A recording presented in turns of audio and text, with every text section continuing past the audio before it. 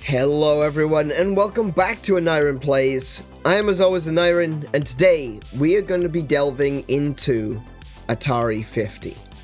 Now, for anyone who is not aware, the uninitiated, should we say, Atari 50 isn't strictly a game. It is sold as a game. You can buy it on multiple different platforms. But it's, in and of itself, Atari 50 is not really a game. It's an interactive documentary through which you can go into the history of Atari and experience those micro moments through video, through reading documents, and through playing the games that Atari released during those times. There's also multiple versions of the same games which allow you to see the difference, because Atari would release games in arcades, they would release games on home console, and then later on they even had a handheld. They had the Atari Lynx, and you can go through and see how those games changed and developed over time, from when they were first released, maybe sometimes back in the 70s, all the way through to their modern equivalents, and a bunch of remakes called like enhanced editions and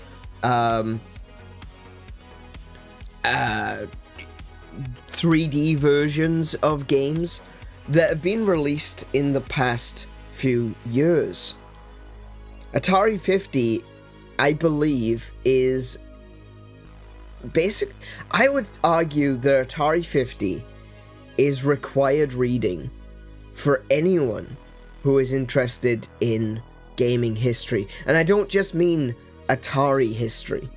You don't need to be a fan of Atari to appreciate the lessons that can be learned here in Atari 50. And last year, we went through the first 5 chapters of Atari 50. We did, sorry, just one second. Where's my controller? There it is. We went through the arcade origins of Atari. We went through the birth of the console and Atari's first home console, the VCS, or as what you might know, the 2600. The highs and lows, which looked at the most profitable times for Atari, but also the crash. The dawn of PCs takes us back to the late 70s, early 80s, and goes through the process of Atari's home PC offerings. Then we saw the 90s and beyond. And the 90s and beyond was when the Tramiels, when Jack and Samuel Tramiel owned the company. And they thought to themselves, you know what? Let's go back to Atari's roots. Let's release another console. And they released the Atari Jaguar, and they released the Atari Lynx. And while they had mixed reception at the time, both of these consoles have gone on to be massively appreciated by the modern enthusiast audience. There's a huge audience for, a huge install base for the Atari Jaguar, to the extent that people are still making games for it even today. And it just goes to show that the kind of influence Atari has had on the history of video games, that even the systems that are considered the worst, that are considered complete failures, still have a massive audience. Now, you can't even say that for Nintendo. There are a lot of people, you know, the GameCube didn't sell well for Nintendo, but that does have a massive fan base today. But the GameCube was not a flop. The GameCube was not considered a failure. the Virtual Boy was. And I feel like I'm the only person that actually likes the Virtual Boy.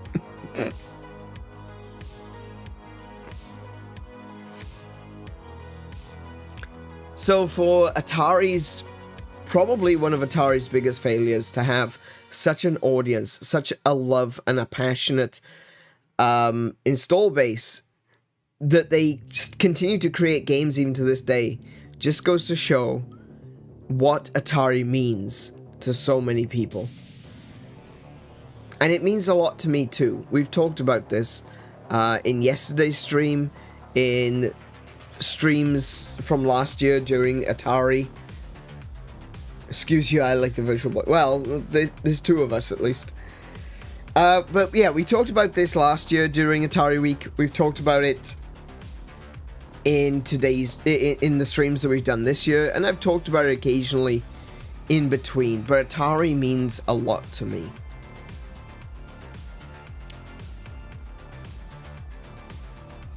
And I kind of got a little bit of a prepared thing, because we're talking about Atari, we're talking about history, we're talking about preservation, and I feel like, especially now, there's recently been some really negative information, negative news, bad news. I don't know why I'm saying the word negative. We've had some bad news recently when it comes to game preservation, and unfortunately there are people who are supposed to be protecting video games and preserving video games, and they don't seem to care.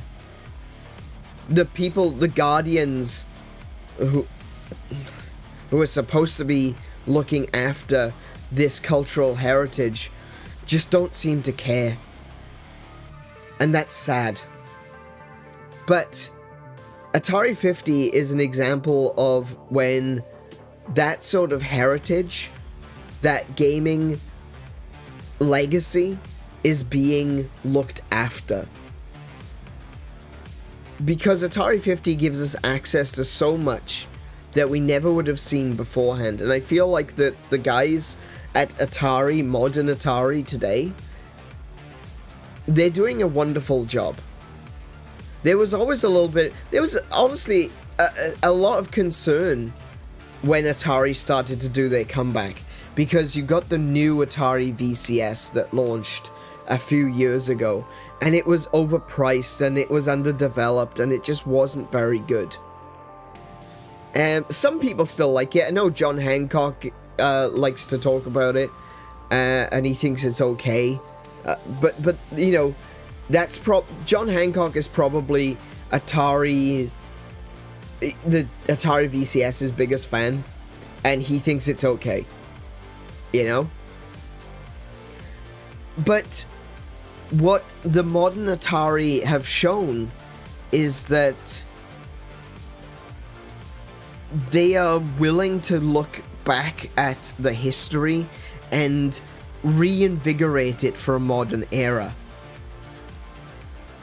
A couple of years ago, last year, I bought the Atari 2600 Plus. A brand new Atari 2600 that was made and designed to work with modern televisions. So I've got an Atari 2600 that I can play on modern televisions. I've got two other Ataris. I've got my original Atari 2600 Junior from when I was a kid, and I bought one last year that was still in the box. You know? It still had the cables with it. It had the manuals. And I bought it because, one, I don't have the cables for my Atari 2600 Junior, and two, I wanted to have one which I can say, this is in a box, it's sealed, well, it's not sealed, but you know, it's contained, it's kept safe, and here's mine, this is the one that I'm going to actually use. And then they dropped the 2600 Plus. And I'm like, brilliant, now I can play all my Atari games on my 4K television. Because that's entirely necessary to be to play Atari on a 4K television so that every pixel is about a foot wide. Yes, it's absolutely necessary. I like my pixel perfection. I want to see sharp lines around the edge of my yaw. You know? And this year, Atari are releasing another system. I didn't know this was happening. I only stumbled across it just a couple of days ago. Apparently, Atari are now releasing the 7800 Plus, which is going to be basically, it's the same as the 2600 Plus, except for one major feature. It's now going to have wireless controller support. So the 7800 that they are now releasing is going to be a wireless 7800. That's a little bit crazy. Like, that's not something I really expected. Adventure was stupidly fun on the 70-inch television. It really was. I really enjoyed playing the games that we did. And, you know, I'm kind of tempted to pick up the 7800, especially seeing as it's got the wireless, and have that permanently connected to our television, you know? That might be fun. To be able to just come back, because there's always one downside to, you know, having a lot of retro systems, and that is the fact that if you want to play, you kind of have to take your setup apart and attach a new console. A lot of them have bespoke wires, or they have unique connection points, or they require different kinds of inputs. And sometimes the controllers, because the controllers are wired, they just, you know, there's that distance, and it can be difficult. It's not like it was when we were kids and we were huddled around this tiny television, with, you know, with the controllers. We're sitting cross-legged on the floor, can of soda, you know, some Cheetos, or in my case, Monster Munch, and watching, you know, this small television. Now we've got these huge widescreen televisions which take up an entire wall of the house, right? And so you tend to sit further back, and because of that, the wires don't reach anymore. It was one of the biggest complaints about the NES Mini. I don't know if you recall this, but when Nintendo released the NES Mini, or the Nintendo, what was it called? The NES Classic. The cables on the controllers were way too short. And they even released extension cables for them, because they were too short. And yeah, I found that funny at the time, but that is a reality of today, is that we everything is wireless. You know, you don't even need to use a HDMI cable. You can use something like something similar to a Chromecast and have a completely wireless device connected to your television. Some televisions have built-in Chromecasts, which you can just connect your phone directly to your TV or a tablet or something. It's all built in now. It's got wireless HDMI. I think our TV has built-in wireless HDMI, which means that wires are slowly becoming a thing of the past. And so when you've got a lot of retro consoles like I do, it means that if you want to play something, you need to plug it in. And then you've got to weigh up, do I really want to play it? Do I really want to go through the hassle of having to plug it in? So this idea of having an Atari 7800 that is permanently attached to my 4K television, that sounds amazing. It means I don't have to dick around all the time. You were fancy if your TV and console were up on a desk or a table back then. Yeah, exactly. That's right. So in my bedroom, I did have my TV on my desk, but the TV was, so the reason that I ended up having a desk was because I had a TV, an old VCR, so my parents' old VCR, they got a new one, and I got the old one. I had a Sinclair Spectrum, a ZX Spectrum Plus 2, and I had my Atari. Later on, I had my Super Nintendo. So I've always had technology. I'm very grateful and very privileged to be constantly around that kind of technology. You know, I started at the beginning of gaming. I started with Atari. I started with Sinclair Spectrum. You know, and I from the age of 5, I was able to program a VCR. You know, that to me was fun and interesting, and yeah, it was very, I think the word is accurate when I say privileged. It wasn't just about money. We didn't have a lot of money, but I was privileged to be able to be in a position where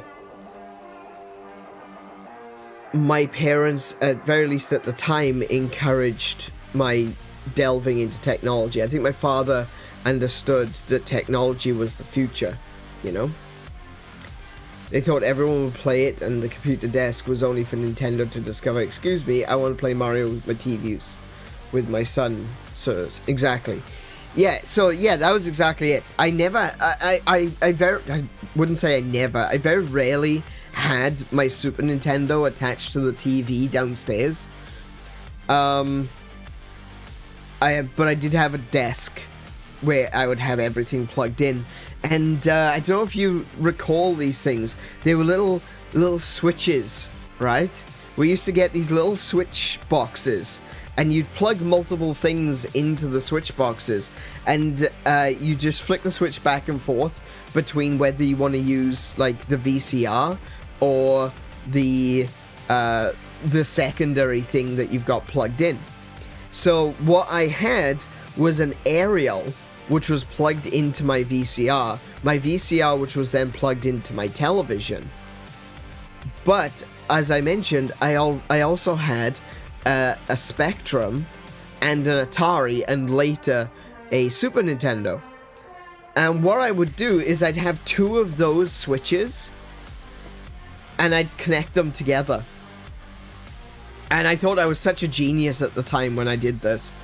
But I'd connect 2 of these switches together so that I would have one switch going into the back of my television, which was on the left, it was the VCR, and on the right, it was the second switch. And then the second switch would switch between Atari and Spectrum. And I thought I was such a genius for figuring that out. It's like, oh, hang on a minute.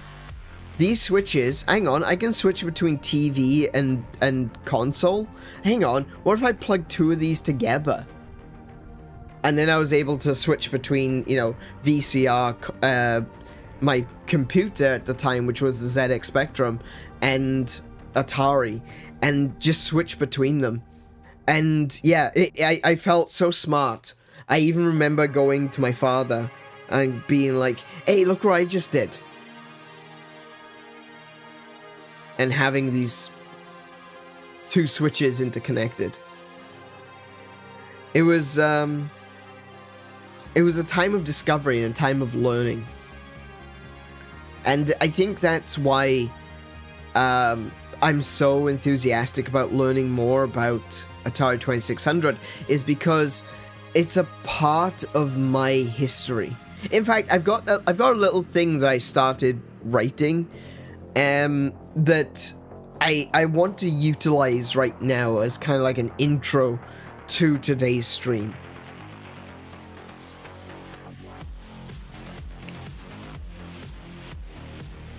I've always thought that history was fun. Maybe not like memorizing dates, places, and names and stuff like that necessarily, but mostly I liked hearing stories. I liked the tales from writers like Homer of ancient Greece. I read the Iliad and the Odyssey when I was a kid.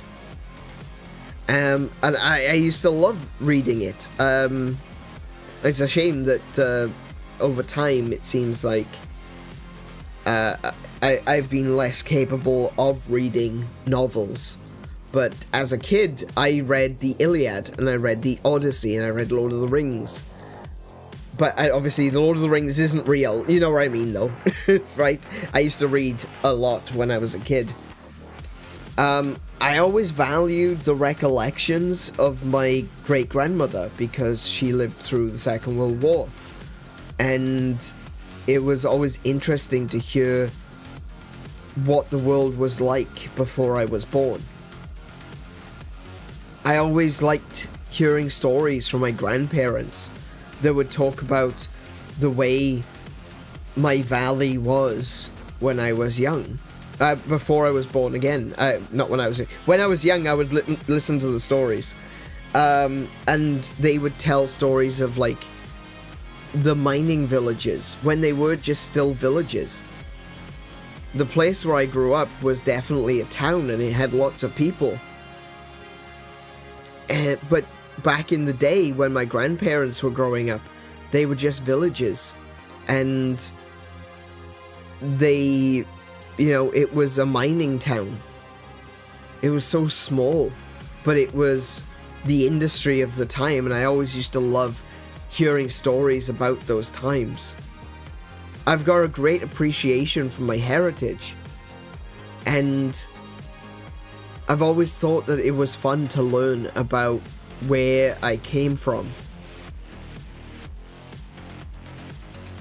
But there have been a few what I would call awakening moments for me, where I started to realize that history wasn't just cool, it wasn't just fun, and it wasn't just interesting, but it was important.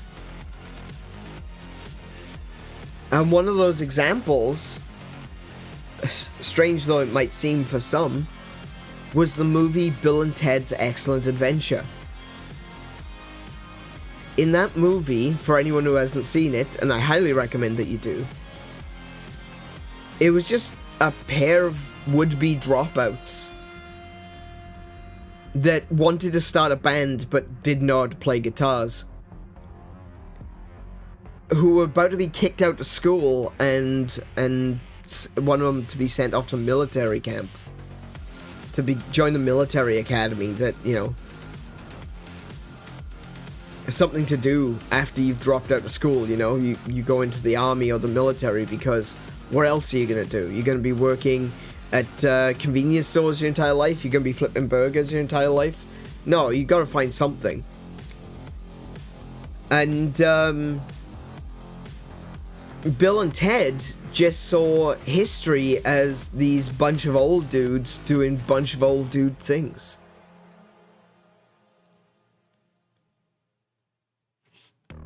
And they went from seeing them as such to seeing them as important people with valuable insights to the human condition. Because the life and times that they lived in was so different from ours, and yet a lot of the things that they said and a lot of the things that they did were so similar and applied even across the ages. I even took from that movie a proposition which was true in Abraham Lincoln's time as it was in the 80s, and indeed is true today. Be excellent to each other. When I was a kid, my father bought me an Atari 2600 Junior. This was my first games console. While I can't say the Atari 2600 itself was the console that made me into a gamer, I would probably put that down to the Super Nintendo. But the Atari was my first. It was the first step on this road to where I am today. And in hindsight, my father probably regretted that purchase, as it started me on that path to falling deeper and deeper in love with video games. The first step on a 35 plus year journey to being the dimension tripper I am today. As such, celebrations of my birthday, where I came from physically, is synonymous to me with celebrations of my life as a gamer. I've always played video games. So I think retrospectively at the life that I've led, and we go back to where all of that started. Not just my birth, but my genesis as a gamer. My father probably didn't think I would take it as far as I have, but here I am. Video games are not just my hobby anymore, they are my life. And this is where my life started, with Atari. And that is why, to me, Atari is important. But it doesn't have to be important to everyone, you know? Like I said at the beginning, there are things that we can learn from Atari that apply to the wider world. Like, Bill and Ted saw the historical figures as a bunch of old dudes doing old dude things. You can look at Atari as being antiquated, primitive, ancient technology. And don't get me wrong, the creators themselves that worked on the Atari thought it was unwieldy, clunky, and difficult to program for. Even at the time, they knew that it was not the best system that they could have made.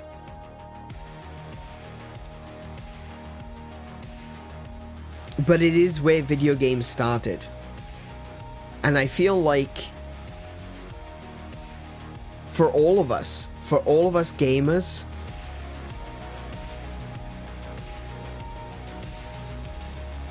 it's not a bad idea to recognize where we started. It's always a good idea to look back at the world as it was and how far we've come. We can use that. We can use that and say, hey, look, this is just proof of how good we have it today. You could look back at Atari and think, wow, that's so primitive. And you'd be right. But that doesn't make it any less important. And it doesn't mean that it should be ignored. And we can learn so many lessons from not just the system itself and the games, but the people who worked on it. And I want to start today with a look back at some of the things that that we've already gone over in parts 1 through 5. Specifically, there is an interview with Nolan Bushnell, the creator of Atari, that was recorded in 2022. And it's between Nolan Bushnell and sorry, I've forgotten what the new guy's name is. Wade Rosen, that's it, right. Wade Rosen, who is the new CEO of Modern Atari, talking to the co-founder of original Atari, Nolan Bushnell, and discussing interactions, discussing, you know, the start of Atari, what Atari means to Nolan, and it was, I feel like this was such a respectful thing for Wade Rosen to do. Like, as he comes in and he's taking over Atari, is to go back to the beginning and find out what it meant to those creators who were there on the ground floor at the time. It's like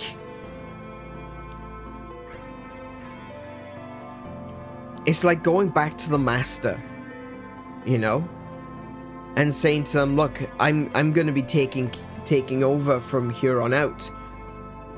Tell me about your time. Give me some insight into what it was like when you started. And I think that is such a respectful thing to do. And it shows that Wade Rosen and modern Atari do care about their history. Showing reverence, exactly, Lainey. Thank you. Welcome to the stream. I mean, they were still inventing video. Exactly. Actually, that's something that I think was it. I don't remember who said it, but it's in one of these interviews. I think it was Al Alcorn. Said that it was that they were creating new genres every week. That's such a mind-boggling thought these days, you know? You think that everything has been done. But in Atari, they weren't just making new games. With every new game, they were creating a whole new genre. Because it'd never been done before. It's just... That's just a mind-blowing comment to have been mentioned. I'm pretty sure it may have been Al Alcorn, but it was... I know it was said during Chapter 3, where they talked about the highs and lows of Atari. And they talked about how, yeah, like, you went from... They were talking about when Ray Kassar took over. So maybe that was birth of the console, actually. But they were talking about when Ray Kassar took over, and he didn't understand video games, like, at all. And it went from this period of discovery, of learning, of you know, having like a new genre every single day of the week, to do the same thing over and over and over again, to being a money-making industrial machine rather than an art, which is what it used to be, which is what it was only a few years prior. But when Warner Brothers bought Atari and they put Ray Kassar in charge, a lot of people didn't get along with that. And in fact, that was the reason why a lot of people left Atari. Like, Howard Scott Warshaw, he was fired by Ray Kassar because they were trying to cut costs.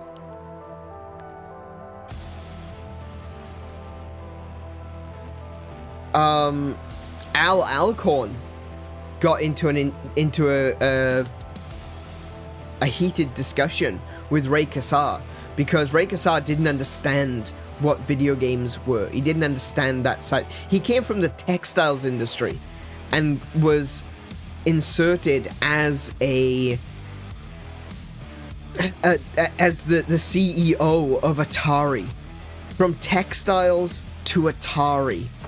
There is no crossover there whatsoever. And he and Al Alcorn, who was the other co-founder of Atari, he knew immediately that was it.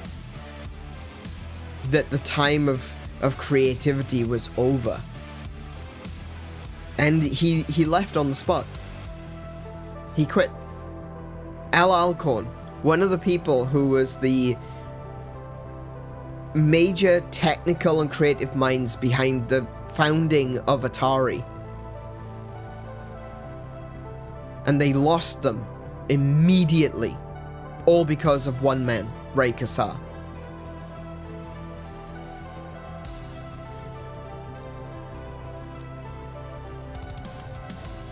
The other two, sorry, I couldn't remember what their names were, but I found them now. David Crane and Gary Kitchen. Right? David Crane and Gary Kitchen, they used to work for Atari. And they left because of Ray Kassar. Because it had been turned into an industry, it was less about the art. It was less about making games. It was more about making money. And you can have both, don't get me wrong. But if you put too much focus on one, you lose focus on the other. If you want to focus too hard on making money, you're going to lose the artistic side of it. You're going to lose the experimental side of it. And David Crane and Gary Kitchen were two of those people that also left because of Ray Kassar. They founded a company, I don't know if you've heard of it, Activision.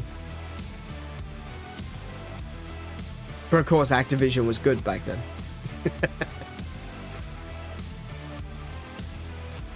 But yeah, a lot of the experimental side of things, a lot of the artistic side of what Atari was in the early days, disappeared. Sadly, very depressingly, just disappeared overnight. All thanks to the inclusion of one man who didn't appreciate what he had in his hands.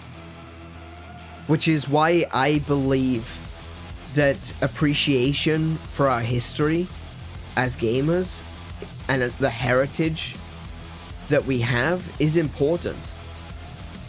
Because we have seen so many examples of people who had that in their hands and let it slip through their fingers. We have seen wrong, or I should not wrong, but we have seen the bad custodians of gaming.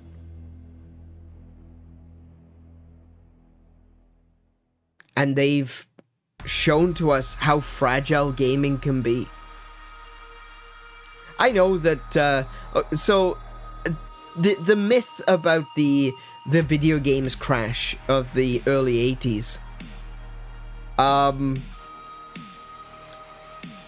it's not as bad as a lot of people make it out to be, right? The video game crash really only affected America, which, don't get me wrong, was a huge, install base. But there's a great line. Hang on, I want to find this one because this is kind of important.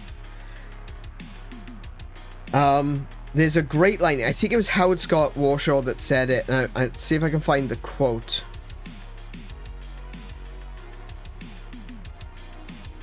No, it wasn't. It was actually Gary Kitchen. In fact, no, do you know what? I'm just going to put this on. Let me take us over to the gaming screen. And I'm going to put on this one short video. Which I think is... It beautifully sums up the mindset. The idea of the video game crash. It's actually relatively modern. Like, it happened. Don't get me wrong. Don't misunderstand. I'm not saying that it didn't happen. But the crash, the idea of the crash is bigger today than it was at the time. And this is a really great example. Let me show you.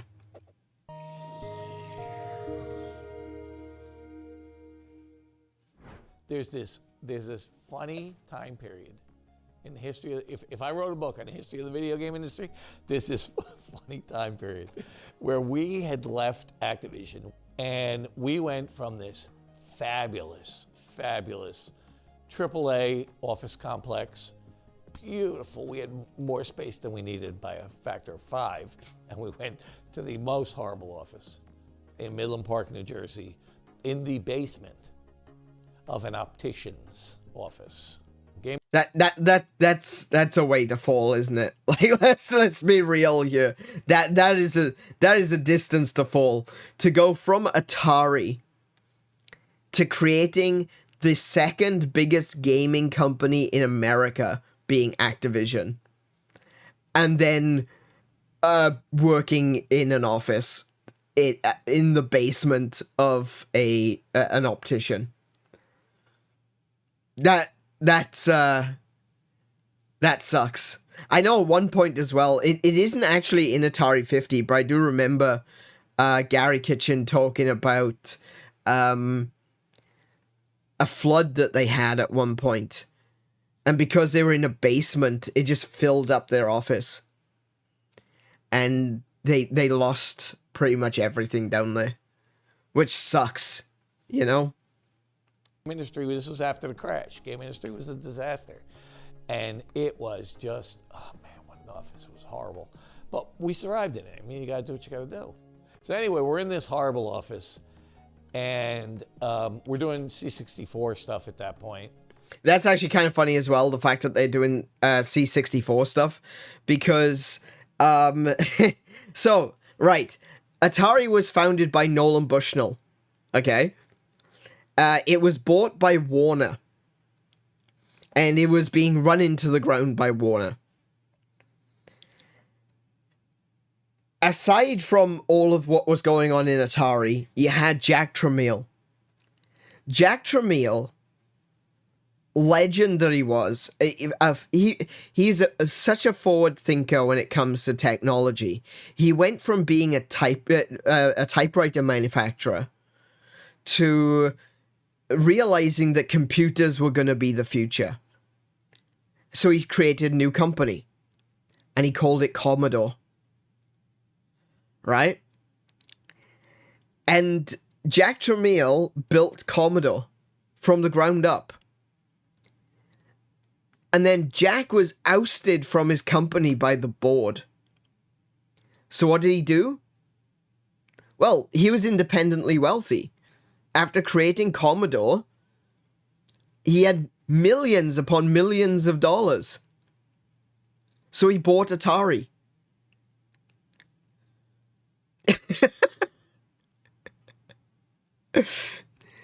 And so now we have a couple of developers who originally worked at Atari, who went off to create Activision, who then left Activision to start their own small development studio.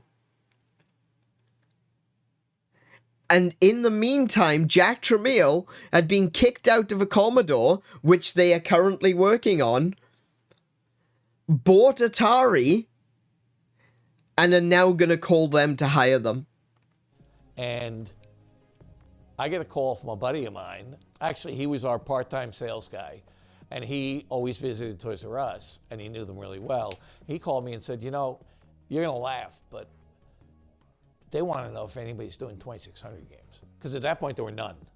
Nobody was doing them. But there were 26 million consoles in homes. And people were going in Toys R Us saying, why don't you sell games for my Atari anymore?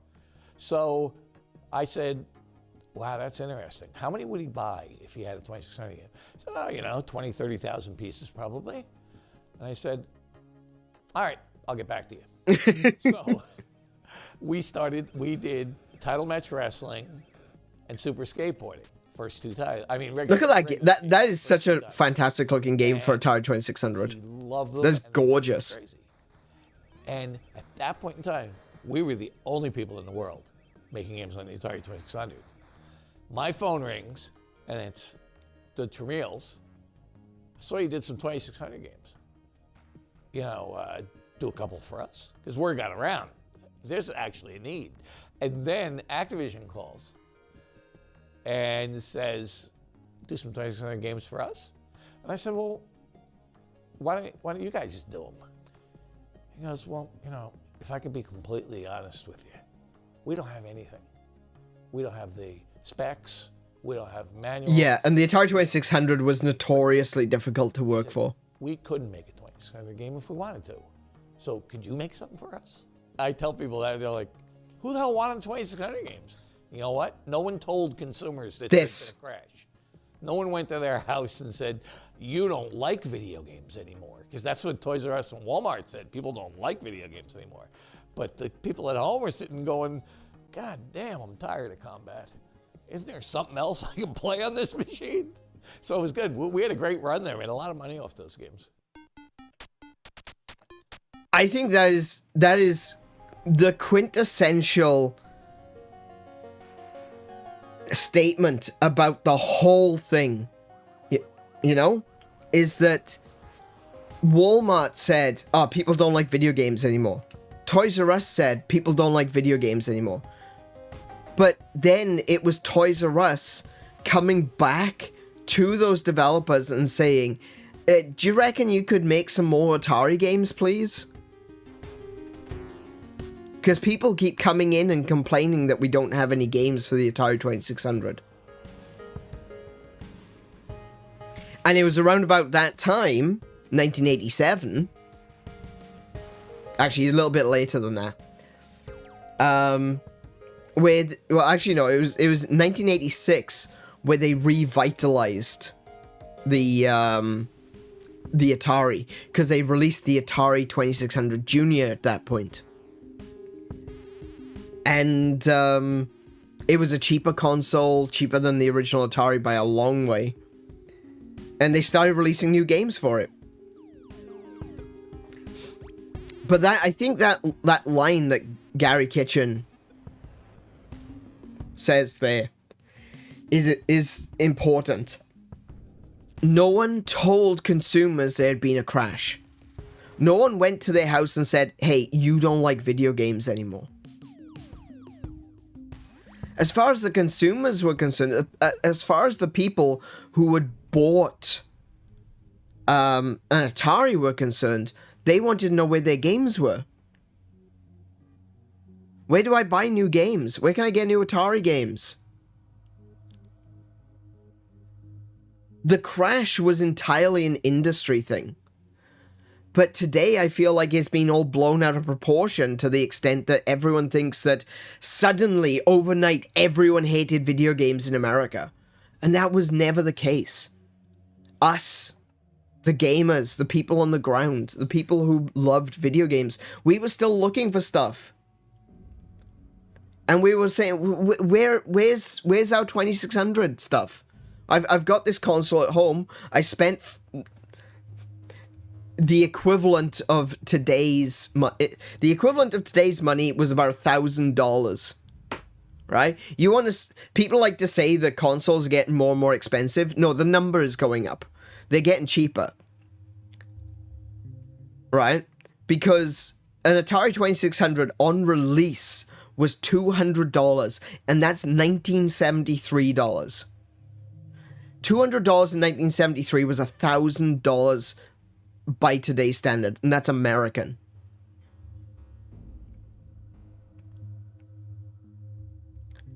The price of consoles, the number is going up, but the price is actually decreasing every single year.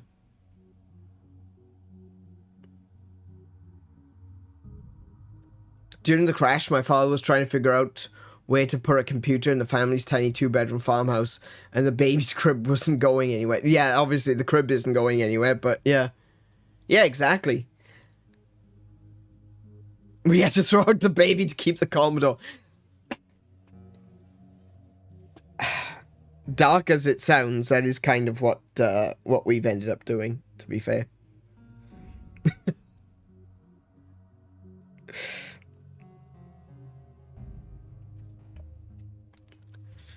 But, yeah. The consumers, the gamers, they didn't stop liking video games. The industry crashed. Not gamers. Gamers still loved video games. So, yeah. Ray Cassar threw out the baby with the bathwater. He absolutely did. He almost destroyed it. And, you know, like, look at this beautiful piece of technology right there. Right? This is the one I've got. This is the one I grew up on. The Atari 2600 Junior. It is gorgeous. I love it. I love its space age design. It looks sleek. It looks like the front of a 70s and 80s sports car. And then it's got those spaceship lines on the side. It's got the rainbow going across the front. It's absolutely friggin' gorgeous. I love this thing. To me, this is retro space age. This is when people were talking about space age back in the day. This was it. It was big enough to stop 2 doors. No, it's not. It's tiny. This is the Junior. Oh, and this is the Atari 7800. This one is big enough to stop 2 doors. It's kind of funny. What they did with the 7800 was they decided to make it really big so that people who bought it thought they were getting their money's worth. It's something called visual pricing. That if something is big, that you think you're getting more for your money.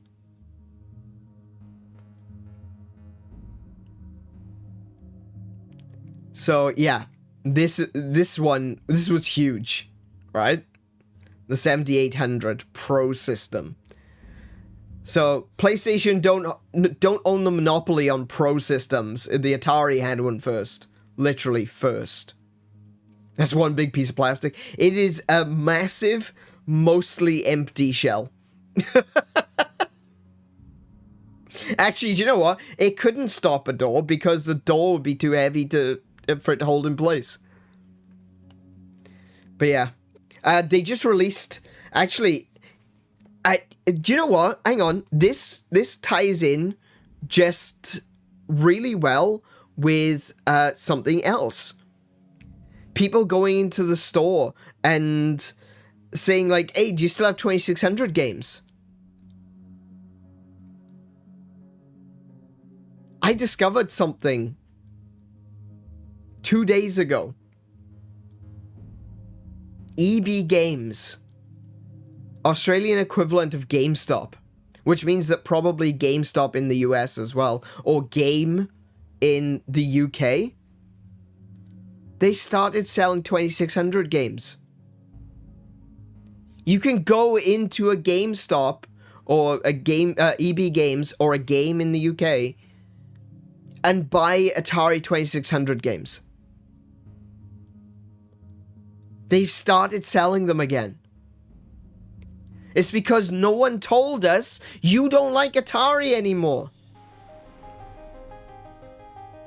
And 2 years ago, wait, no, I keep saying 2 years ago. A year ago, they announced their 2600 Plus.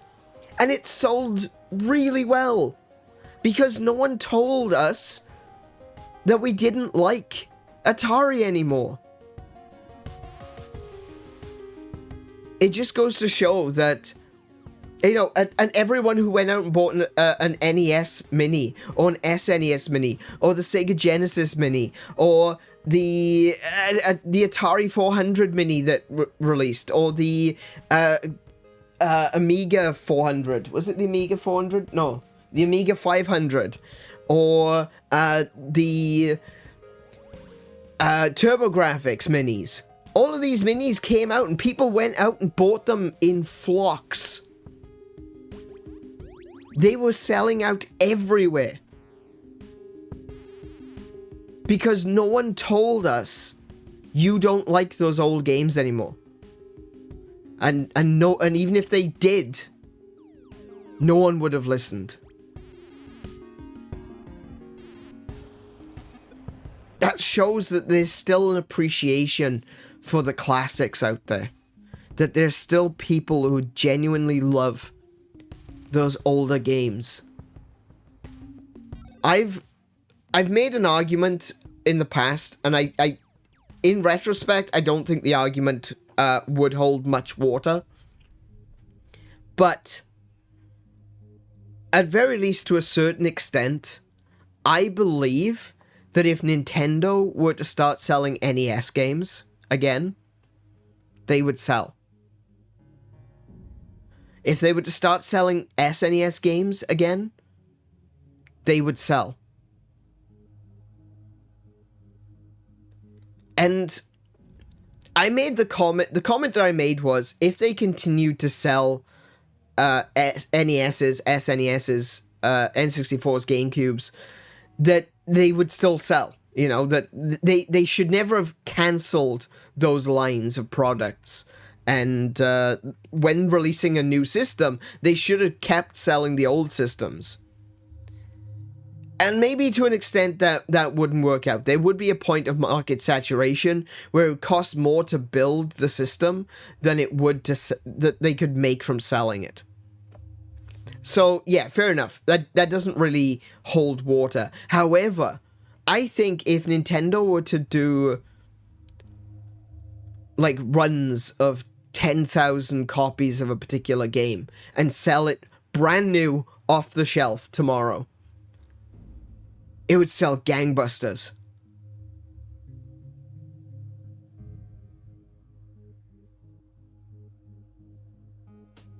I think that you could probably go for more than 10,000. Let's say 100,000. Are there 100,000 NESs in the world? You bet your ass there are. There's millions still out there. So if they were to make 100,000 copies of a physical cartridge for Nintendo, I think it would still sell hugely.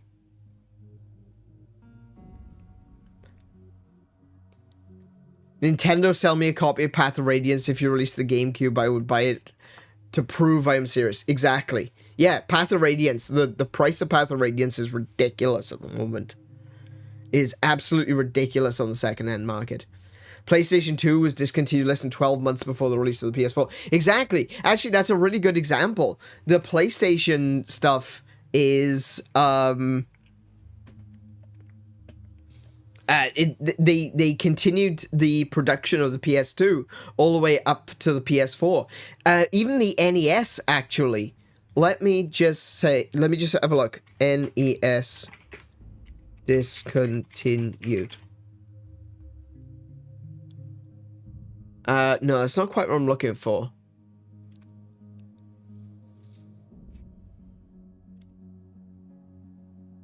So, production of the NES was discontinued, in 1995. So from that point, they weren't making new ones, okay?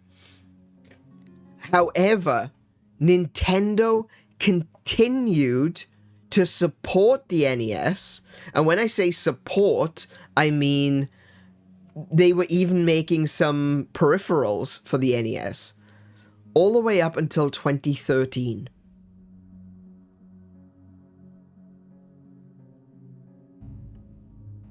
The Wii U was out when they announced that they were finally shuttering support of the NES. The only problem was that they weren't releasing games. They weren't releasing consoles, but you were still... and I don't think you could buy the controllers either. But they were still selling some.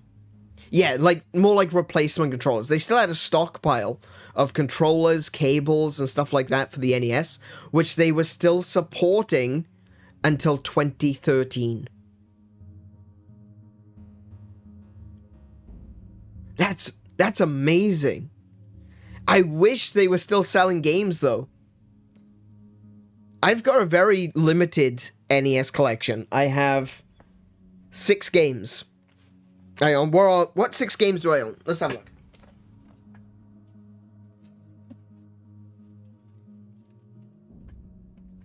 So from beginning, in alphabetical order, because that's how I keep them, I've got Nintendo Golf.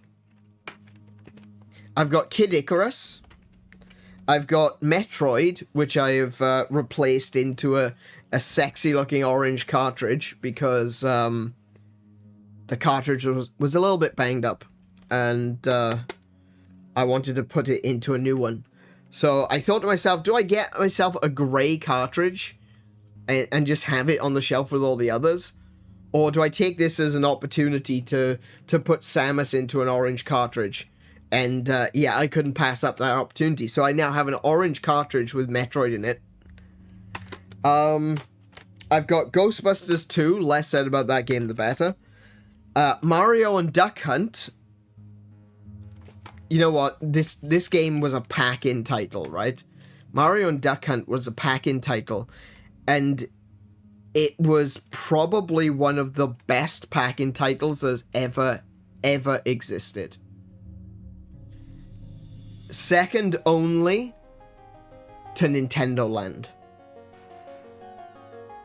Actually, now that I think about it, the original Astro's Playroom, which launched with the PS5, that was pretty good too.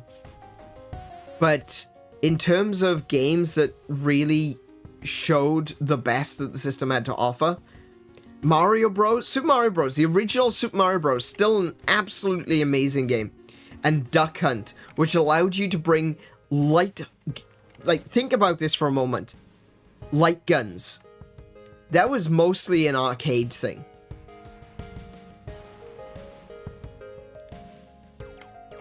Bringing light guns into the home for Duck Hunt.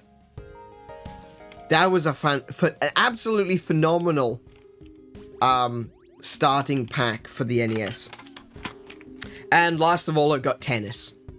So I've only got 6 games, and I want to expand this collection.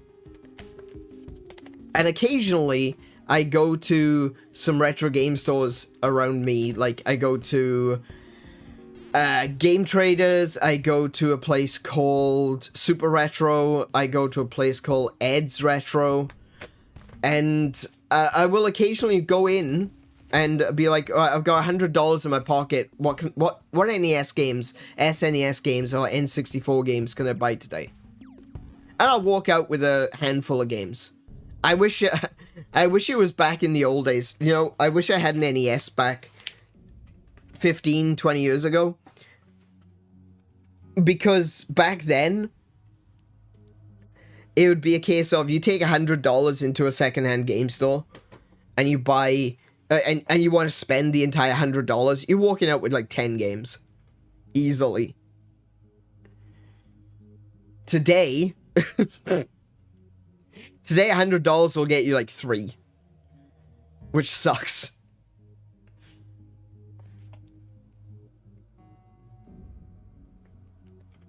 But no, I do like going retro hunting. I like doing retro hunting in person. Like that's important to me. I like doing retro hunting in person as opposed to you know, doing it online. I think there's just something special about going into a store and, you know, being a part of the experience of buying new games and, you know, seeing what's there, the fascination of, oh my goodness, look, they've got a copy of this. If I go to eBay, I can be like, oh my goodness, they got a copy of this, obviously, because there's probably hundreds of copies of it on eBay at exorbitant prices. And there's no guarantee that it's going to be legit.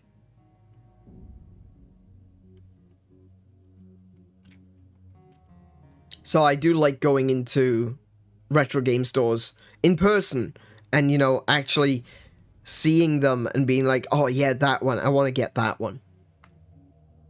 Are you kidding? I walk into CEX with $100 and walk out with 15 copies of Zappa. I mean, fair. I was specifically talking about NES games. I mean, okay, so this is something I do every time I go to CEX, right? Anytime I buy a Wii game, I always buy a copy of Wii Fit. Because a lot of the Wii games are like used, dirty, damaged. But the only people that owned Wii Fit were adults. Right? Adults who looked after their games. And so, majority of the time, they will look as good as brand new. So, I will buy a game for like $20 or $30, and I'll buy a $1 copy of Wii Fit and swap the cases over when I get them home. I do it every time. Because they're so cheap. It is cheaper to buy a copy of Wii Fit at CEX than it is to buy a brand new Wii case on something like eBay.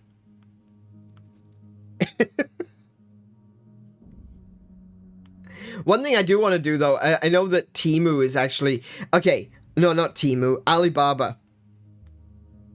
No, not Alibaba. Was it? AliExpress. There we go. I think it used to be Alibaba. Is that what... Hang on. Is that where AliExpress came from? Was that the old Alibaba? I want to know what's... sorry, this is a complete tangent now, but I want to know about AliExpress. Is it the old Alibaba website?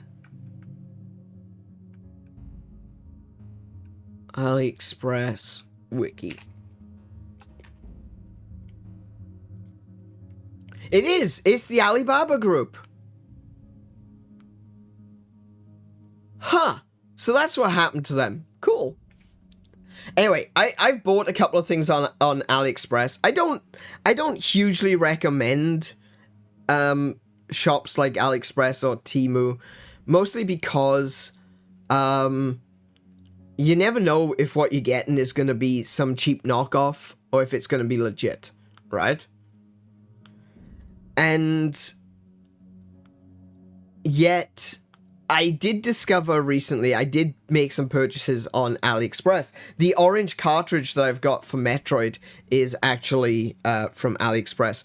They do sell things that I have bought elsewhere for significantly cheaper, and to be perfectly honest, they seem to be about the same quality. So, I may end up using AliExpress a few times. I ordered the Bluetooth headphones from Temu and got the Ark of the Covenant. Yeah, you know, it happens. What can I say? At least you got something to keep your Bluetooth headphones in. I bought a little toolkit for taking apart consoles. And, I saw it on eBay for like $20, even up as far as $50. The exact same kit on AliExpress was $5. And I've got it. It's perfect. It's way better than a screwdriver set that I bought here in Australia in Bunnings. And I spent like $20 on it. It's way better than that.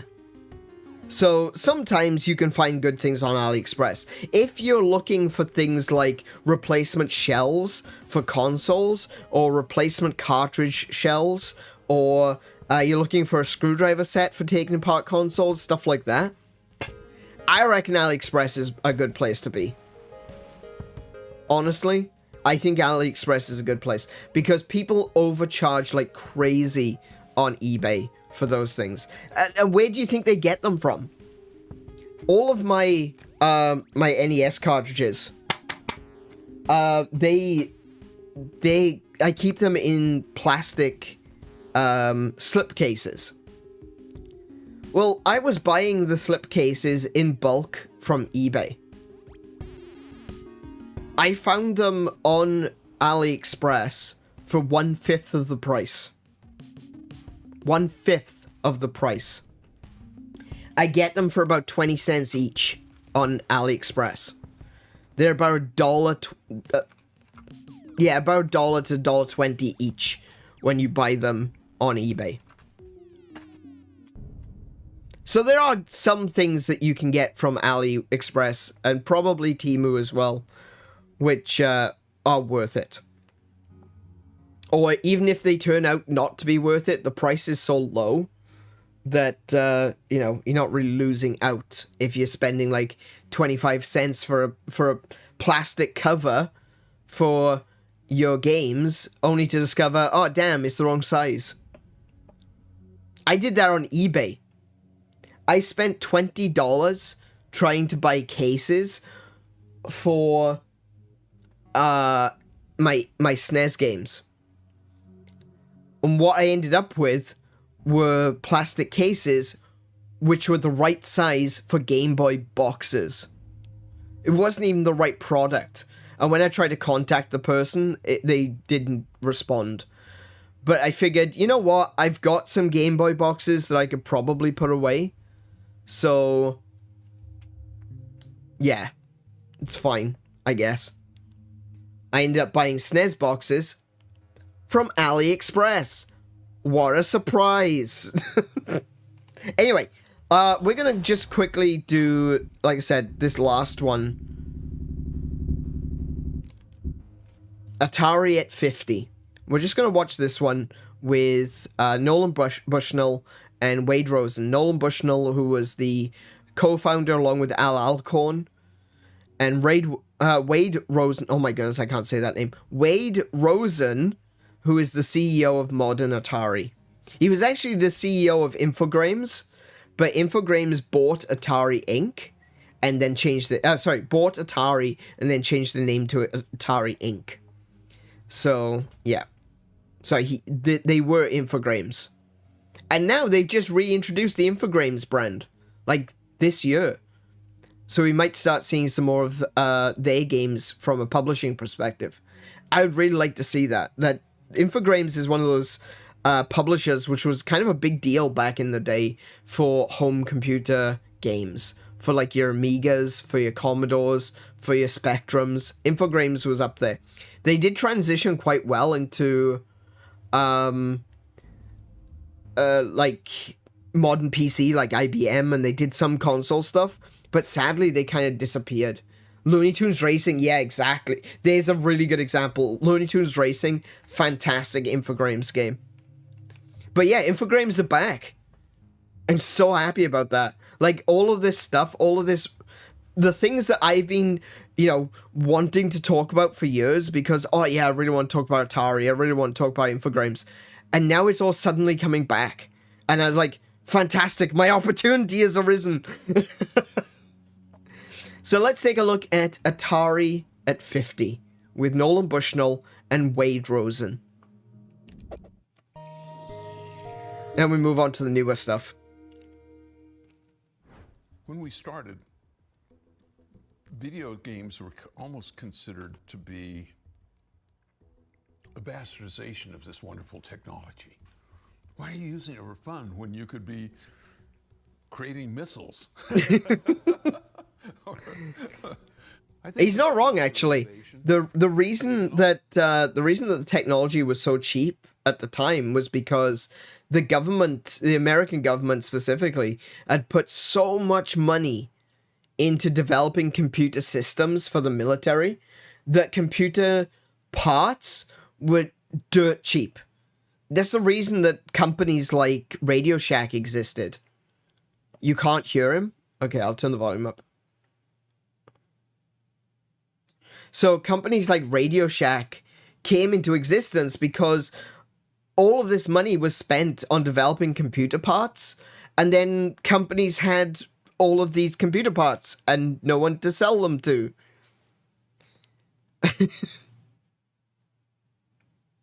All right, let me see if that sounds better for you. For innovation, and also we were the genesis story of the video game, which is kind of important. So I think hang on, I'll put it back. Hey, could you let me go back? When you could be creating missiles.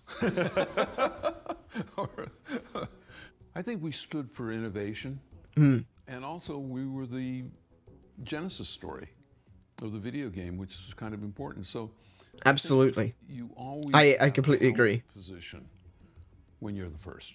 Yeah.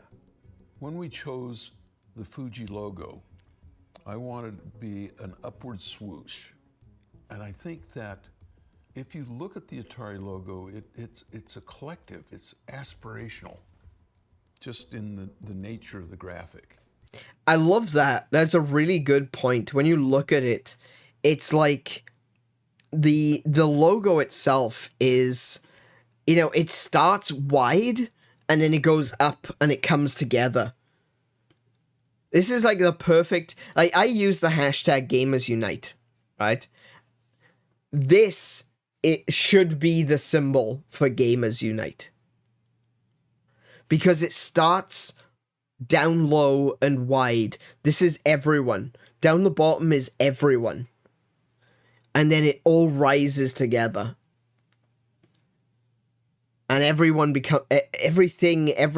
becomes closer as it reaches the top.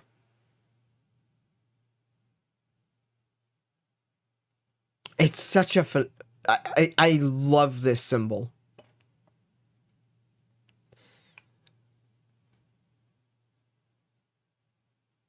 Aspirational. It is aspirational. The symbol is aspirational. Atari, I lifted it from the Game & Go. So it's a game word. But I hadn't realized that it also means bullseye. Right. It also means jackpot. So, you know, it's got this affirmative. In fact, I was talking to a Japanese guy one time, and he says, very good name, Atari. Perhaps a bit boastful for Japanese. You're like, spot on for Americans. Spot on for Americans. Yeah, perfect American name, Atari, bullseye, jackpot, yeah. Hard, play hard. So we always had games, not just Atari games, but foosball and pool tables in the snack rooms and what have you. What that said was, we don't care when you come. When I was little, I thought there were lanes on a racetrack. Actually, you know what? I see that too. We're all Yeah. kids here. It kind of looks like the Halo ring as well, if you think about it. You come to work. You want to wear tennis shorts and blue jeans? Do you want to wear a tuxedo? We don't care. We had one guy that liked to wear ball gowns, but that's another story. I could tell some stories, though, about how I used to mess with the people who copied me. Oh, please. All right. Let's hear that. Okay. Atari started by building games that you could do in a garage shop. You know, so anybody that had a garage Yeah, just shop, access to parts. Like, you could just get computer parts anywhere. 30,000 estimated Pong-type games that were created. Atari only shipped 30,000 of them, so we got less than a fifth of our market. Right. You know, and so as we innovated, people would start copying us, and I thought, I'm going to get them. So I had our semiconductor supplies. We were kind of a big deal in the semiconductor industry because they were selling a lot to the military and that sort of thing, but they'd sell 20 or 100 chips. We were buying thousands. Right. And so I had them mismark the chips so that we had That you guys were using. that we were using. So if somebody tried to reverse engineer it. So wow. if they reversed engineer it and just bought off the shelf those same numbers, they'd populate the board and they wouldn't work. Did you ever hear of anybody doing that? Oh yeah. Brilliant. We had one company that I love this. There's things like this that you can do they had a whole in modern day as well. machines that they worked because they were hurrying to do it. Oh, man. And we So, okay, so there's a thing that you can do in, when creating stuff, when you're doing like essays and articles and things, they're called copyright traps, right? And the thing is, you can't copyright a fact, you know? So if you go to like the Nintendo website, and you look at the sales figures, so you go Nintendo Switch sales, right? You go to the Nintendo Switch sales website for Nintendo, and it'll say that is the wrong one. Oh, it's showing me Black Friday sales. That's not what I'm looking for. Sales numbers.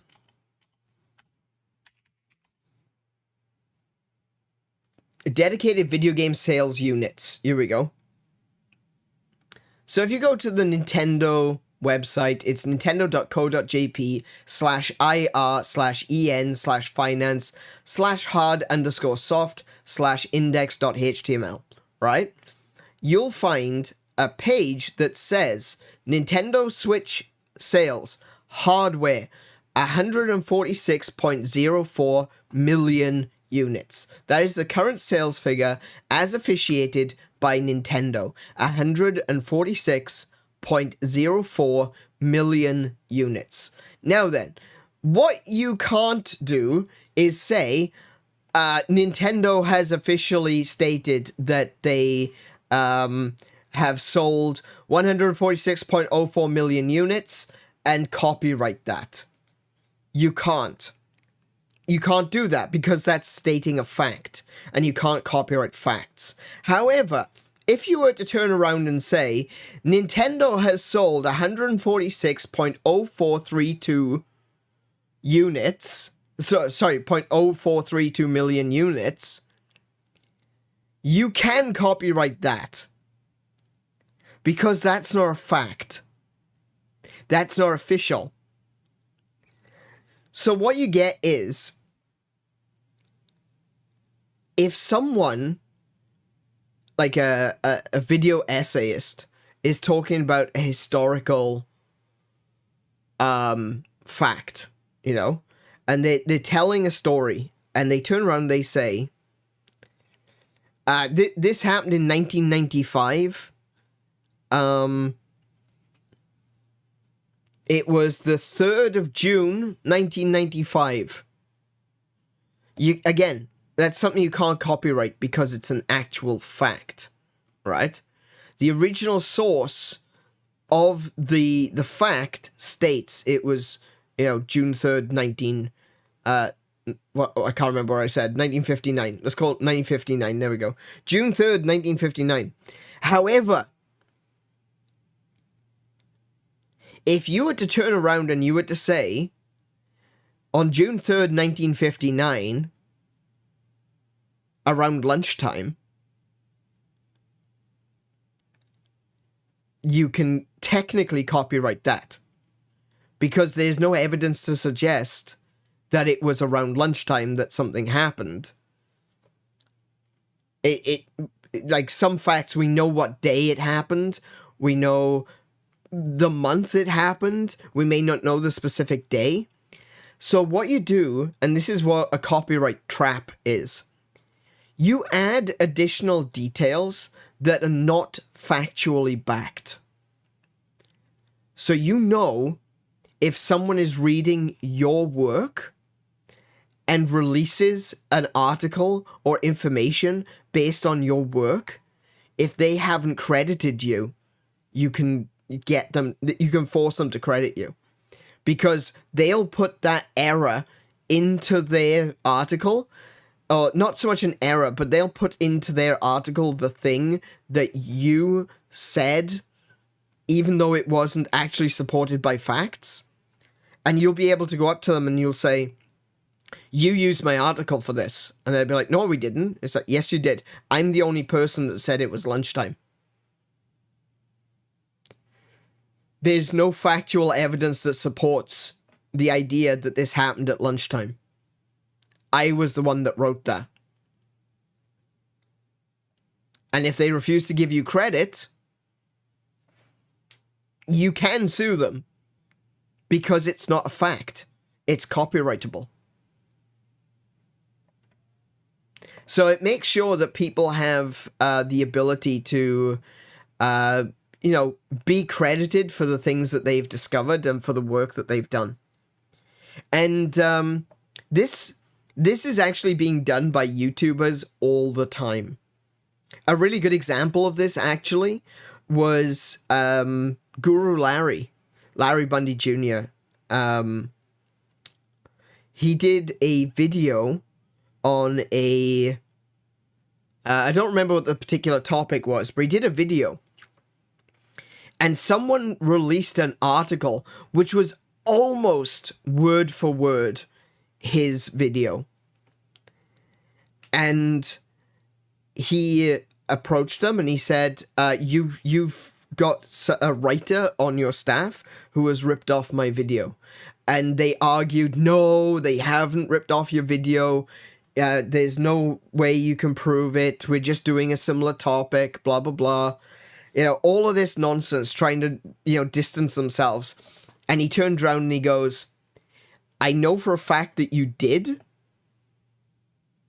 because the article that you've got included a number.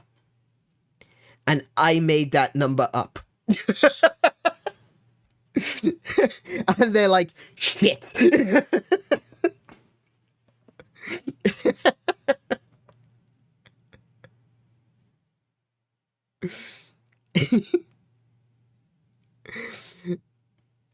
And I love that. I think that's fantastic. Because, yeah, like Kiko said, intellectual theft was rampant, yeah. Well before generative AI. Today, it's AI that you have to worry about to a certain extent. But back then, it was like people literally just watching a YouTube video and remaking the exact same video, or writing it as an article. I've even had an article of mine taken and re-uploaded in such a way that it was recontextualized to mean something else entirely. Like, I was talking about, back when I was a little bit more political in the things that I talked about, I was talking about black characters and how there are some amazing black role models. And, someone took that article and they turned it into a big, they took the words that I'd said and they edited the order in which I'd said certain things and recontextualized things to make it sound like I was pointing out, that I was being very anti-white, that I hated white people and I didn't want more white characters. I wanted to see more black characters. When in reality, what I was saying was that I felt like there's a lot of stereotyping in black characters, especially at the time. And it either goes too far in one direction, where you end up with a character that is more of a caricature, more of a political, but more of a,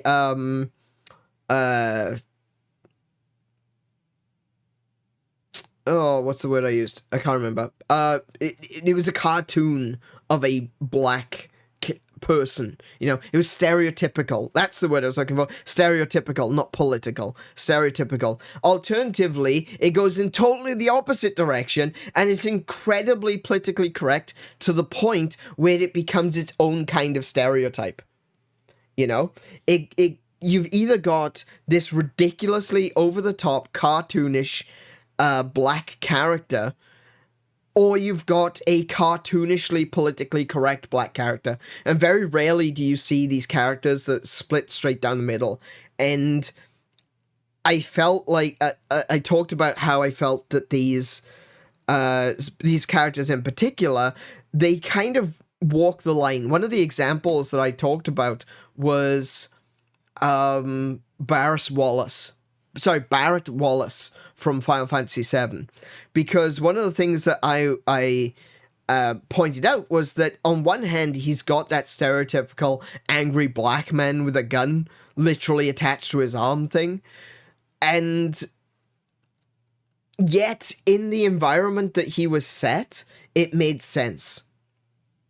In the world that he occupied, it made sense. And yet, I think he is an amazing role model for black parents. Not just black parents, but actually, that's silly to say. He's an amazing role model for parenting in general.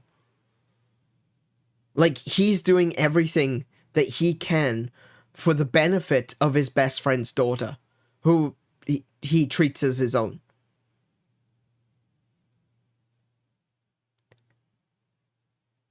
And I thought that he was a fantastic example of this. And the guy, to be fair, even the guy that was misquoting me and edited my article, he even agreed with me, that this is a really good example. I actually kind of agree with this. But then he went really hard into, white people can't be as good parents as black people and stuff like that. And I'm like, whoa, dude, take my article down. I didn't give you permission to use it. And, you know, and I was small at the time. I wasn't some big YouTube. I'm not a big YouTuber right now. I was really small. I had done a few things online. I had done a few articles for a bunch of different websites. But that was it, you know? I wasn't really plumbing the depths, as it were, of, you know, having to push through my bustling crowd. But even still, I was found, you know? One article was found that I wrote and was twisted to mean something else. So intellectual theft is something that is just rampant, unfortunately. There's a YouTuber who's been and still is currently ripping off another channel, reshooting almost scene for scene, but translating the entire scripts in Spanish. Yeah, there's a couple of Indian channels that do it. There's a couple of Spanish channels that do it. There's even like when you think about the whole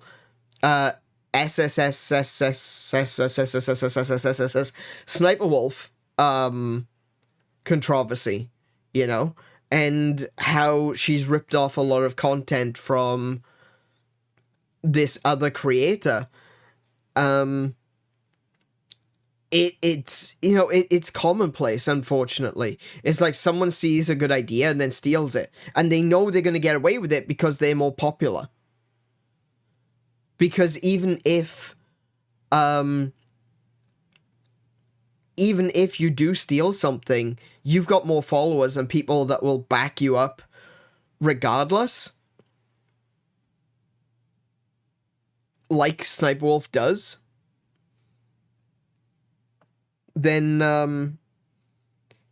that's not good. That's not a good position to be in, because people can steal off you. People, let's say PewDiePie, for example.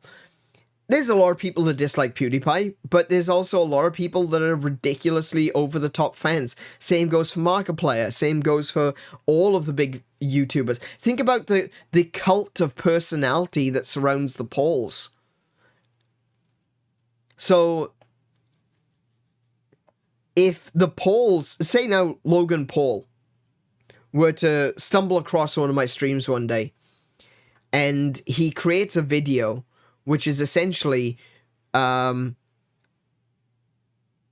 necessarily exactly word for word, but it follows my discovery of Atari 50.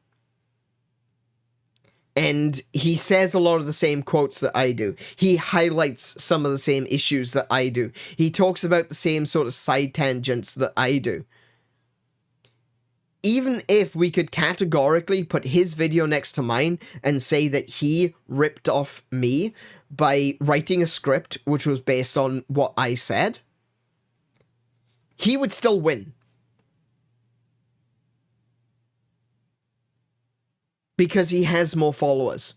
There are more people that follow him, and that more people who would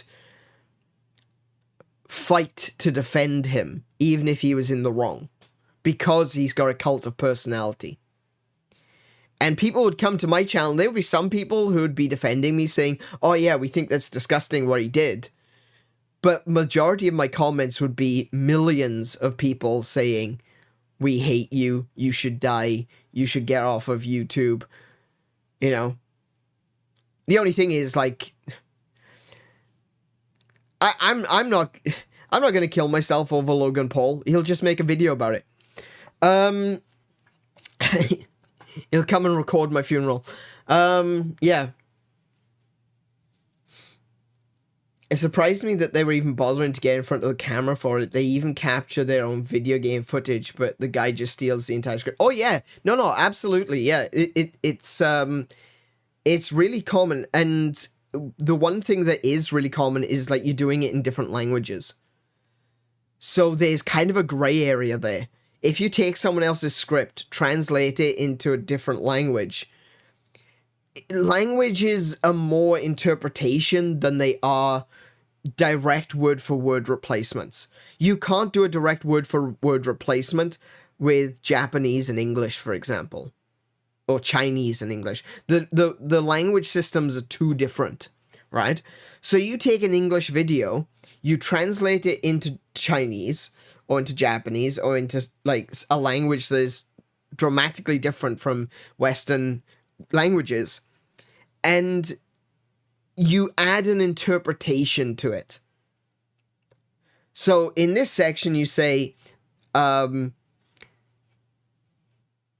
fastest you can go is 80 kilometers an hour.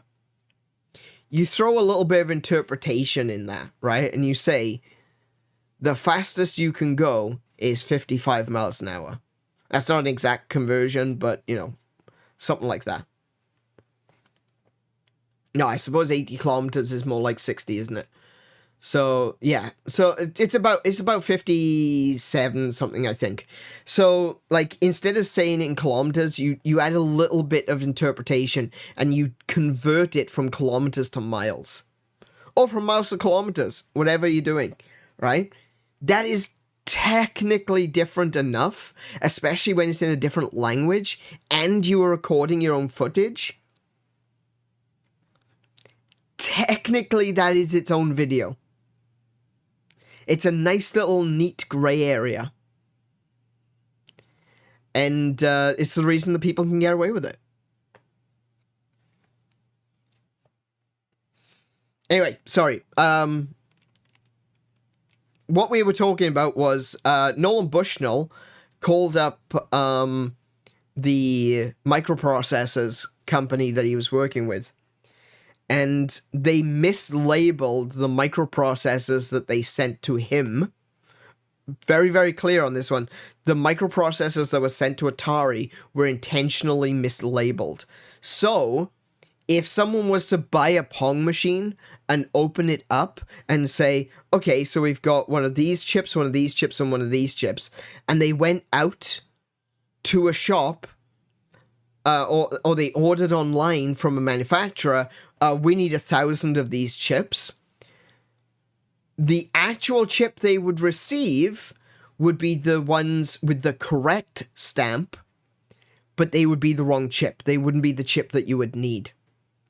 So, this is what they used to do. They used to falsely label chips that went into Pong machines to catch people out who were ripping them off. And So machines that they worked because they were hurrying to do it. Oh, really? And we had the temerity to have a champagne party on their front lawn.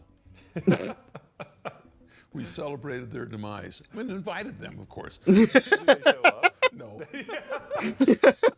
What do you think Atari's role is, not just in video games, but in popular culture today? huge. Well, I think that Atari It was a shifting of the generation has into the space an age. unassailable role as being the Genesis story.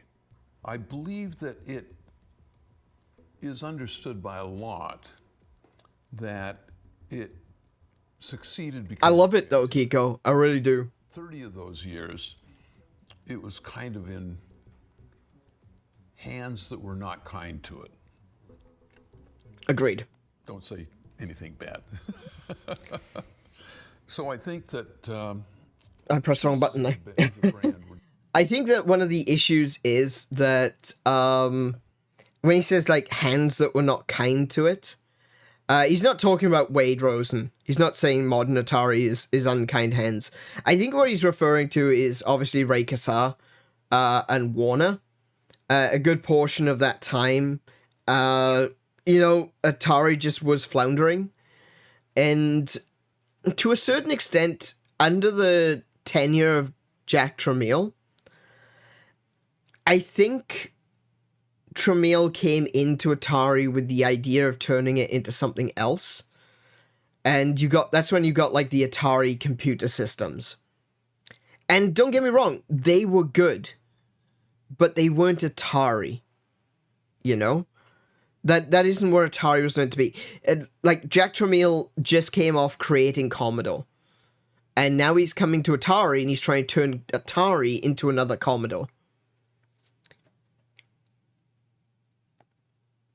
So, while I don't think Jack Tramiel was necessarily bad for Atari, it did take Atari in a different direction. And maybe it would have been in a better place today if they had doubled down on consoles and made something more out of that. I think Tramiel, both Jack and Samuel, I think they both did the best that they could at the times that they were given. The Atari, the crash, the video game crash in the US had just happened.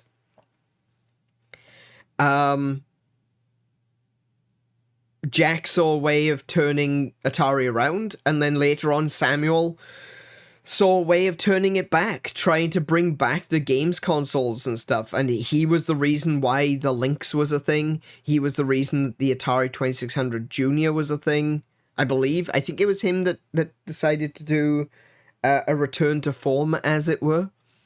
And it was because of him that the Jaguar was a thing. And look, they failed.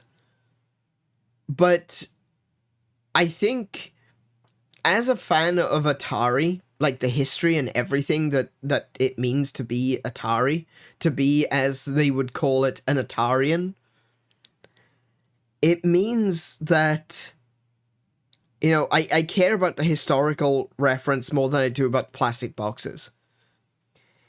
And the thing is, the Jaguar was not great at the time. It was overpriced, it was underpowered. Despite the fact that it was supposedly a 64-bit machine, it technically wasn't. It was a 32-bit machine, but it had two 32-bit processors, which made it 64. That's not how you work. No, that's not how that works. That's not how that works, right? You can't just do that. But I think they did what they could do at the time. It just didn't work out.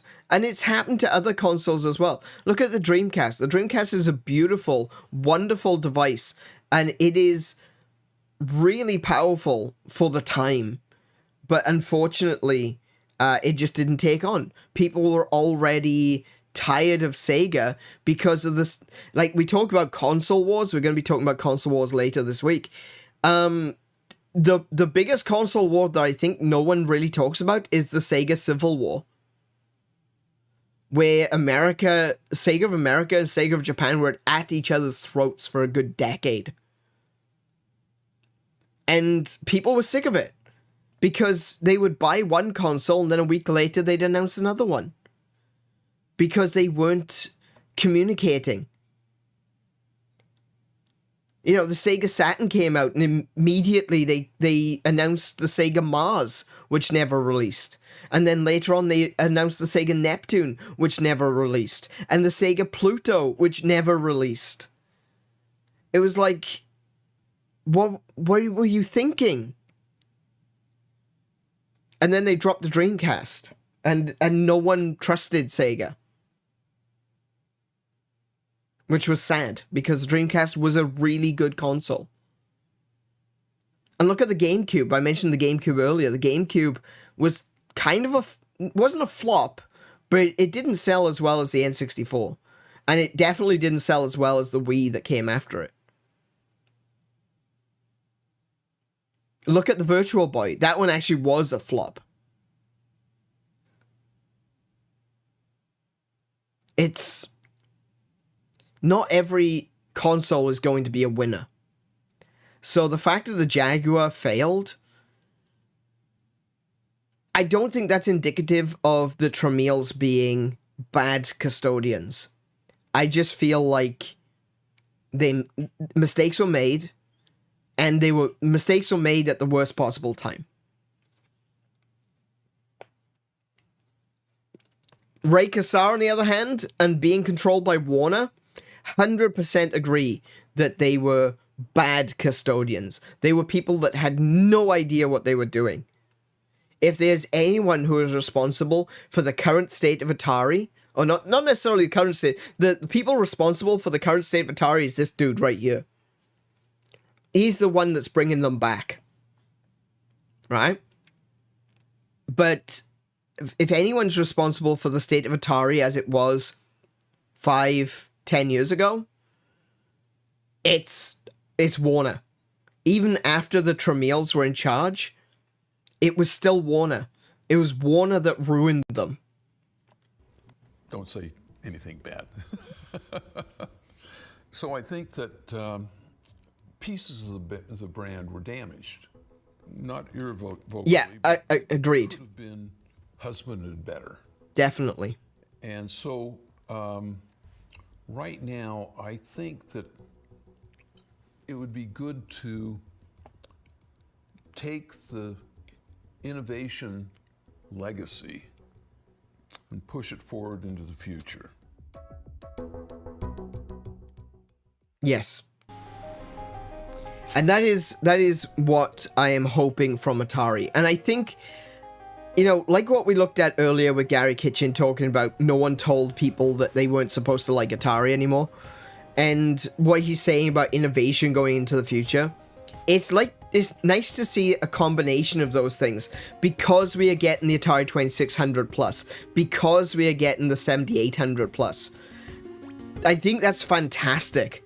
I think that's wonderful, because they're taking that innovation, they're taking those classic consoles, they're taking the consoles that people weren't told you're not supposed to like that anymore, and they are reinvigorating them for a modern future of gaming. The fact that I can walk into a shop and buy Atari 2600 games blows my mind. In 2024, that blows my mind. So let's take a look at the wider world of Atari. Now, I want you to ignore the fact that it says 100% explored. I haven't actually looked at this, so let's go through the wider world of Atari. We're only like 2 hours into the stream. Let's keep going until we hit 2 a.m. tonight. Okay. Actually, before we do get into the wider world of Atari, hang on. Let me just take a 2-3 minute break so that I can grab a snack.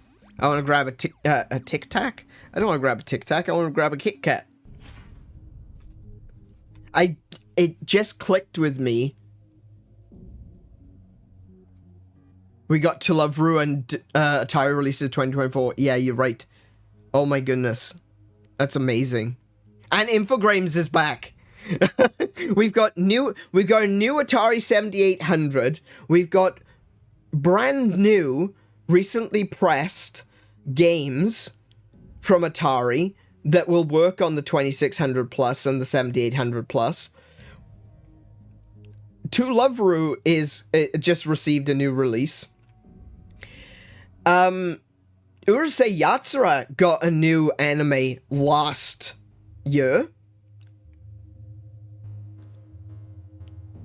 And from what I understand, there may be talks happening of a Mazen Ikoku anime being made by the same company, by the same people that made the Urusei Yatsura anime from last year. Maybe. I don't know if that's actually true. I did read it somewhere. I wish I could tell you where. I don't remember. I don't really pay too much attention to anime news. I just sometimes put Ahoy put a new video out. That's phenomenal. Jontron put a video out last month. So like all the old things are coming back. Is basically what I'm saying. All the good stuff, you know?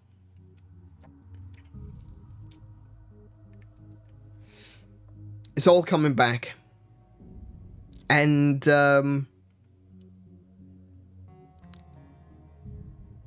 it's crazy. It's just mind-blowing. It's true what they say. Things come in cycle. Oh, hey, Joseph. Welcome to the stream. It's already 2:35. Maybe for you. And it was my interest. It was about how many Amiga Commodores sold.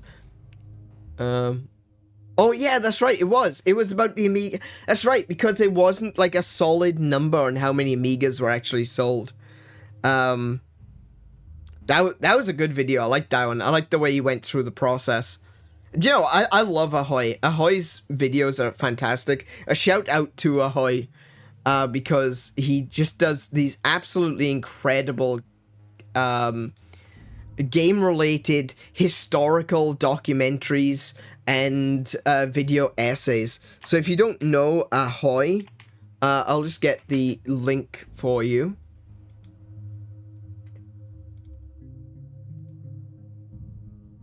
His username is Xbox Ahoy? I had no idea it was Xbox Ahoy. I'd never seen that. But there we go. There's I thought he was Retro Ahoy, but okay, he's Xbox Ahoy.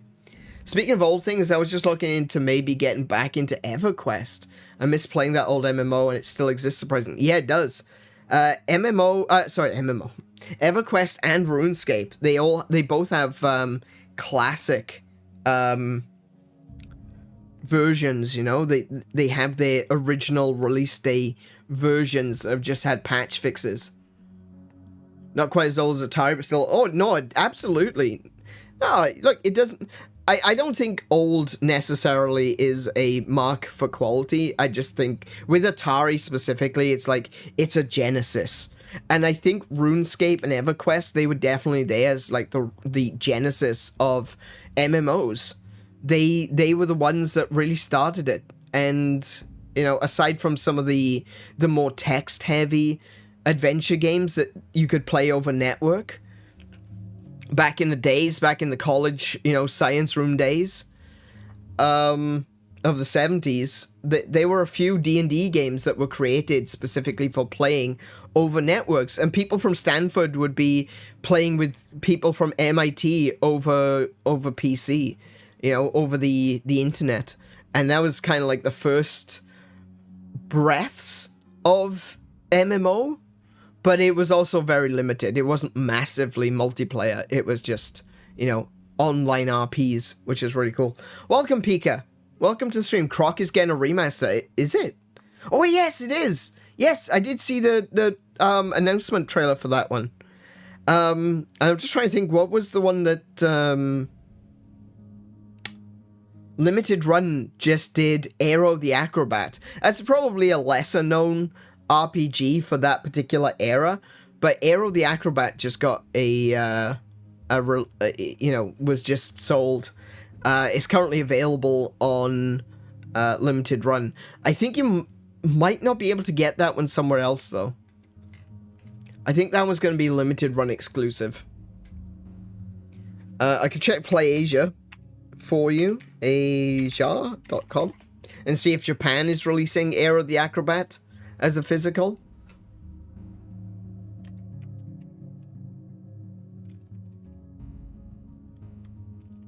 Aero the Acrobat. No. Japan's not releasing Aero the Acrobat as a physical on Switch.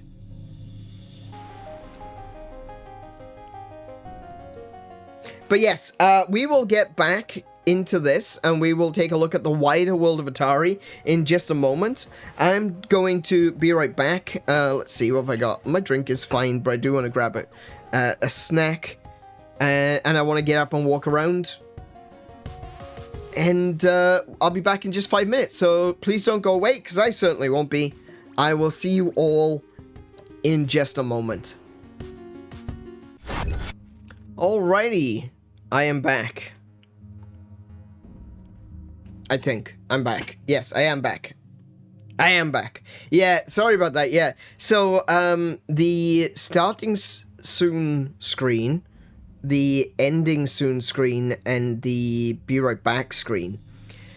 We did have music, or we tried using music on them in the past, but that's the reason why I'm no longer monetized.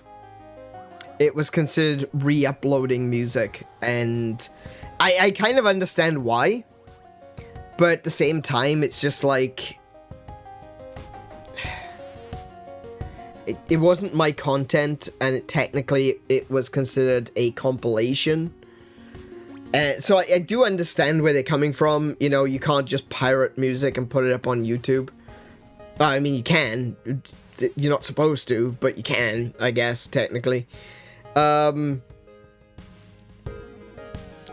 you can't monetize, and because I was monetized when I did upload music, even though it was royalty-free, royalty-free doesn't actually mean that you can, like, make a CD out of it and sell it, you know? And that's kind of what YouTube looked at in regards to the music which I had in the Be Right Back screen and the Starting Soon screen, because it was just a bunch of music without me talking over it and without anything else happening. So it was considered a compilation. It wouldn't matter on Twitch, which is well, see, it doesn't matter on Twitch, yeah, because it disappears. That's right. But because in YouTube it turns into a video, it becomes something else entirely. A live stream, with a live stream, you can basically do whatever you want, honestly. Because it goes away. But on YouTube, because it sticks around, you need to think a little bit harder about what it is you're doing. You don't want to be making those kinds of mistakes.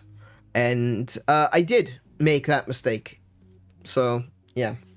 Anyway, we are back, and we are finally, jumping into the wider world of Atari.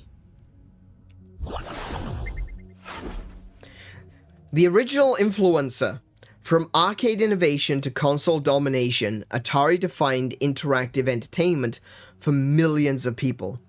Over the years, the company's legacy has been extended and preserved by programmers, players, and ardent fans who identify as both. So this is going to be looking at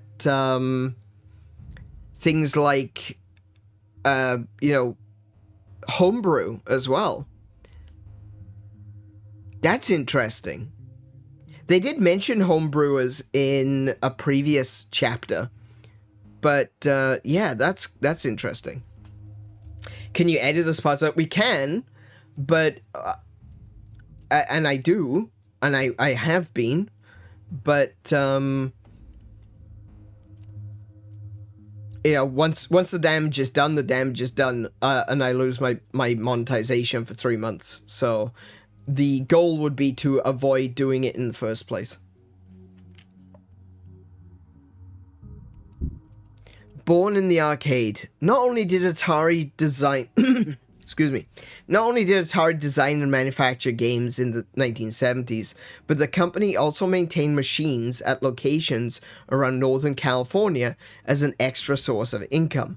A steady stream of new coin-operated titles became essential to the young company's success. And this is something we looked at in the very first chapter of Atari 50, was the fact that they didn't just make games. They didn't just sell arcade cabinets. What they did was they had a profit share agreement with bars and bowling alleys and stuff like that, where they would put an arcade machine in your establishment and it would be free.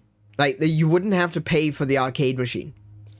What you would do is you would share the profits 50-50. So at the end of every day, you split the profits in two, and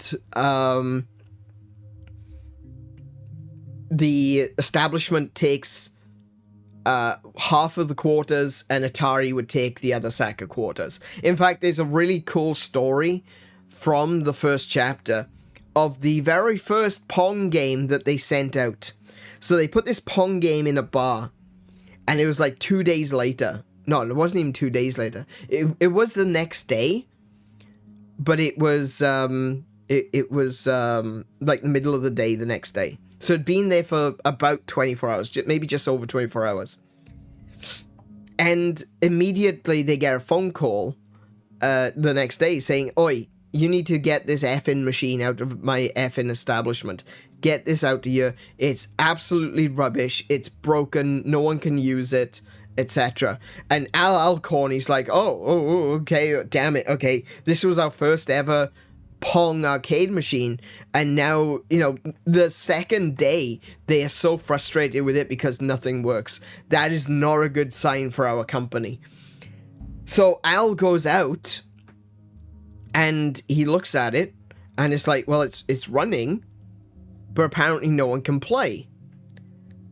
So he's like, okay, So he opens up the cabinet because, as he said, he didn't want to waste a quarter, putting a quarter into a machine if it didn't work. So he opened up the cabinet to flick the free game button, right? Because most arcade cabinets have a free game button. So he opens up the cabinet, and as he does, all these quarters fall out. The machine wasn't broken. It was full.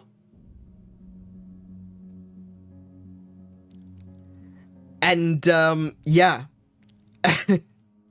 So he goes back to, with a sack full of quarters, right? And he goes back to Nolan's office, and he walks up to Nolan Bushnell, and he's like, so, yeah, did you figure out what the problem was? And Al's like, oh, yeah, I fixed the problem. Puts this big sack of quarters on his desk, and he goes, I fixed the problem. And Nolan Bushnell just looks at the sack, and he goes, interesting.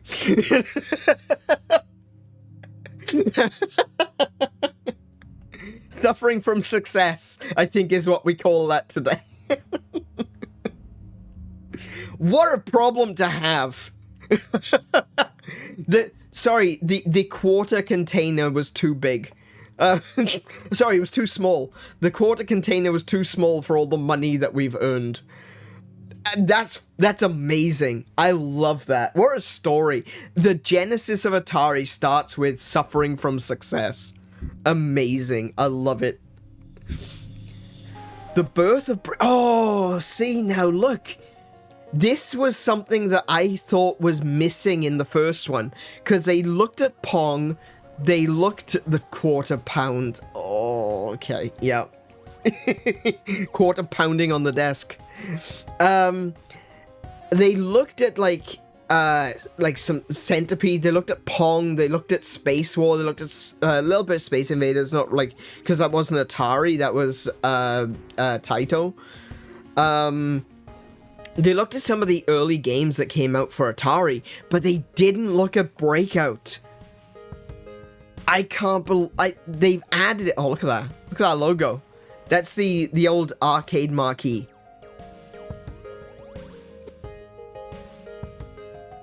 Visual storytelling. Arcade games came with simple graphics, often used the cabinet's marquee and side art to convey a story for the game. For Breakout, the image was a prisoner smashing their way through the logo, suggested an exciting escape narrative to merely seeing a bouncing a ball into bricks. Look at this. I love Breakout is a great game. Breakout was really early. Yeah, it's a ball and paddle game, right? And yeah. It was really an idea for Nolan to do that. I mean, he had a lot of ideas, and he was the guy that went around me and corralled Jobs into designing this, not knowing that Steve Jobs wasn't an engineer and couldn't do that. And Jobs wasn't about to tell him, but his buddy Woz, who was just Scott Wozniak, brightest savant. And I come in. No, that's Scott Wozniak. Steve Wozniak. Hey, sorry. And here is a finished game, Breakout, that was not under development. Understand? Typical games took a few months to develop. It was like it got dropped in from outer space, finished game, working prototype. What? And Jobs says, yeah, he claimed he designed it. And I go, no, he didn't. Bullshit. And I found out later that because Woz was coming in at night, he's working at HP, and he liked HP, but Atari was a lot more fun. So I go in and there's a finished game. I'm going, what the this is crazy. You heard the story. I'll tell you my version because I've seen some different numbers, but as I understand it, Nolan said he would give Jobs a bonus of $1,000 a chip for every chip less than 50 that he was able to do this with. Now, Nolan bloody hell, more objects and stuff than Pong did, and Pong was 76 chips. It's a pretty safe bet that Nolan's not going to have to pay a penny for this, right? Again, Woz is one of the most he's a wizard. Brilliant men. Stephen Wozniak was an absolute wizard. Designs it with like 24 chips. Now, Nolan didn't say you had to be able to buy the chips. So some of the chips were chips out of Hewlett-Packard that you couldn't get. But there was the prototype of the working game. And you look at a schematic and I couldn't understand how would this thing work. Damn. Yeah, so a lot of the early games were derivations on Pong. Because obviously you started Pong, it was a paddle game. That's what they call it, paddle and ball game. You shoot the ball, you hit it back and forth with paddles. And Breakout was an adaptation on the Pong concept, you know? Breakout was, you still had the paddle going back and forth, but you're hitting the ball into bricks, and you gotta break the bricks. So the fact that, like I said, Steve Wozniak was an absolute wizard. He genuinely was. There's a reason that he and Steve Jobs went off and made Apple, you know? They were geniuses. They genuinely were. Well, Steve Wozniak was more of a genius than Steve Jobs was. Steve Jobs was just the marketing guy, really. And like you heard there, it wasn't Jobs that made Breakout. It was Wozniak. But it was Jobs that sold it to Atari, and they did a fantastic job. They created a game that is still played today. Like, it's still one of the big high-scoring games that people still play to this day. Breakout is so simplistic. It's like Pong. It's like Pac-Man. It's one of those games where you've got very simple rules, and because it's so simple, it's something that anyone can pick up and play. Can play it on 3DS and Google Images. Google Images? Really? Oh, you used to. I wonder if you still can. I know they did a couple of things with the Google website, like when special dates arrive. So, I don't know. Maybe you can have a look. I know that there's a Pac-Man game on Google. If you search Pac-Man, it does a Pac-Man map made out of the Google letters. But yeah, Breakout, 1976. But for anyone who didn't quite catch the technical jargon of it, the Pong was using over 70 chips. And that was seen as the best that you could probably do. And we're talking about the chips that were in the arcade cabinet itself. And of course, arcade cabinets, you were paying by the chip, you know? So with Breakout, what Nolan said, thinking he was smart, is he turned around and he said, I will pay you an extra $1,000 for every chip under 50 that you can make this game. And he made it into a 24-chip game. Taking into consideration that it was probably slightly more complex than Pong. In fact, it was a lot more complex than Pong, now that I think about it. The fact that that less than half of the chips used to make Pong were used to make Breakout. Now, the catch was that he was using Hewlett-Packard chips, which weren't for public consumption. But he did do it in less than 50. So they made a quick $26,000. I have a Breakout clone on my 3DS and I played the living heck out of, and my favorite Breakout clone was Crystal Hammers. Yes! Still need to play Breakout Recharge. Breakout Recharge is pretty good. I like Breakout Recharged. There's a Breakout Enhanced game in the 50 collection, which I don't really like. Honestly, I think there's too much going on visually on the screen, and it's hard to figure out where the ball is. But I tell you what, Super Breakout for the Atari 2600, when you've got the proper paddle controller with the rotating controller, mwah, that chef's kiss is beautiful. Search El Goog. It's an archive of the... Oh, really? Okay, I'll take a look at that. I was talking about the secret on the 3DS. There's a secret Breakout on the 3DS? I didn't know about that.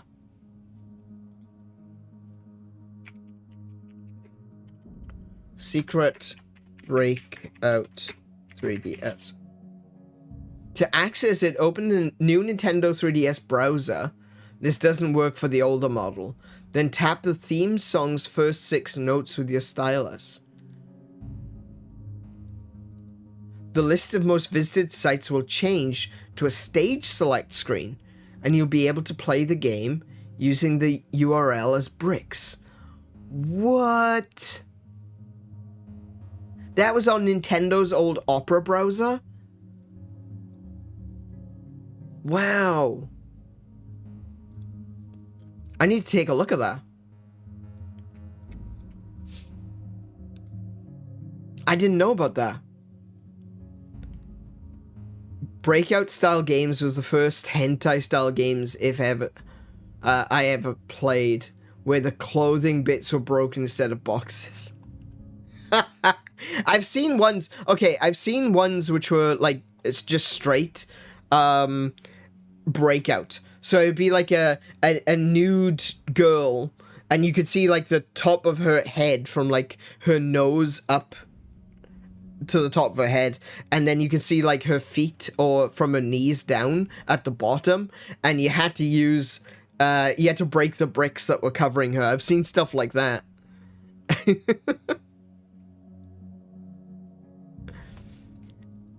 Absolutely timeless. Breakout's amazing. Yep. Yep. Destroyer.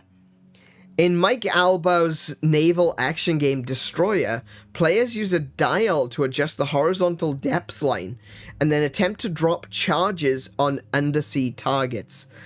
The similar but simpler canyon bomber with no ship speed or depth control.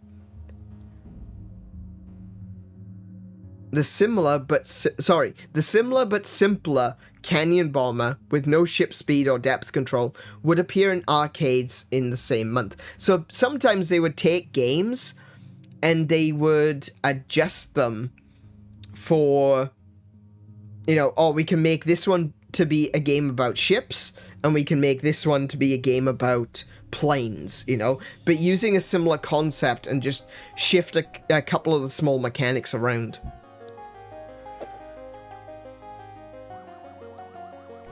Look at that arcade cabinet, though. Look at the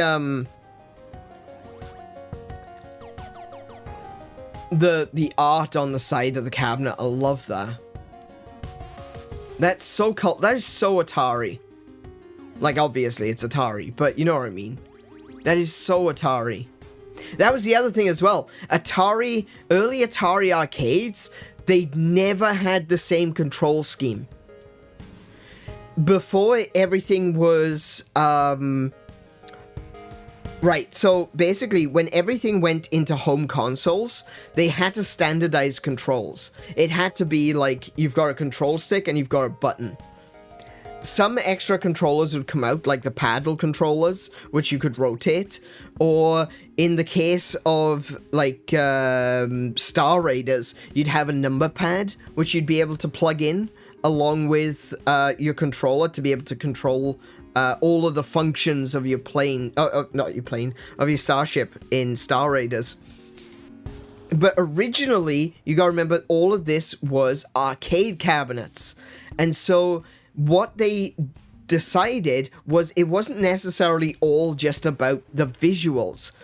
There wasn't a lot they could do with visuals. Graphics weren't, they were in their infancy. So the idea was that every cabinet had to have different control mechanisms.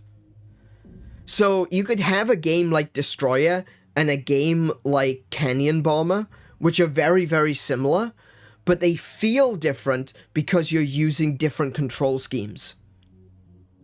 And that's how they would get around that.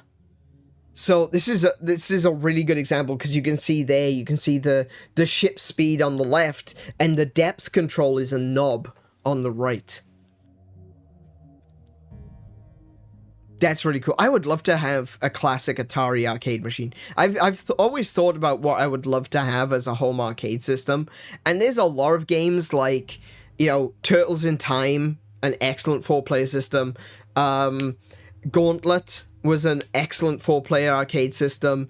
I would love to have a full set of for Mario Kart GX, that would be amazing. Probably like original Double Dragon, that was just absolutely wonderful arcade game. An original Pac-Man. But I'd love to get some original Atari stuff as well, because they were so unique. As soon as you got other companies coming in and doing things like, oh, we're gonna just do this, and we're gonna, it's gonna have a control stick here, and it's gonna have 3 buttons there, you know? And from that point onwards, there was a standardized system, and people would make games that would work on a standardized system. When Atari was doing it, it was unique every single time. And that's just something you don't really see enough of. Or you didn't at the time. You can still see some really good ones. I would always recommend, if you see an arcade that has Space Invaders Frenzy, that's probably one of my favorite arcade games that I have played in a long time. Space Invaders Frenzy and Mario Kart GX, both amazing modern arcade cabinets. And they're quite unique, they're bespoke, they have all the stuff that you need to play Mario Kart, or they have the gun-mounted mechanics for Space Invaders Frenzy. That's genuinely a really cool system. And yeah, I strongly recommend trying those ones, because they genuinely are brilliant. The thing about the interesting thing about Space Invaders Frenzy, though, is on a technicality, it is not actually a video game. This is wild, but on a technicality, it's not a video game, because video games have to output to a TV or some kind of monitor display. Space Invaders Frenzy does not output to a monitor or TV display. It outputs to literal LEDs, you know, like fairy lights, which are screwed into the system in a grid pattern. So technically, it's not a traditional video game.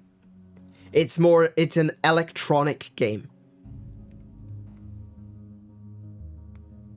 Just thought I'd throw that. That's pretty cool, right? Oh, look, there we go, close up. Oh, no, wait, I want my close up. Give me back my close up. Look at that. So what they've got is you've got the game, and it's kind of hard to see. 1 second. Let me just grab my... Where's... Wait. Where did my pointer go? I've lost my pointer.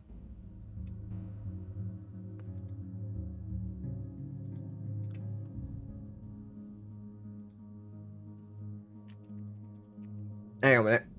Let me see if I find my pointer.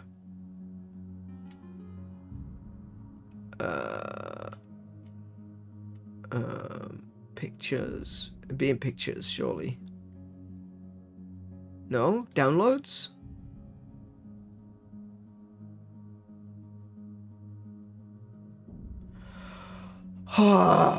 Where is it?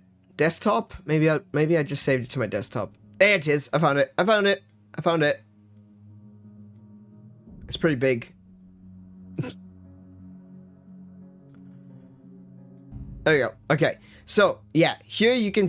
That's still pretty large. Hang on. So here's the knob. What you've got is... and that's the speed control. So what you are controlling is this here. This is the destroyer. And it goes back and forth across the top of the map. And you could control the speed using this control. Fast is at the top, slow is down the bottom. Then you can see this line here. This line is your depth. And the depth is controlled by the knob. By rotating the knob, you can change where the depth line was. And that's where you would drop bombs to destroy enemy submarines. And so even though this section here is technically the only display, this is the TV part of the display, what you would do is you'd get like colored overlays, like films, like theater, like gels, like overhead projector stuff. So you could add colors. This would probably be in like black and white or grayscale. So you'd have color overlays on top of the screen, and then you've got these big overlays that are big, like artwork overlays, to add more of a sense of the feel of what you're looking at. This is obviously, like I said, it's quintessential Atari. This is what it says over here on the side. This all new video battle action game is a direct hit for high repeat play. It challenges skill. Players control the speed of the destroyer, fast or slow with speed settings. By turning the control, players move a horizontal line visible on the monitor that shows depth, at which depth charges will explode when released. It challenges timing by pushing the control. Players also... by hitting the control knob is when you drop the depth charges. Okay. By pushing the control, players zero in the depth line marker on randomly running subs and launch 1 to 4 depth charges at just the right time to score a hit. It challenges incentive. Higher scores to date is displayed on the attract mode. That was new. That was new. Like, you could do that with some pinball machines, but this idea of getting your name on the attract mode, that was new. That was like, oh my goodness, my name is going to be on the arcade machine. How cool is that? You didn't get that so much with Pong, because Pong was first one to 15. So there wasn't a high score. But like some of the early stuff like Breakout and games like Destroyer, they had high scores. So it was like a new and exciting thing. Oh, I get to put my name in? Oh my goodness, I am known as the person with the highest score. It was a huge incentive. I had a Battlezone arcade machine in my house when I was like, oh my goodness. Don't have it anymore though. Like, do you mean like the full one? The full canopied Battlezone arcade machine?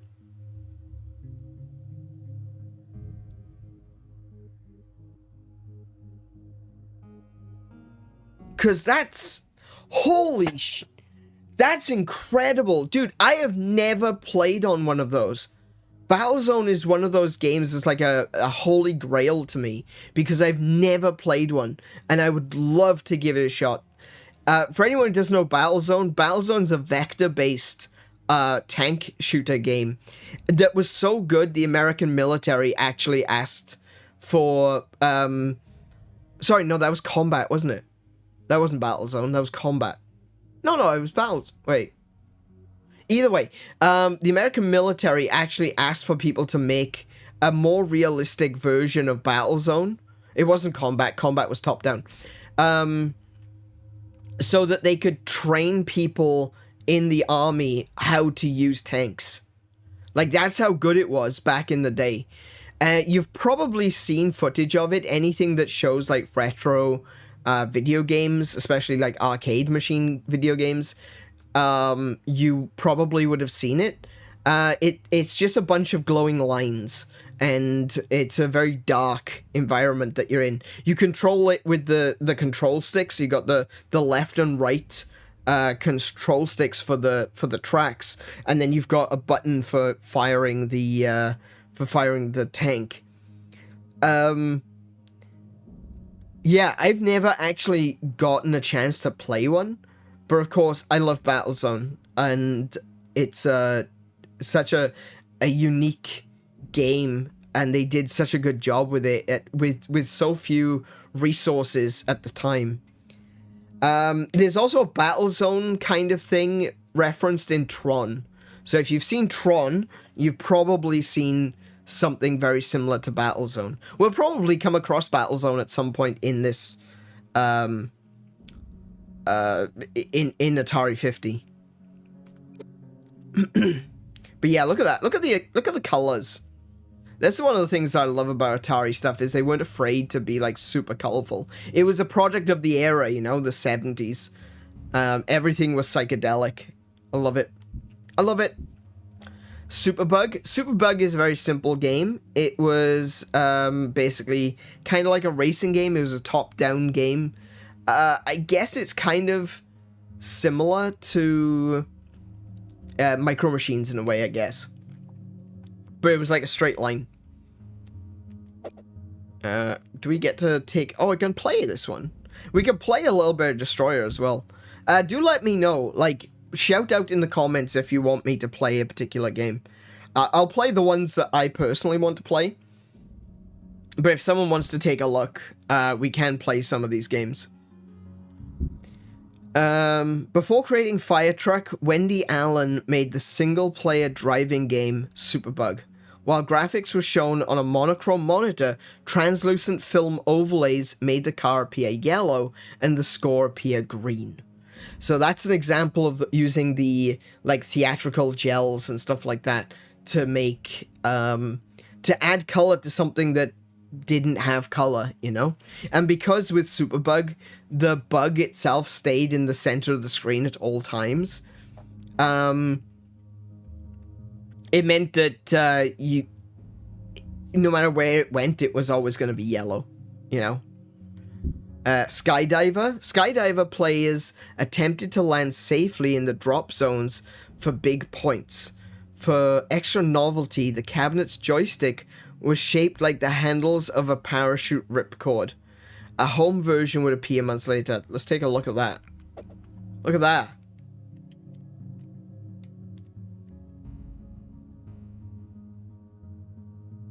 I just realized all of these arcade machines are actually CGI. They're not actual, they're not actual arcade cabinets. I just noticed that they're CGI.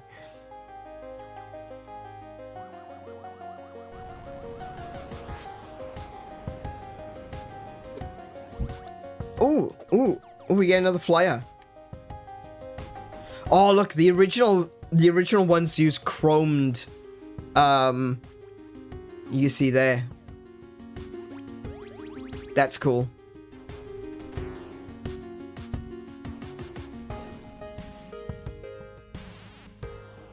Atari does it again. Skydiver is a totally new concept in video skill games. First of its kind anywhere. Authentic ripcord controls. Realistic video animation. Realistic video animation. Sure. Okay. Where was I? Authentic ripcord controls, realistic video animation, and new spell out bonus incentive. Spell out bonus incentive? Do you, like, collect letters on the way down or something? New sound effects, including musical tunes, are standout attractions and replay features. Okay, hang on a minute. Oh, there's the home console version, which we can play. These are very simplistic games, right? You literally jump out of a plane, and you just gotta try to land.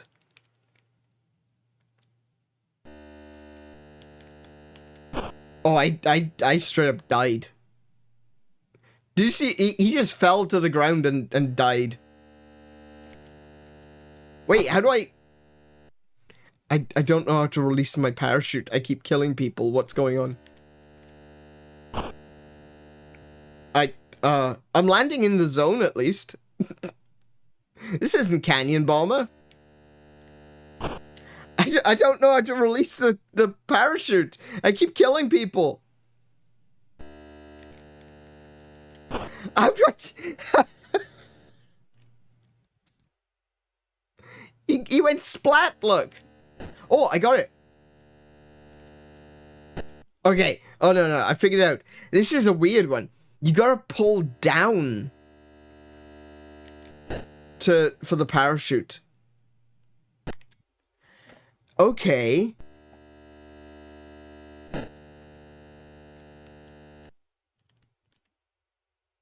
Hey! Video game violence.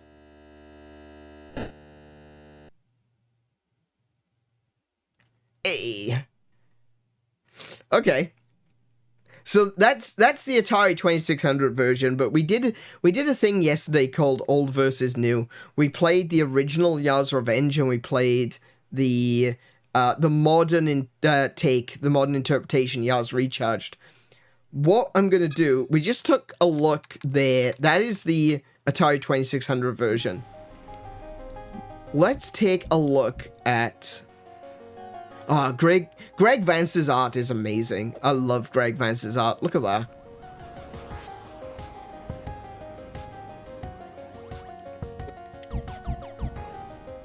Let's take a look at the arcade version and figure out exactly... Look at that.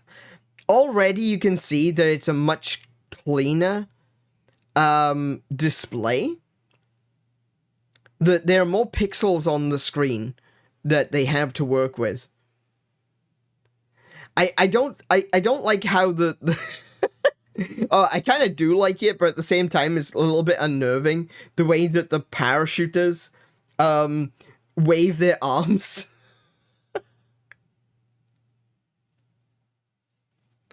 Interesting. So let's have a look. Did I just pause it?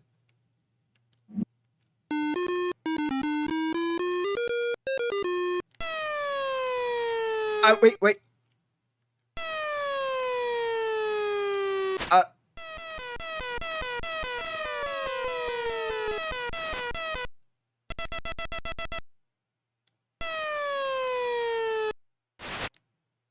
Wait, I don't think I'm controlling the blue guy.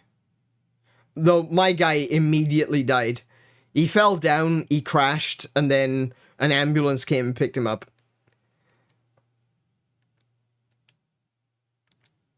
Can I put... How do I put... Oh, there we go.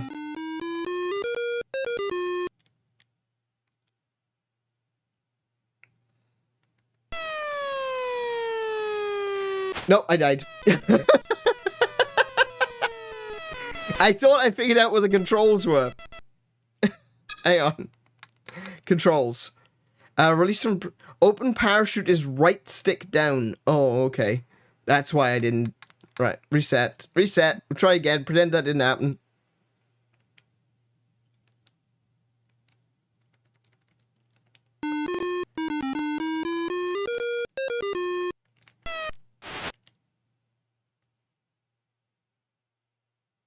Oh, I get it. So, another thing that you need to do... If you go faster towards the ground, your score goes up. Okay, so you've got to skydive and then land in the right place. That's actually harder than I thought it was going to be.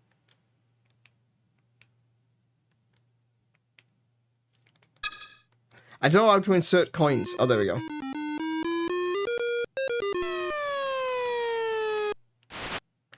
Okay.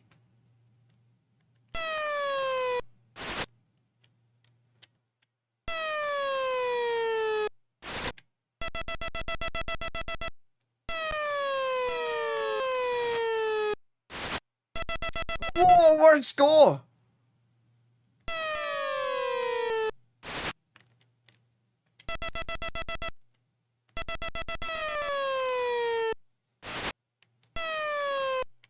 Oh, that was a bit too early. No! There we go.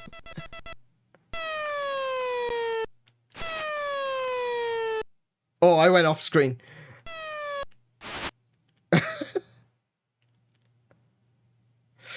Oh, it's a strong wind!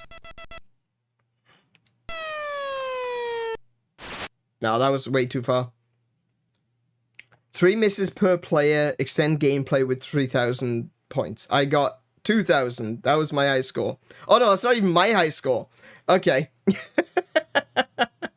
Oh, I see what it means as well with the bonuses across the top. Look, if you win certain bonuses, you get the letters reveal the word skydiver across the top. That's really interesting.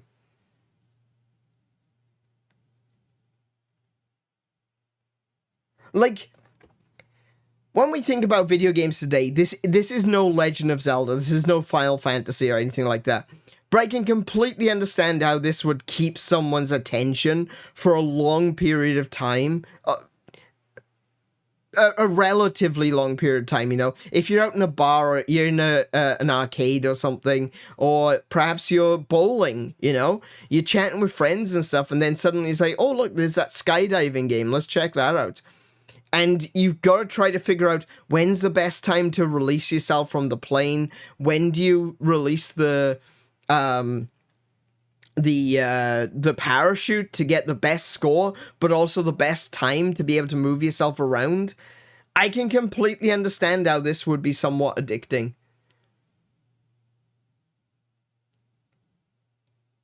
And you know what? The graphics aren't that bad. Like, it's very simple. It's very Tiger Electronics, isn't it? But at the same time, you know, the characters are pretty well animated, considering they're just little stick people. Very sharp graphics. And again, we've got another example of, like, using these overlays. So these would be stickers. Like, this isn't a part of the graphics. These are stickers that would be stuck on top of the screen. And so you can even see, like, they've done it, the way they've done it is they've made it slightly transparent. So press start shows through a little bit through the cloud, because obviously the light shining through a white vinyl sticker, you'd still be able to see it. So this is great. I like this. I like this a lot. It's a great example of, you know, more stuff about Atari that we didn't really get into in the Arcade Origins chapter.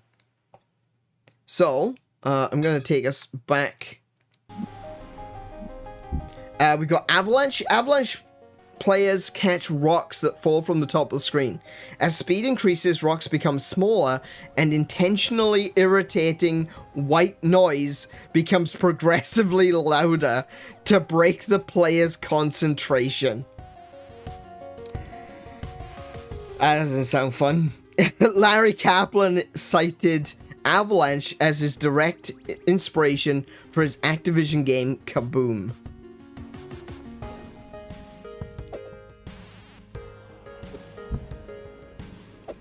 I don't know anything about this game. But I gotta be honest, it doesn't sound fun. Cassettes. Launched as a mail-order initiative in 1981, the Atari Program Exchange, APX, or Apex, created an indie publishing avenue for amateur programmers, but sometimes pros too. Both the arcade and the APX versions of Avalanche were programmed by Dennis Coble. Oh, Coble went on to work for Atari. After publishing hits like Caverns of Mars, which we're going to be playing on Friday, and Dandy, Atari discontinued Apex in 1984. Yeah, we're going to be playing Coble's game. Was Coble... Did Coble make Caverns of Mars? I think he might have. But yeah, unfortunately, Apex didn't last very long. It was basically the... like Nindies. But it was like Atari's version. You like the sound of nails on a chalkboard? Well, I've got a game for you. Yeah, this one. Atari Football. While Atari suggested using joystick controls to keep costs down on football, mechanical engineer Jerry Litchak created a roller controller that was affordable enough to appease management. In a nod to real-world coaching diagrams, Atari Football represents players as simple X and O's. Oh, okay. So it was kind of like a stratagem game. Jerry Lichak found that trackballs for air traffic control centers cost $350 to $800. Management said, well, that's too expensive, forget it. We'll use a joystick. So Jerry came up with a trackball, the trackball that we know and love. It was still more expensive than a joystick, so there was still some griping, but my griping was, no, the game's not worth doing it if you don't do it with a trackball. Mike Alba. I'm curious. Look at... Right, okay. So, these are the plays. I wonder if these are buttons. So you can, like, choose which play you want to use. Yeah. Play select. So you use this button here to choose which play you wanted to go with. Then you use the trackball for more finer control. That's such an interesting idea. And the fact that it's a multiplayer cocktail table style arcade machine. I love these things. I've always wanted to have one, but I've never had the space for one. What am I going to do with a cocktail table? I don't own a bar. I've always wanted one, but yeah. That's a really cool idea. I like this. This is the sort of innovation that I'm talking about. It's not just like weird controllers, like you've got a controller that's shaped like the pull cords of a parachute. It's stuff like this. It's like, how can we make it unique? How can we make it as realistic as possible by you are the coach and you are issuing plays and the finer controls of using the trackball. That's so interesting. The world's first video attraction to simulate actual play action of American football. 2 players, new trackball allows instant movement and control of key players in any direction. And he's right. That's right. A trackball would be a really good way of doing it because you could also like flick the trackball, you know, and get some momentum on it. You can change speed with the trackball. It's not the same as a joystick, which at the time was entirely digital. It was binary, not analog. Like a lot of people today, you'd think of analog control sticks, you know? The degrees of control that you have when pressing forward on an analog control stick allows you to adjust the speed that the character is moving by how far you push the control stick. Back then, it was entirely digital. Arcade machines, even arcade sticks that you buy today for playing fighting games and stuff like that, they are digital sticks. It's on or off. On or off. And if 2 things are on, it means diagonal. You know? You can get 8-gate systems, which allows you to go up to ridiculous levels of, I think it's 24 directions, which you don't necessarily need in, say, like a fighting game. But with 8-gate arcade sticks, it doesn't change the fact that they're all digital. So you wouldn't get the minutia, the fine control over speed of the character as you would with a trackball. That I completely understand where they're coming from. Offense can select 1 to 4 different plays. Oh, sorry. Offense can select 1 to 4 different run or pass plays. Defense can select 1 of 4 different plays. So...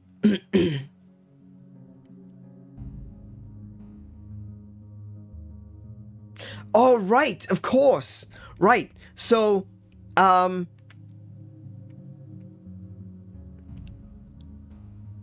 top 4 are your offensive plays, and the bottom 4 are your defensive plays. So you can see there's like, this is the first one, it's very difficult to see, but the first one is a running play. The second one is that's another running play. The third one is a running pass. So someone runs along the left outside edge of the field and they pass to. And the right one is someone runs up the right edge of the field and is passed to. Okay. And then you've got the different defensive mechanisms, which, you know, it's about... It's not necessarily like rock, paper, scissors, but it's about, you know, you've got to try to guess what your opponent is going to choose and pick the correct defensive play against them. This is a really cool and intricate system. I like this. New add a coin feature adds continuous gameplay, so you didn't have to wait until the game was over to put another coin in. That's a really useful feature for Atari and for the establishment that the game is in. Not so much for the player. Versatile new cabinet is height adjustable for 40 inches for standing play or 31 inches for cocktail table play. This must have been one of the earliest cocktail tables. I just realized this one must have been either the earliest, like the first, or one of the earliest cocktail tables. And it's got a built-in self-test system to make sure that everything's working. That's really cool. Like, I'm not a fan of sports games in general, but like even this just fascinates me. Like the history of it, the importance of it. It's beautiful. The fact that it's height adjustable, just that's a little bit mind-blowing. I wasn't expecting it to be height adjustable, but you can kind of see the gap around the base where it would extend. That's cool. That's great. Vector man. Oh, here we go. We're going to talk about vector games. Atari created just 13 games with vector graphics. 6 of them by 1980. Oh, wow. So between 1973 or 1972, when Pong was released, to 1980, nearly half of the vector games that they would make were released. Several have become iconic examples of Atari's coin-op era. Here, developers, old and new, discuss how vector games required a different perspective on both design and technology.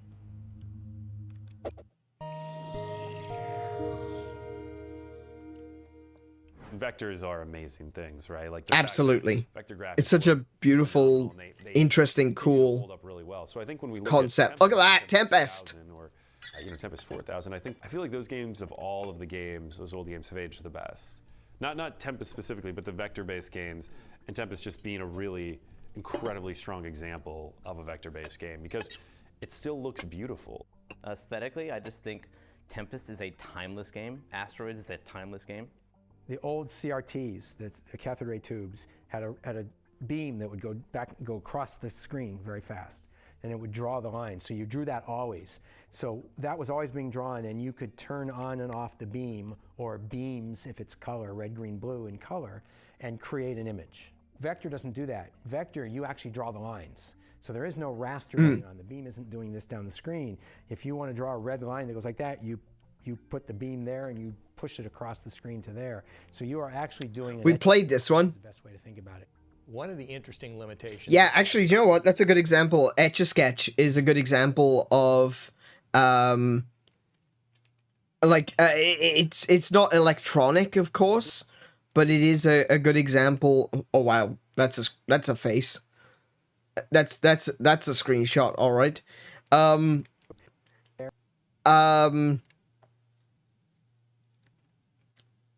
Etch-a-Sketch is a really good example of how vectors work. Vectors, yeah, they draw point to point. So you don't have to figure out... See, with the Atari 2600, this is a really interesting thing.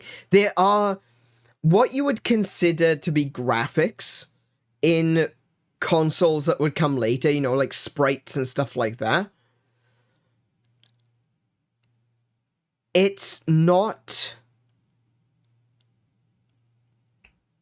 What am I thinking? Hang on a minute. Let me try again. Atari doesn't use sprites. The way that the Atari works is it goes from one side of the... It measures the electron beam. Okay? So, like, a Super Nintendo, it's got sprites. You plug in a bunch of sprites, it brings the sprites up into a graphics display and posts it, and it sends that as a signal to the screen. It creates graphics. Atari doesn't create graphics. What the Atari 2600 does is it sends a signal with signal interference.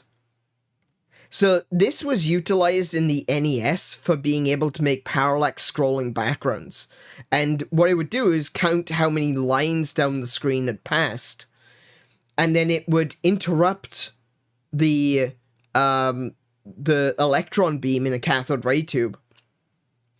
And it would create the next row of sprites based on possibly a different set. They could use this to utilize different color sets. So if you wanted to add extra colors, like the NES could only handle so many colors, but you could change the color set, the color palette that you had, from counting how many lines down the screen you had gone, and then tell the system, right, when you hit line 23, you want to change to a different palette. Or you want to change the graphics differently to what you would be doing in a different set of lines. So you might be going down 10 pixels, and the sprites in those 10 pixels are moving from left to right at a rate of 10 pixels per frame, right? When you reach 10 pixels down, 10 lines down, you would do the next 10 lines moving at a speed of 5 pixels per frame. And then you do another one which is moving at 1 pixel per frame, or at the standard speed that the player is moving. And what you would end up with is a parallax view. If you don't know what I'm talking about when I say parallax, look up Batman Returns on NES, because that has got some absolutely beautiful parallax backgrounds. It's a game that doesn't feel like it should be on the NES. So that's how you would do graphics on like the NES, the SNES, and stuff like that. The Atari doesn't do that. It literally counts the speed that the electron beam is moving from left to right, and issues interrupts and changes to the signal. So it would start from the left-hand corner of the screen, top left corner of the screen, and it would scan across, scan across, scan across, scan across, and then, there needs to be a graphic on this one. Scan like 20% of the way across the screen, switch to white, go for whatever the length of 1 pixel was, and then scan for the rest of it as black. Come across 20%, scan white, scan black. Scan black for 20%, scan white, scan black. And so you had to build the graphics with the electron beam. This is why the Atari 2600 was an absolute bitch to program for, because you had to program not just the functionality of the mechanics, but you literally had to tell the electron beam in the TV what to do. And this is why vector graphics was so much easier to work with, because you're literally going point, point, point. In fact, that's how a lot of, you know, that style that you get in like modern 2D graphics, where even if it's pixelated, the pixels just seem to rotate. It's because things like Unity, Unreal, Godot, even Love 2D, these systems, they don't use a strict pixel structure. What they use is point-based structures, so that you can you can rotate a sprite, and you'll see that the pixels rotate, even though in reality pixels shouldn't rotate. So games like Enter the Gungeon, for example, you'll see with those is like the pixels will rotate. And the reason for that is because it uses a point-based system. And that is vector. That is what vector graphics are, is point-based systems. That you just tell the electron beam, I want you to start here, go here, and then go back to where you started. And it's still used in art today. And it's like, it's huge. Like, it's really an important step in graphics. And Atari just basically went, we can make video games out of that. And you push it across the screen to there. So you are actually doing an Etch-a-Sketch is the best way to think about it. One of the interesting limitations and why it's so good for space games on Vector is if you don't draw something, the screen It's black. Yeah. It's not kind of sort of gray, it's black. If the hardware stopped in a coin-op game, the last picture would stay there. If hardware stops in a vector generator, it goes black. You have to draw it. Look at that. There's no raster. There's nothing automatic in that. And I like that as well. That meant I could draw something and I didn't have to worry about it again. If I wanted to move it, I just redrew it over here. Before, you have to erase it from that space and rewrite it over here. Yeah, I didn't like that. Too much work. Yeah, you had to manually remove How many dots you have, stuff from the Atari 2600. Look at that. This is the original a lot asteroids. of people really love that white on black look. You could get these really fine details for the time. I mean, if you go back and look at it now, it's not as high res as you think it is, but the ships and the shots and the way it looked, and you could adjust the brightness on an individual item, you know, that bright shot in asteroids, for example, and that goes across the screen. There's nothing like that. It's just an amazing look, and I wanted to work on it. We started with black and white. I worked a little bit on Battlezone. There it is, Battlezone. Simulator, which was after Battlezone came out, but if you remember Battlezone, it was green. Those weren't green lines. Nope, they were white lines. Template that was over the top that made it green. I got color when I did Space Duel, which I took over from another programmer who... That looks really cool. I haven't seen Space Duel. And kind of evolved it from what he had started. I wanted more time to work on it, and another programmer was working on Asteroids Deluxe, and I was doing color asteroids. That's what I was doing with it. That's what Space Duel originally started as. Oh, look at that. And they said, oh, you know, we're not going to do that because This is one of those came out. So they gave the hardware cellophane overlays. to Dave Toyer, and he did Tempest, and then some of that came back, and I did Space Duel. So you'll see things that are similar across through it. So Vector Sector was born out of the idea of what if all of Atari's vector games existed in the same universe. Ooh. And we went from there. It was great to talk to Owen Rubin, who created Major Havoc, Space Duel. Oh, Major Havoc. That's the one with the guy stuck on the moon. He got through the asteroids phase, and he got to Lunar Lander, and he was like, oh, you should do this with linked ships.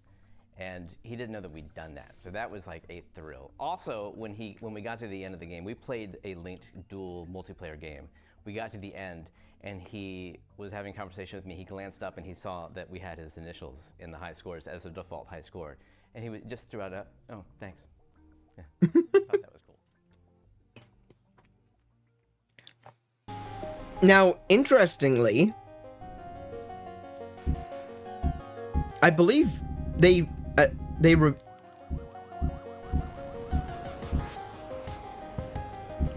hang on, I think they released Vector Sector.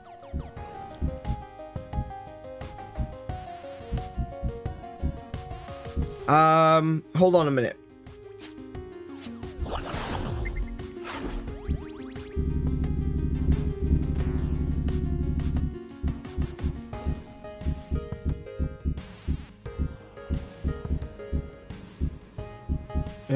No, it's not in here.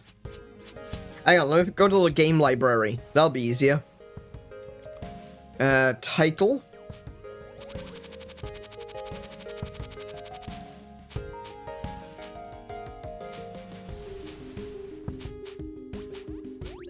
There it is. Yeah, Vector Sector is actually on here.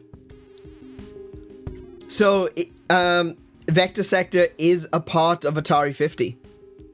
So that game that they remade where they brought all of the Vector games into one single game. It's here, and it's multiplayer.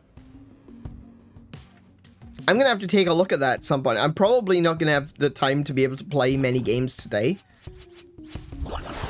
But that's really interesting. Golden Asteroids. This Golden Asteroids cabinet marked the milestone of 50,000 asteroid machines manufactured. Another 6,000 will be produced before the end of its run. This special machine was playable in Atari's office lobby for several years and currently resides in the offices of Mortal Kombat developer NetherRealm Studios. NetherRealm owns this. The one and only Golden Asteroids cabinet. And that is actually a photograph.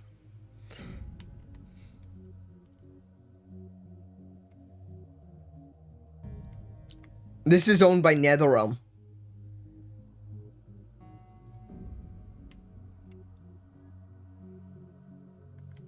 That's cool. I like that. I want one. Red Baron. So Red Baron is the biplane game that we're just looking at.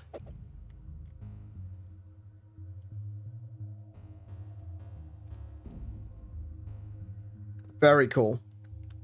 And again, a good use of overlays, you know, to you can see here you've got like the guns on either side. And this is where the bullets would be coming from. And this is good because what it does is it means that you don't necessarily need to use in-game graphics. You don't have to waste lines drawing in these guns all the time. So it gives you more room to do crazy things up here.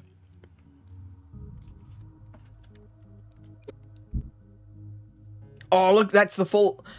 So, okay, we were talking about Battlezone with the full canopy.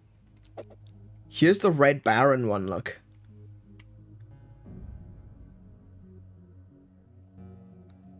That's so sick. I'd love to have one of these. Maybe not Red Baron. Do you know what? The other game that was done in this style that is probably the most famous game, probably the most famous Vector game that isn't Battlezone or Asteroids is Star Wars. And they did the same thing. They had a full canopy set up, the same as Red Baron. And that one even had voice clips. They took voice clips from the movie and they put it into the cabinet so that you would hear Obi-Wan Kenobi telling Luke to use the Force instead of using your eyes. So that's the standard cabinet. And that's the full canopy. So what you've got is basically 3 different versions that you can get. You've got the standing cabinet, which is this one. Oops. And then you've got this one, which is a 2-part sit-down cabinet. Now, you may even have been able to get a 1-part sit-down cabinet, which didn't have the back canopy and allowed you to put your own chair in front of it. I'm just trying to see, does it say that on here? Available in upright or sit-down versions. Okay, so they sold the whole cabinet. They didn't sell... Oh, look, a color version. They didn't sell it as 2 parts. So there wasn't the option to get a sit-down version without the canopy. But some games did. Some games you could buy the front half without buying the seat and use your own chairs. Oh, that's so cool. I'd love to have one of those. I'd love to be a millionaire. Can I win the lottery soon? That'd be nice. Divisions, coin-op, and consumer. Atari was built on the strength of phenomenal arcade games. but the Atari VCS home console eventually led the company to even greater heights. Atari veterans from both sides of the success story explain how the coin-op and the consumer divisions ultimately work together. See, this is one of those things. Like, at Atari, they were always making money. Like, even before the whole Warner buyout and everything like that, before everything went Pete Tong, they were making money on arcade systems. And it was seen as a little bit, oh, wait, well, we want to do home console stuff, but we're making a lot of money for, you know, in arcades. And they're taking that revenue share. People could buy a cabinet, or they could do, like, revenue share or something like that. And it means that there's a constant stream of money coming in. Once you go to home console, you've got a little bit of an issue. Because when someone's bought the console, what are they gonna, you know, spend money on? Because this was so new at the time, there wasn't an idea that, oh yeah, millions of people are going to buy this and they're going to keep buying video games. There was still the mentality that while they thought that the home console would have some longevity, that it would be ultimately a lot like an arcade cabinet. Eventually the Atari 2600, or the VCS as it was called at the time, would eventually just be a fad, and people would move on from it. They were hopefuls, like Al Alcorn, for example. He talks about not knowing what to do. What do you do when you reach the end of the very first video game generation? How do you move on to the next one? And they didn't have a plan for that, because some people at Atari thought that the 2600 would go on forever. But technology develops, things get better. I am one of only a few people who would actually buy a 2600 in 2024. And I can say that because I bought one last year. I bought two last year. So, I can imagine that there would be some major back and forth between the coin-up division and the consumer division, where they're like, yeah, but we're gonna make more money doing this. No, we'll make more money doing this. Nah, we'll make money keep going back and forth. I'm very interested. This is more the business side of things. I guess I'm less interested in the business side of things, more the creative side of things, but they all tie in together. You know, one informs the other. With the enemy. First off, we had a vibrant coin-op business that was making money and keeping us in business. There you go, see? The consumer wasn't making anything. I didn't want to screw with that. I did not want to damage that. There was a door that said, don't even think about entering here. And I was like, I work for this company. I opened the door and walked in. And Al turned around and goes, what are you doing in here? Who the hell are you? Why are you here? And so I said, well, I work for this company. What are you guys doing? Oh, and found out I opened the door between the two places. And what's this? And I'm going, what the hell are you doing? Anyway, we became friends. I was one of the few people in coin-op that spent a lot of time in the consumer group, sort of going back and forth.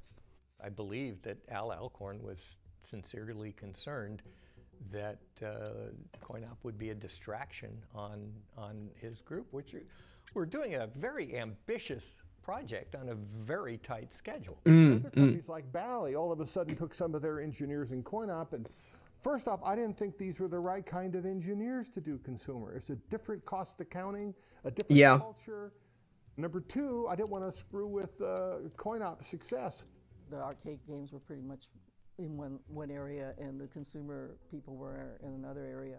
Engineering was upstairs for consumer products. We were downstairs, and I only knew a few of them, you know, and it was because we water skied together. It really was two separate companies, it felt like at a time.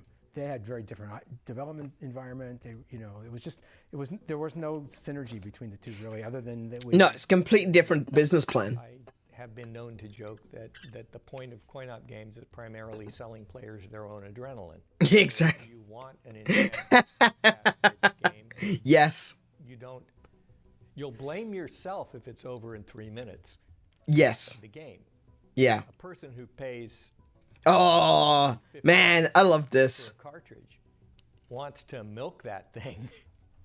So the games themselves are different. Every machine is state of the art. It's all. That is the legend, Howard Scott Warshaw. And it's exciting, and it's real design. CoinUp gets to use more expensive hardware. They get to use Yes. tons and tons of hardware, and they get to refresh their hardware all the time. Yeah, absolutely. That's one of the...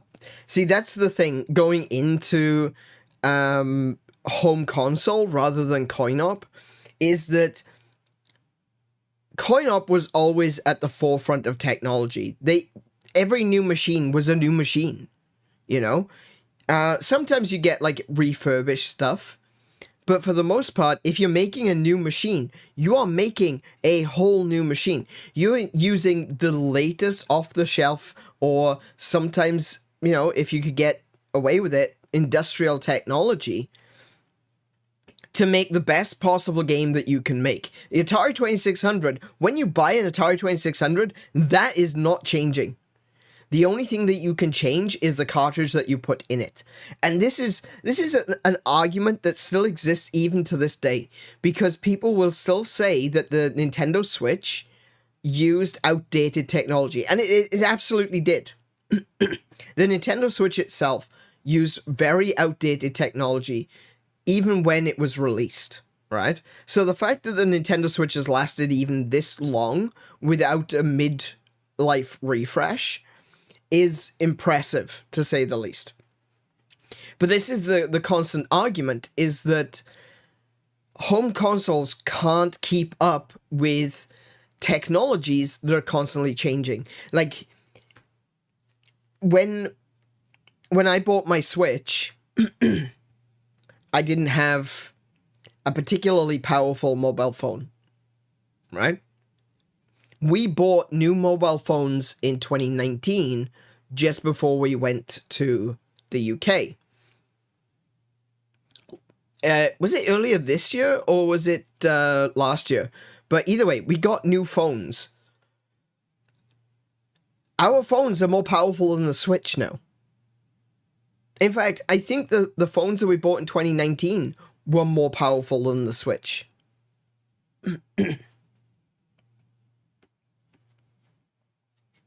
And that goes to show...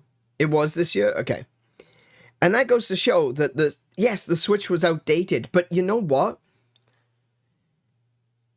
That's why sometimes hardware, home console, consumer-grade hardware needs to be as powerful as it can be for an affordable price. You need to hit that balance, because it needs to last longer than a mobile phone.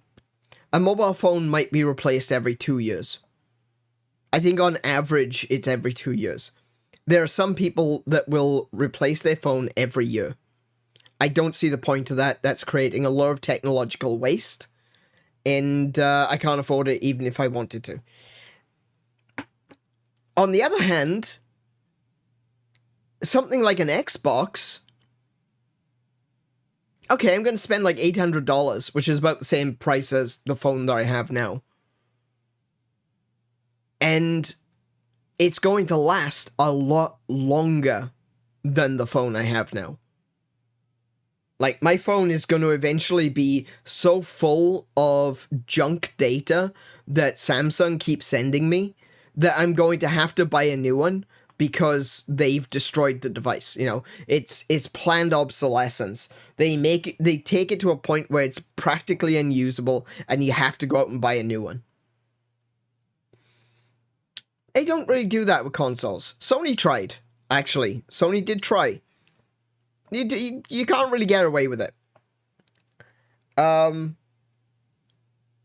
people were trying to say that Nintendo had included planned obsolescence when they discovered that Switch cartridges will only last to about 40 years. And I'm like, yeah, with constant use, a Switch cartridge will only last about 40 years. That's the same as the NES cartridges. They are only graded for 40 years. The fact that I've got working NES cartridges is because I bought nice ones and I've looked after them. The reason that I've still got working SNES cartridges is because I looked after them. The reason that I've got still working N64 cartridges, and I will continue to have working N64 cartridges for the next 10, 20 years, is because I look after them. That's the important thing. Looking after them. For constant use, a Switch cartridge is 40 years. My Switch cartridges will probably last until I die. In fact, I would even argue that some of my Atari 2600 cartridges will last until the day I die. Because I look after them.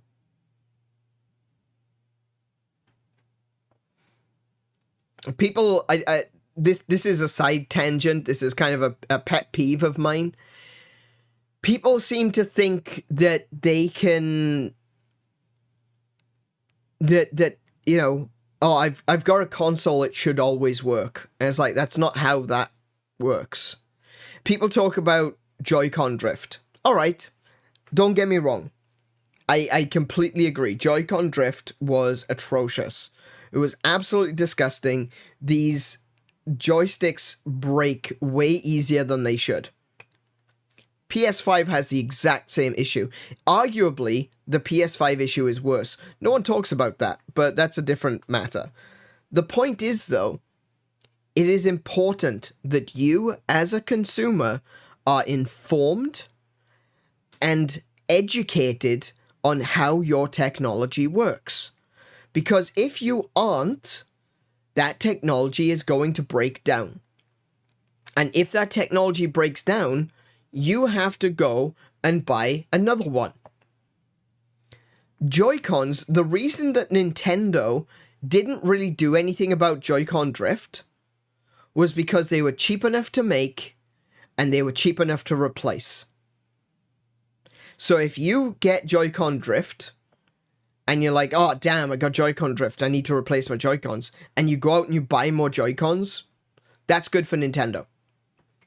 However, if you call up Nintendo, and this is 100% true, if you call up Nintendo and say, "Oi, I've got Joy-Con drift," they will send you new Joy-Cons for free.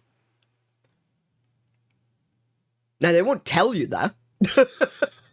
Like, that's not something that... There was an open letter about it to all Switch users. But they're not exactly going to shout it from the rooftops, you know? But you can get free Joy-Cons if you call them up and say, "Oi, I got drift. I bought this Joy-Con and I've got drift." They'll just send you new ones. Because they're cheap enough to replace. It's easier to replace them than to fix the issue. That's not necessarily the greatest mindset to go into stuff like this, honestly. I think that's very anti-consumer. But from the consumer perspective, you should be aware of how to clean and maintain your technology. That is on you. That is your responsibility. You have bought this technology. You have got this stuff in your care. Look after it. I have fixed Joy-Con drift on my Joy-Cons multiple times. Because it's not hard to do.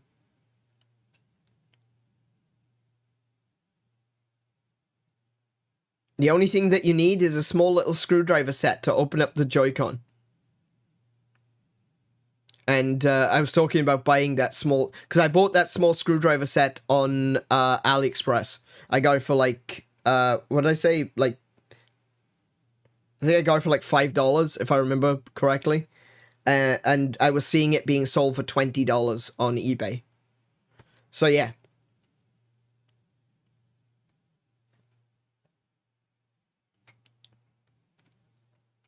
Look after your stuff. That's important. Look after your stuff. If you want to still be playing Atari games in another 10, 20 years, you need to look after your stuff. I can still play my Atari games. The only games that I'm actually concerned about playing are my Spectrum games because they're tapes, and there's nothing you can do to stop tapes from degrading. I would love, however, to be able to record the Spectrum tapes and use save them as MIDI files, because that actually works. If you can edit your, or you can, if I could get hold of a new ZX Spectrum, which I have been looking occasionally, if you can get a ZX Spectrum to modify it, you can actually modify it so instead of using a regular tape deck, which is what the ZX Spectrum Plus 2 has, is a built-in tape deck, what you can do is you create a line in and you can plug it into an iPod. And you can play a MIDI track, or, it's got to be high quality, preferably lossless. It's got to be a high quality recording of the tape, and you can play the MIDI track.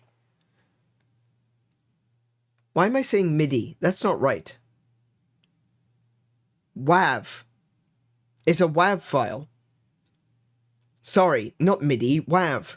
You can save them as WAV files, and you can play them back from like a media player or an iPod or something like that, plugged into the ZX Spectrum, and that will actually work.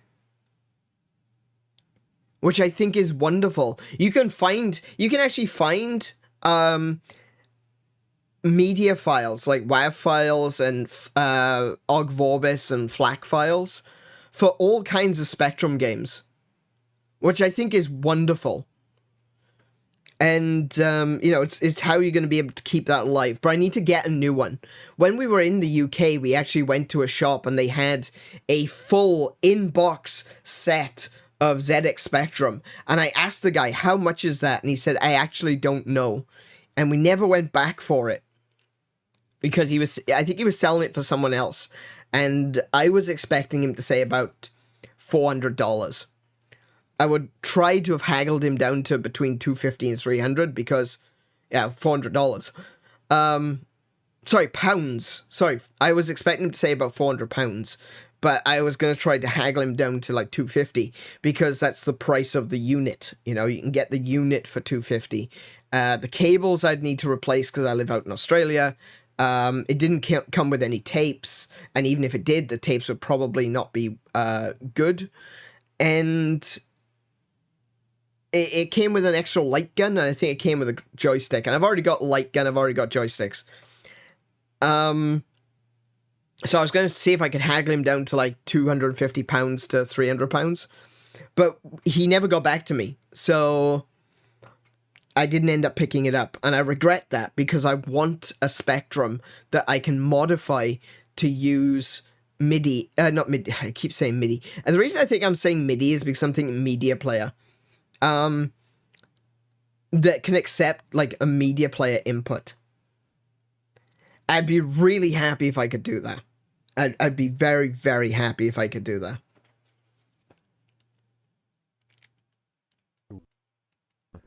Right, what's Ed Fry have to say? Todd Fry, sorry, not Ed Fry, Todd Fry. More expensive hardware. They get to use tons and tons of hardware, and they get to refresh their hardware all the time. Right, so what's happening is the Atari 2600 chip, the 6502, is a chip you could make in '76. Now Moore's Law is cruising along, doubling computer power every 3 years, but we're using a chip from '76. And Atari just had to live with the old technology, but fortunately with programmers figuring out new ways to use it. But for me, there was no rivalry. It was, they made games and they were interesting ideas, and a lot of them we were going to have to try and copy.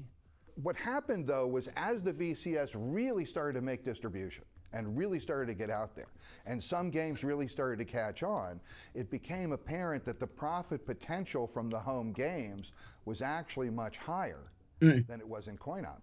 Yes. So I'll tell you another pecking order sign that goes on, which raises a lot of interesting things, both financially and emotionally, is the idea of royalties. One big difference between VCS and coin-op was coin-op people got royalties. They got some kind of bonus participation in the success of their games, which VCS people didn't. That got to be a sore point, not between coin-op and engineering, but between VCS and management. And so why aren't we doing that? Atari had a Yeah, and see, that was based on how you're. and that's that's like what we were talking about yesterday with Warren Robinett, who had to put his name as an Easter egg into Adventure, is because they weren't getting credited, they weren't getting royalties, and Howard Scott Warshaw himself, he hid his name in Yar's Revenge, and the only way you can do it is you got to get like a particular. I can't remember exactly how you do it, but you got to. There's a thing that happens, and it shows like a glitched out Yar sprite, which is black. And when you see that, it activates a trigger that changes your score, so it no longer shows the number. It says HSWWSH. And that was Howard Scott Warshaw putting his name into Yar's Revenge. So that's how people got seen. That's the only credit that people used to get back in the day. Like coin ops, though, sometimes you would get made by so and so by it for Atari and stuff like that. And of course, they get paid for that. You know, they were still being paid royalties based on how much money was coming in from the coin op. Like the Atari guy would go, okay, so we've received our check for $400 from I don't know, Ed's Arcade.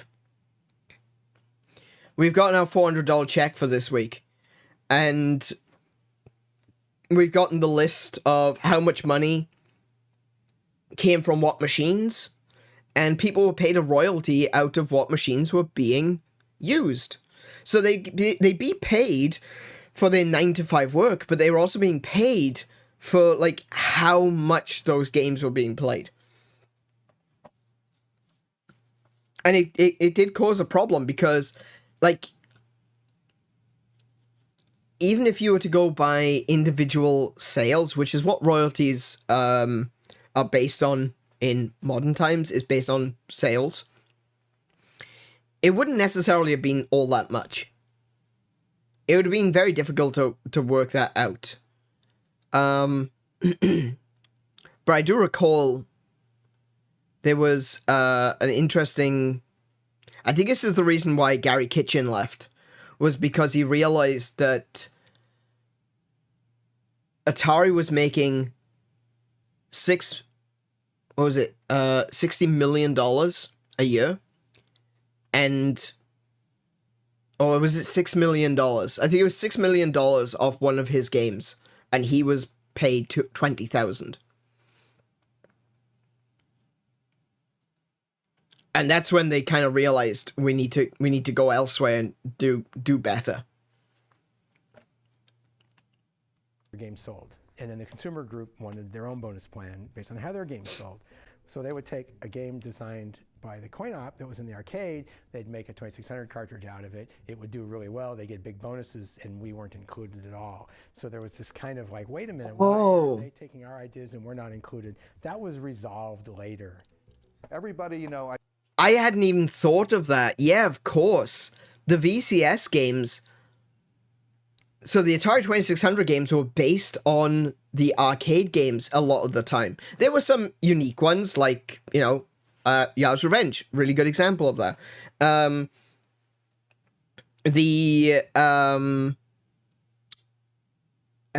Todd Freeze's Sword World games. Was it Sword World? Sword Quest games. They were unique. They were Atari 2600 games. They weren't arcade games. So where do the royalties cut when you're making an arcade, a home console port of an arcade game? Who gets the royalties?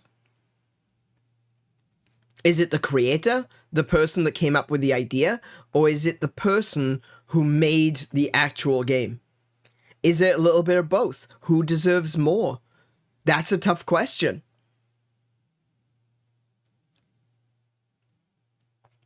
I can understand why there was some teething problems, at very least.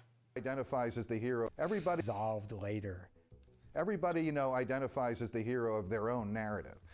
When you start checking the narratives against each other, that's when you find some interesting differences. And it wasn't, I never felt that coin-op people lorded over us, and I don't think we felt like second-class citizens, but it was well known that coin-op was working on hotter technology, doing cooler stuff, and we were trying to keep of course, a technology that was falling farther and farther and farther behind. That's just the reality of it. Yeah. They both needed. Hey, JJS up, nice. That's the way most of us looked at it. It was a collaboration, not a competition. Yeah, exactly. And really, that's kind of how you have to look at it. It is a collaboration effort, not a competition between two different teams. I think it was Jerry Jessup actually mentions in a previous video that he is gutted that they didn't release a follow-up to the Atari 2600 before when did they say he wanted a new one out by 1984. They wanted a new one out by 1982, but they wanted the new one out by 1984. It didn't happen. It didn't happen until 1986. And we all know what happened in the mid-80s. Sears has everything. A dominant force in retail sales in the mid-1970s was the annual Sears Wishbook catalog. Became a de facto gift guide for millions of American kids. As Atari's premier retailer partner, Sears sold Home Pong and the VCS under their own Telegames brand.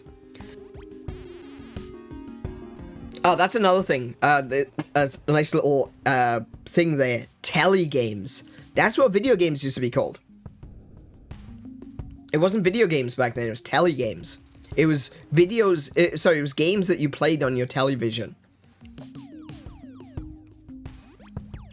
Along with 3 exclusive VCS games. So there it is, look. That is the Telegames version of the Atari VCS. And it's got the walnut instead. It's like a walnut veneer finish instead of the... What is it that they've got? Pine? It is the pine finish on the original and walnut finish on this one. It says Video Arcade instead of Atari. And it's got Telegames up here.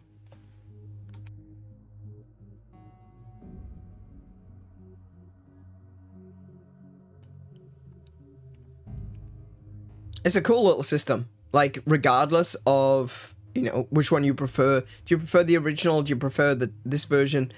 I think they all look really cool. I love the walnut finish. I just love the wood finish in general on the front of the Atari. Like, more consoles need wood. That sounded weird. Steeplechase. Jim Huther's home version of Lyle Rain's 1975 arcade game. See, this is the problem. This is the problem right here. Jim Huther's home version of Lyle Rain's 1975 arcade game. Yeah, that is exactly the problem. Because, like, a lot of games back in those days were only one guy, or at most 2 or 3 guys, Utilized 2 sets of paddle controllers to offer 4-player gaming on the VCS, a rarity in 1980. Yeah, there were very few 4-player games, and the VCS itself only had 2 controller ports. Players control the speed of their horse with the paddle control, leaping over obstacles as they appear. So I imagine with using the button with the paddle. An alternate art. Steve Hendricks. Steve Hendricks is another amazing Atari artist. Look at this. Steve Hendricks would also do, like, the covers for Haunted House. I love the cover for Haunted House. That's one of my favorite artworks. But Steve Hendricks has got some amazing art. I love the way he fades different art pieces on top of each other and the way they blend, and you just get this psychedelic, kind of trippy expression of what you're looking at. I love it. I love Steve Hendricks' stuff is just amazing. And this was, yes, absolutely. This was all traditional art. Like, this is, you can see the lines. You can see this was drawn in pencil and watercolored over. So you can see the blotching of the watercolor, and you can see the lines of the pencil. Like, this is legit.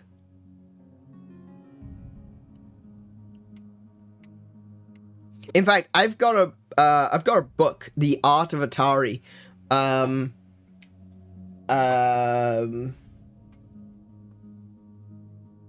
I'm looking around for it. I know where it is, actually. The problem is I can't actually show you. I wish I could. It's times like this that I wish I wasn't using a VTuber model, or, well, a PNG tuber model, because sometimes I just want to show you something. That's the reason why I've got, like, this now, so that I can actually point at things. Stellar Track, a rare text-only game for the VCS. Ooh, I don't know about that. Text-based game for the VCS? Based on a strategy game that was a popular mainframe computer game, inspired by popular TV sci-fi show. Stellar Track. I wonder. I wonder what the popular TV show was. Let me take a look at that cover there. Let me see now. Stellar Track. I wonder what the popular TV show of the time was that this was based on. Clearly it's Battlestar Galactica.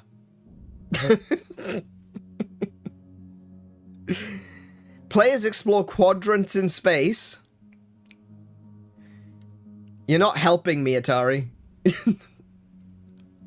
Managing their starship's resources while engaging with enemies that they find on the star map. You know, that doesn't sound terrible. I don't know about the text-only thing. The thing about text-only games on console is if you don't have a keyboard. I think Stellar Track would probably be better on a system like the Atari 400 or the Atari 800. Submarine Commander. Through a periscope view, Submarine Commander players must sink enemy ships while managing limited resources and avoiding depth charges. This is Destroyer, but in reverse.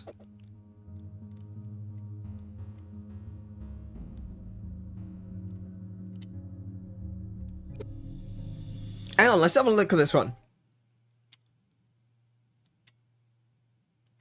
I have no idea what's happening. Okay.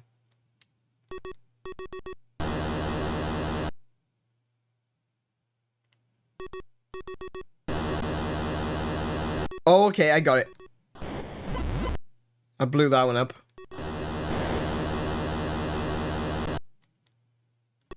So I'm...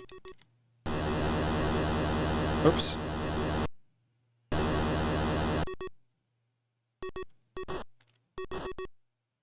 Missed.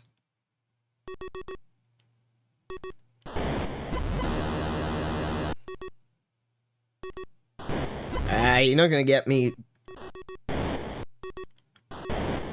Oh. I need to spin around to catch up with them again. Oh, I see. Right, okay, so I can, if I spin with them, it basically slows them down. Okay. Sort of slows them down. Not really. Bomb 'em! There he goes.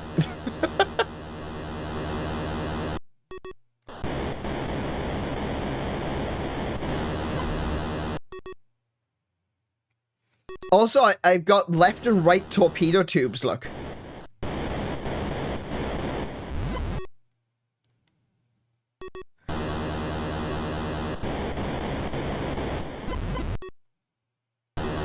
Ah.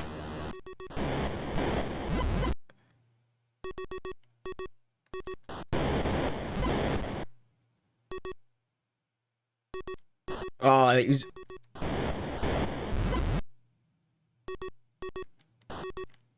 Oh, those are pretty quick. Oh, I got him! Oh, no, I missed.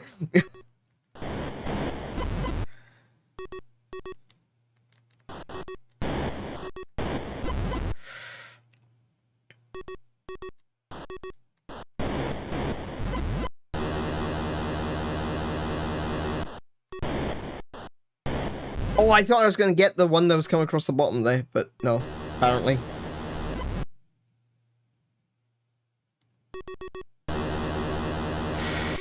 Those little ones are, Oh, wait! Oh, I can actually shoot further up. Oh, okay. There's more ships. Interesting.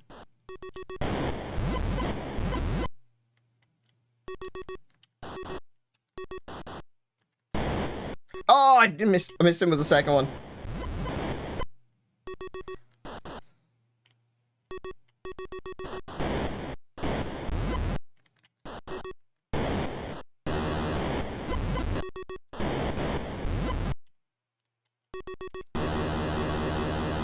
Ah, I missed entirely.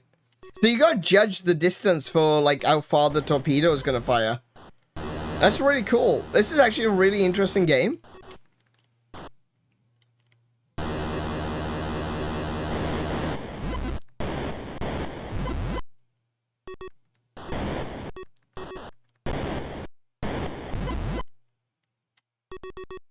It's hard to tell where they're coming from. Like, I don't fully comprehend the radar. Oh.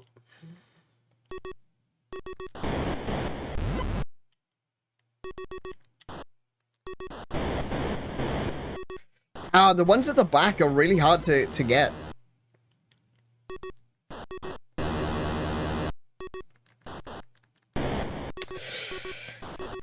Getting that second missile out there for the final one is difficult. Oh yeah, no, this is really well done. Like, for what it is incredibly well done. Oh, I hit one of the blue ships right up front. So I didn't get my second shot off. There we go, run out of time. Score is 790. Hey, that's not bad for a first try. And this was actually really fun. I was almost thinking to myself, man, this isn't going to be good. Because it's going to be an attempt of making a torpedo game on the Atari. But you know what? It was really well done. I really liked that. Despite one crew member's enthusiasm, Robert Hunt's original artwork for Submarine Commander was ultimately not used in the final game's box or manual. Interesting. That's a really good piece of artwork. I love the guy in the background just giving the thumbs up, like, here we go, shoot him.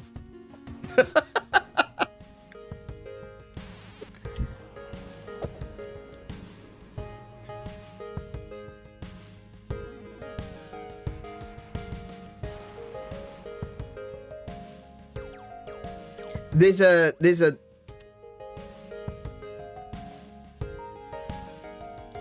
a name there, there's a signature there, but I can't quite make out what it is. It's like C...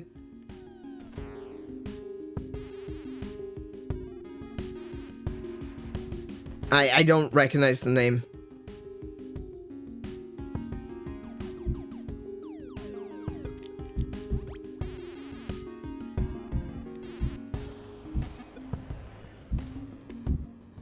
Evelyn Seto and the Art of Atari. Ooh, here we go. Graphic designer Evelyn Seto was among the few Atari employees to work in both coin-op and consumer divisions. In this interview, she recalls designing arcade marquees, creating the 2600's retail packaging, and inking the iconic Fuji logo itself. This is a story. My name is Evelyn Seto. I was a graphic designer at Atari, both in the coin-operated division and the consumer division. She's really quiet.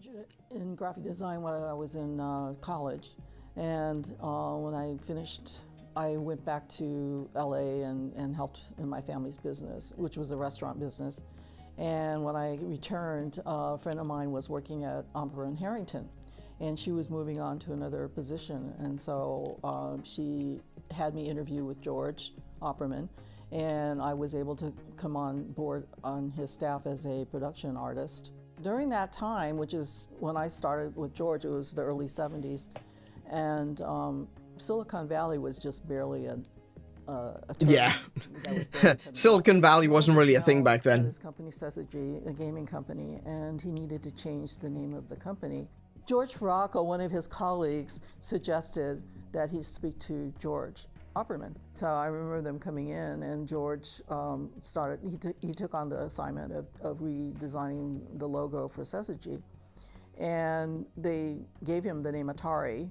And so, I remember George doodling on his desk. Yeah, he was just doing little doodles, and from there, he maybe selected a few of them to show Nolan, and they picked the one. I kind of like the one at the top left, but yeah, the Fuji logo is iconic. I don't think it would be quite the same without it. There was no computers. Everything was you had to ink, and you had to spec type and order type, and then paste it all up on a board. So yeah, everything was kind of handcrafted back then. And so yeah, that was my first position, was with George doing production art. And so once they Poor job though.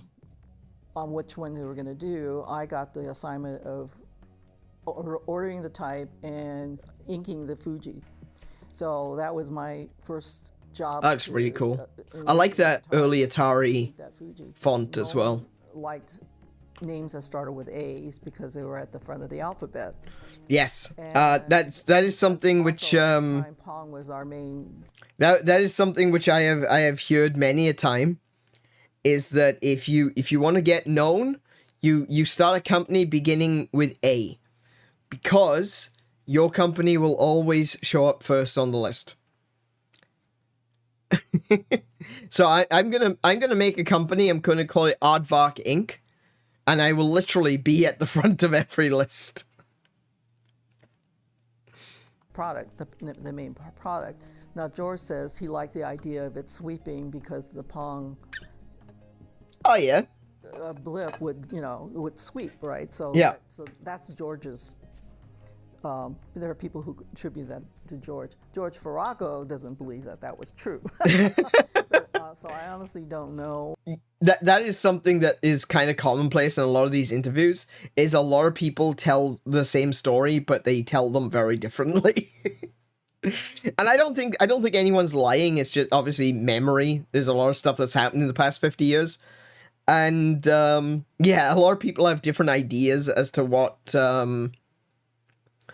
happened, how it happened, how we got to where we are. Gotta use Aaron in the name. That's true. Aaron Aardvark. There we go.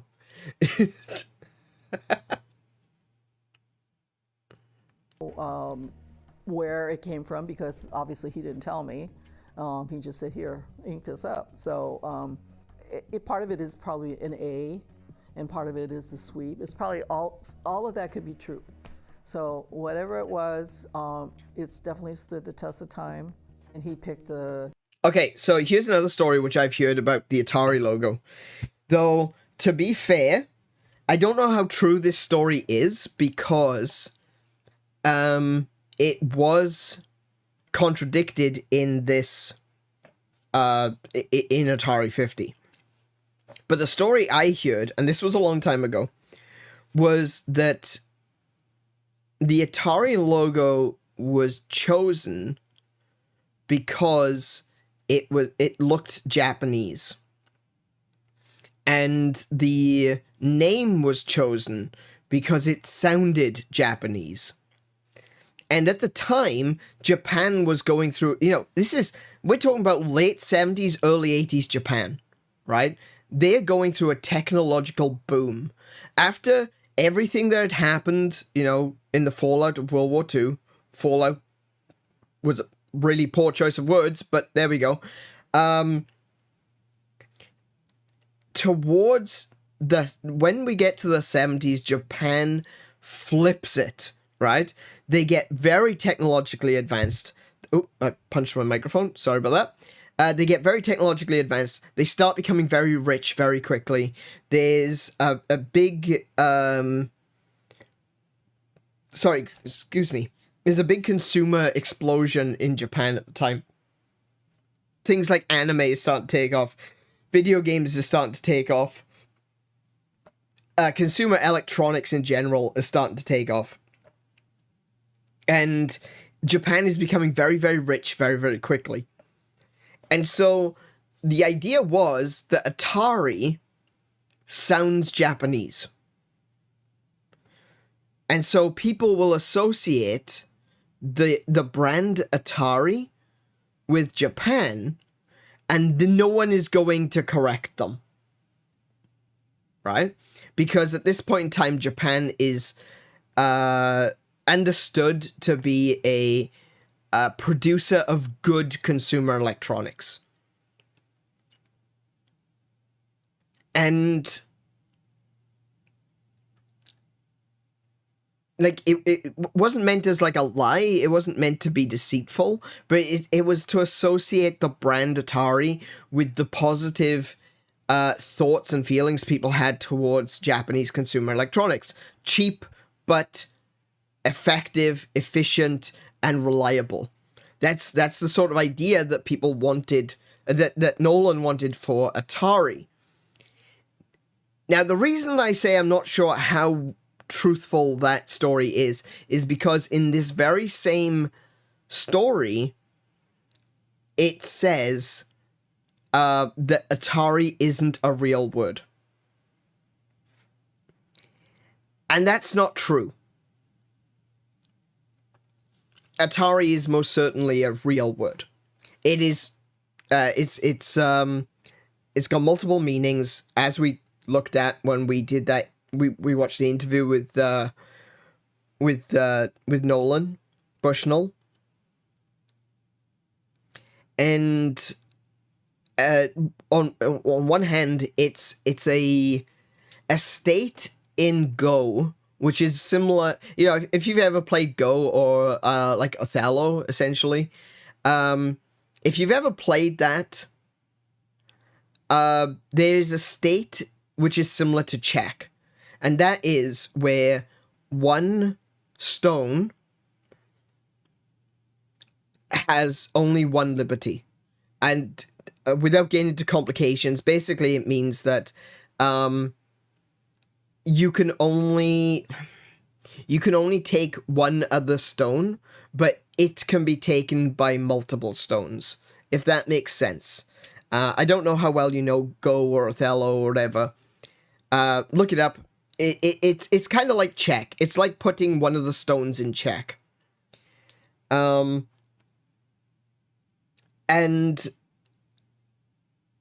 it also means, as we heard, bullseye or jackpot.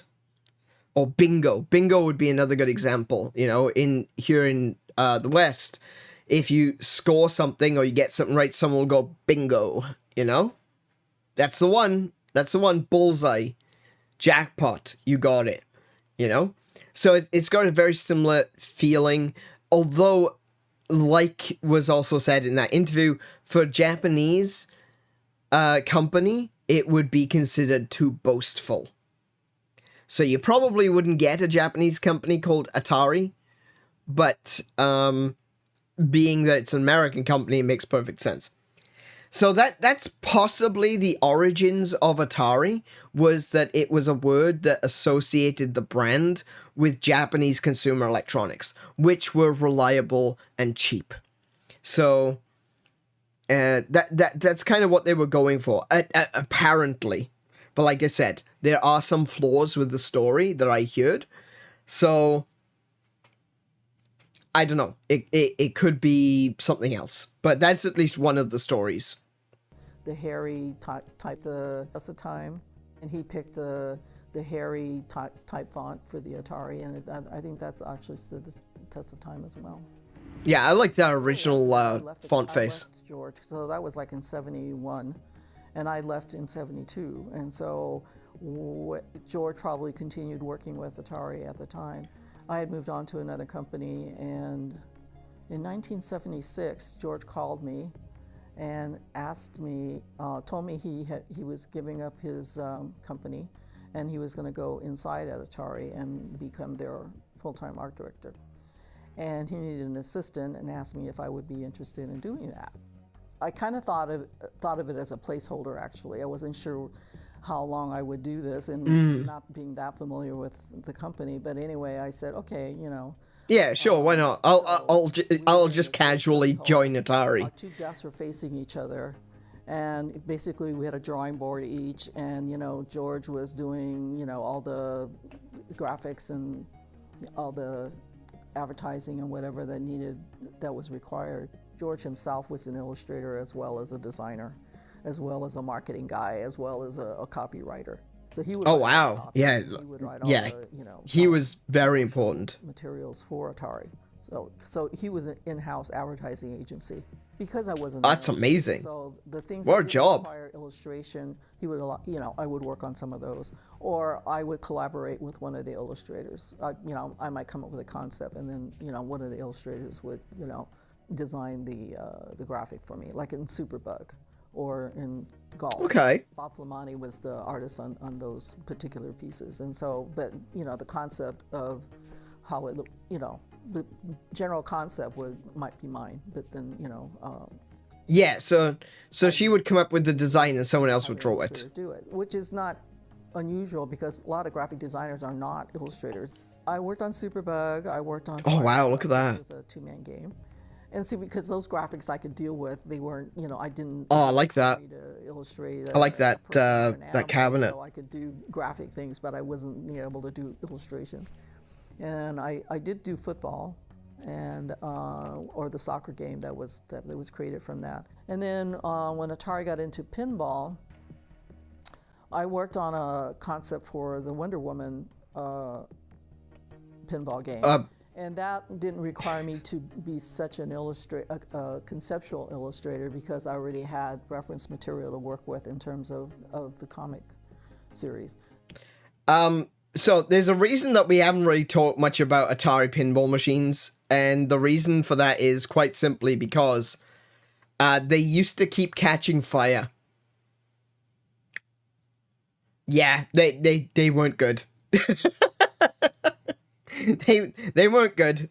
Atari pinball machines, no. It's a good job they only stuck with those for a very short period of time, realized they were out of their depth, and left it for, you know, Bally and Williams to continue doing their excellent work in making pinball machines. And so eventually we... Oh, no. Oh, no, I didn't mean to press that, damn it. Evelyn Atari and majored in college, had just barely operating on everything was the type, and so that's George's pick this up. So for the Atari and become, but anyway, promotion. I might come up with how it looked. I work do football. We're getting there. There we go. Require me to or the soccer game that was created from that. And then when Atari got into pinball, I worked on a concept for the Wonder Woman pinball game, and that, like, I would love to have an Atari pinball machine, but I would never turn it on. Conceptual illustrator, because I already had reference material to work with in terms of the comic series, and so eventually we grew to a staff of about eight people, and we had a production artist, but George was still doing all the advertising and the brochures and all the marketing materials for any of the games that came up. And so eventually the company grew, and I stayed there for a couple of years, and ultimately decided that I had an opportunity to go. In 1977, Atari was already working on the consumer video game system. Yeah. And I had heard about it, but didn't know a whole lot about it. I got asked if I would like to join the consumer group, and so I went ahead and did that, and that's where I felt at home, because then I can focus on graphic design more than illustration. That was right. So for me to really okay. focus on, so she went from being the assistant of the primary graphic designer. She is giving me criminal side eye right there. That is war crime levels of side eye. What is happening? She is pissed that I paused it. I am so sorry. Yeah, so she went from basically being the assistant to the head graphic designer to being the head graphic designer for the consumer department. So she became the graphic designer for like the Atari boxes. She will send me to Jesus. Oh no. She's reaching for the slipper as we speak. Yeah, so she went from one, being an assistant to being the head of graphics for an entire division of Atari. She was designing the box art. She was doing the conceptual work for the box art. She would then hire out to other artists to make the artwork to go on the boxes. She is the reason that we get the super colorful boxes. That's awesome. Thank you. Big thank you, because I love those boxes. Those boxes are super cool. branding. They were starting to introduce some other game systems. And so they wanted to figure out how to market it. And we wanted to take a look at what kind of packaging design do we want to go with, because at the time the VCS system was a black background with little yeah, the old ones were black background. Players and parents and screen grabs of some of the video games. And so we decided to take a look at what we could do with it. The video computer system was sort of a generic name, and so we decided to maybe focus on blowing up the name Atari. So yes, focus on the big name, you know. To do that, basically, on a product shelf, you got 3 seconds to grab somebody's attention. Yeah. We banded the box with Atari with the number of the game system, and we created some packaging and took it to a store to see how it would stand. See, there's hang on a minute. There's some games systems there that you don't necessarily think too much about. So you've got the 3600 and you've got the 3200 systems there. These are not necessarily systems that people think too hard about when they think about Atari. When you think Atari, there are 3 systems. There's the 2600, the Atari VCS, the original VCS. There's the 5200, which was awful. And there's the 7800, which was like a return to form. It was a really good system. And it was backwards compatible with the 2600. So those are the ones that, when you think Atari, those, or at very least classic Atari, those are the systems that you think about. 2600, 5200, 7800. Yes, those are one. That's correct. You know, people who are more into the modern stuff might think Jaguar or Lynx. And I say modern with a massive caveat that those are still in the 90s. But, you know, this the 3600 Super system and the advanced 3200 system, these are not very well known. Like, I don't even know, I don't know much about these systems. I think the 3600 was essentially a, like, going by the form factor, it kind of looks like a 5200.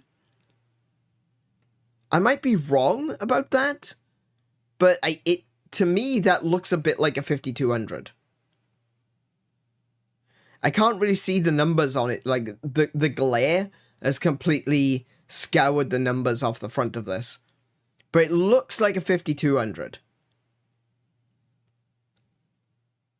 And it's got these horrible controllers. These were some of the worst controllers that Atari ever made, unfortunately.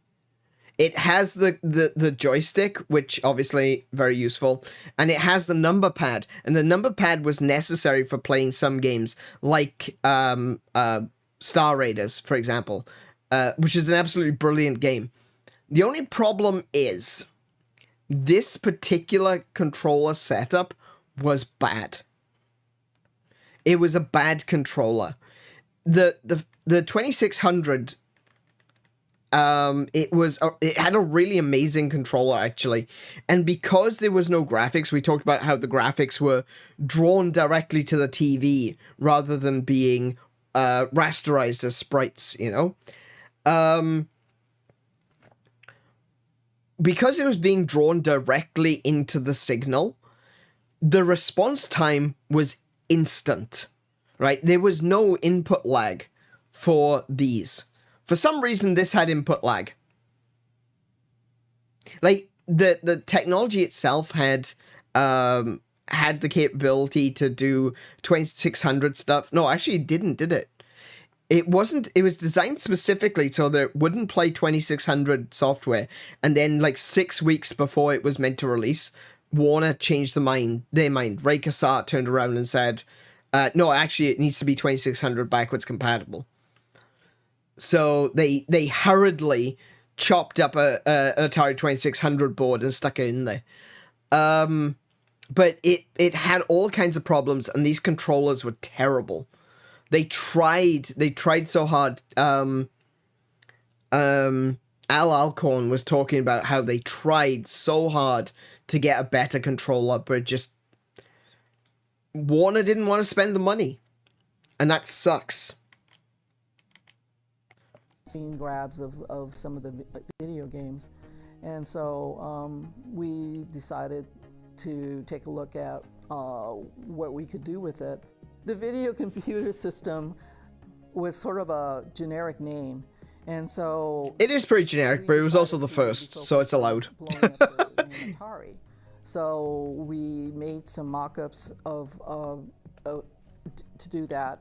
Basically, on a product shelf, you got 3 seconds to grab somebody. Those are beautiful boxes, though. We banded the box with Atari with the number of the game system, and we created some packaging and took it to a store to see how it would stand up next to the competition. And at the time, Odyssey was out, Magnavox, Coleco. There were other game systems out there, and they were similar in design to what we had already created. So the Magnavox Odyssey 2 should have been out by that point. Some photographs and the Fairchild Channel F. In the background. That was definitely out at that point. Atari, branding big was the way to go. It's like, hello, why didn't we think of that sooner? but obviously somebody didn't think of it before we did. And then I've seen the box. I've seen the box for Magnavox Odyssey. And it's just a big white box. It doesn't really stand out that much. I mean, sure, a big white box on a shelf with lots of other boxes, sure, that does stand out. But the Magnavox box is just basically a big white box. There's nothing that attracts your attention to make you think that it's anything other than a toaster. You know? And to be fair, the Magnavox Odyssey looks a bit like a space-age toaster. So, you know, it's just one of them things. But you see this branding here. the branding that they're showing here, this is the branding that would happen in the mid-'80s. So what you've got now, what you've got there, look, is the re-release of the VCS, which was called the 2600, and it's the black version. So it doesn't have the wood grain on the front of this one. It's just plain black, right? So it's just black plastic. And this is what my Atari box looks like. Though mine's not a box that you open on the side. It's a fold-over top box for the Atari 2600 Junior. I wonder if they'll show the Junior packaging, because, yeah, the Junior packaging even has a carry handle on the top, which I thought is really, really cute. I would never use it personally if I had bought an Atari back in those days, because it would most likely tear off. But yeah. Seeing this branding, seeing this, and I want to say as well, is that back when I got my new Atari 2600 Junior last year, right? I had trouble remembering what I've been trying to think about my Atari 2600 Junior stuff for a while, because I was anticipating, you know, the Atari 2600 Plus was coming out. I was really looking forward to it. And I looked at the box. Just trying to see if I can see it from where I'm sitting. Do I not have the 2600 box out in display?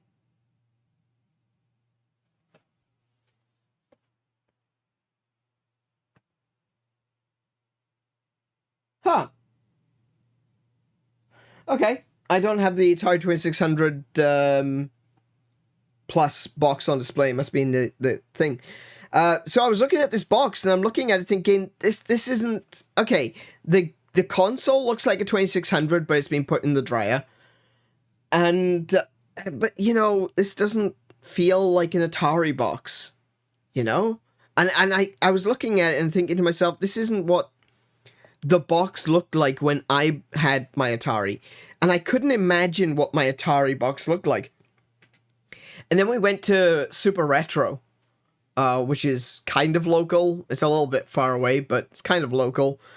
And they had it on the shelf. It was in a glass cabinet. It was locked in a glass cabinet. It was an old, tattered, beaten up Atari 2600 Junior box.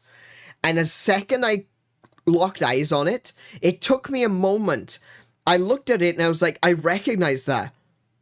Holy crap, I recognize that. That's the box. And it was at that moment I was like, I need this. I need this. I had to have it. And we ended up buying it there and then.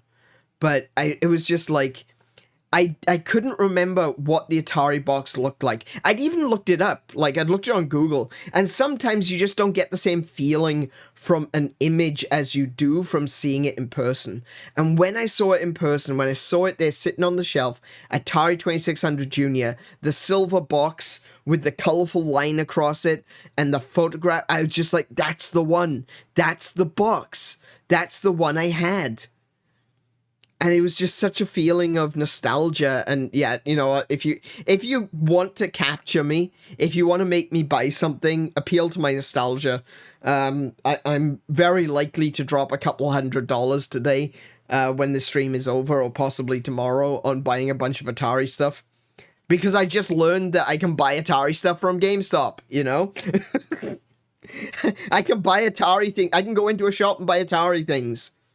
You think I'm not going to do that? You think I'm not going to do that? Really? Of course I am. I'm buying all the games. But no, I love this box. I don't know why. It's just something about it. Yeah, it's like, hello. Why didn't we think of that sooner? But obviously somebody didn't think of it before we did. And then at the same time, I think I've got such a grin across my face right now. You wouldn't believe we thought, it. well, gee, the space age was coming about, And so maybe we should look at, maybe color isn't the way to go. So they wanted to see what else we could do to make it look more space agey. So we came up Silver. with the silver concept of the packaging, and ultimately that's the way we went.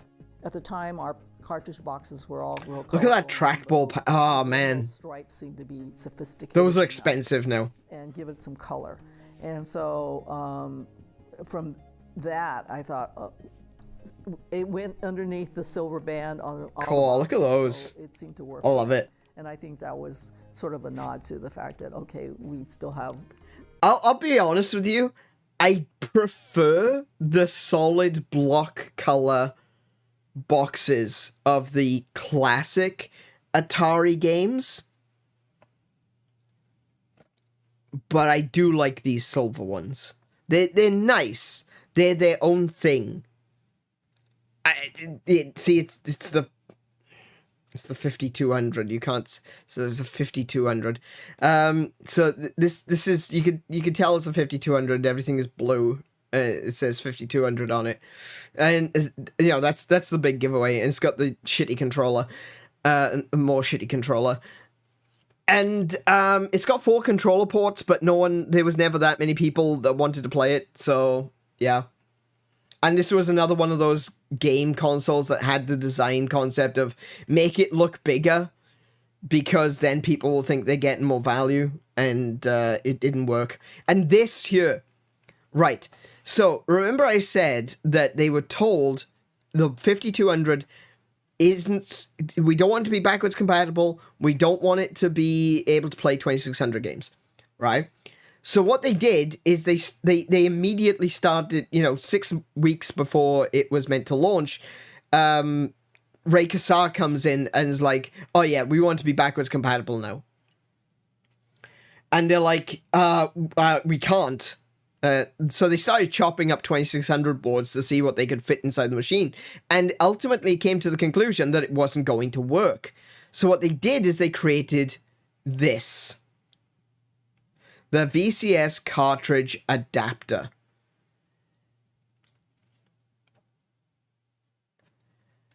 And everyone hated it. Everyone who worked at Atari despised it. They called it, what did they call it? It was something like the pointless parasite. Or something like that. I know it was alliterative, and they called it the parasite. It was they were likened to a wart on the console because it was one of those last minute decisions, and it had to be ready for release.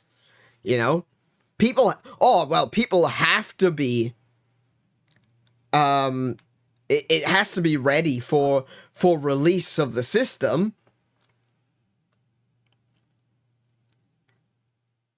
Ridiculous. From that, I thought it went Actually underneath the ridiculous. silver band on all the boxes, so it seemed to work for that. And I think that was sort of a nod to the fact that, okay, we still have the rainbow was sort of a nod to all the color boxes. The Fuji's always stay there, and I think the typefaces always stay there. Although some people have played around with the typeface a little bit, but you can't change it. It looks. Yeah, I like the classic one, the one with the squared off edges, the one that you see right at the very beginning. Hang on, hang on. Where's the design document?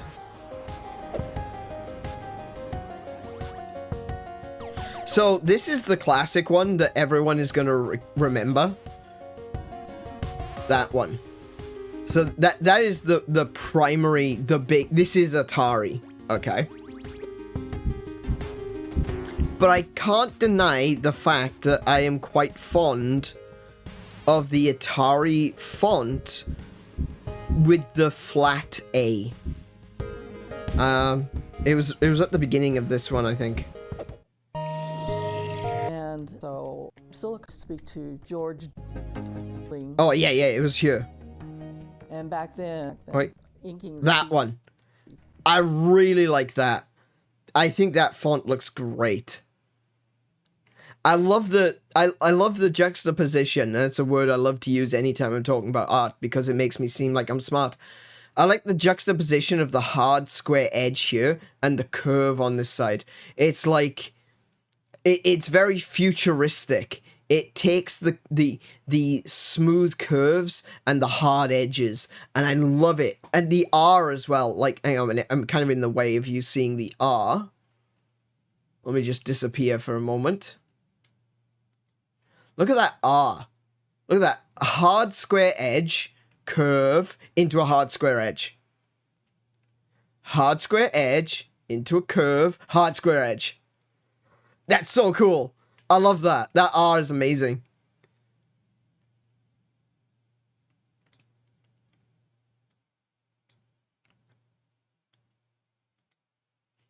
Perfect. Okay. Oh, there's a picture of her. Oh, so these are the pictures that they showed. I was wondering what game they were looking at. They looks like they're looking at Avenger.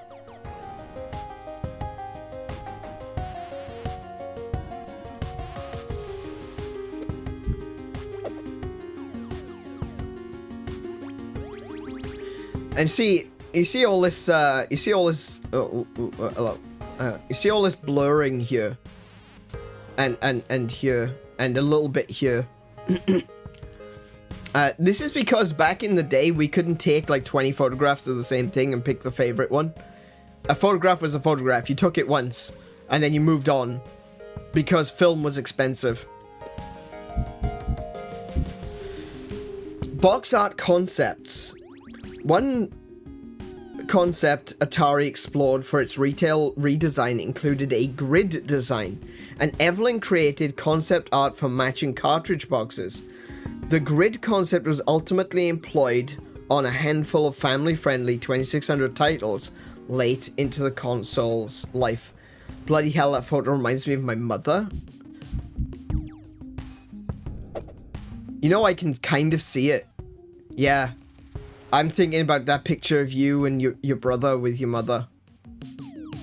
Yeah. Yeah, I could kind of see it.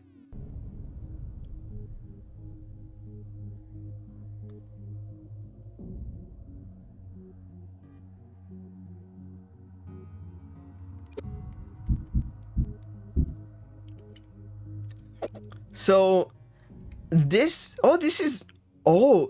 is actually the concept design, look. So in the center, you've got a printout of the asteroids art. But if you look at this is actually drawn with, it's drawn with Tipex or whiteout. And then she's like, she's used the whiteout tape. You can see, look, in this corner, oh, damn it. You can see in this corner, the tape was kind of pulled up. So that's a piece of whiteout tape. And then she's colored, oh, it could be even like a white sticker, perhaps.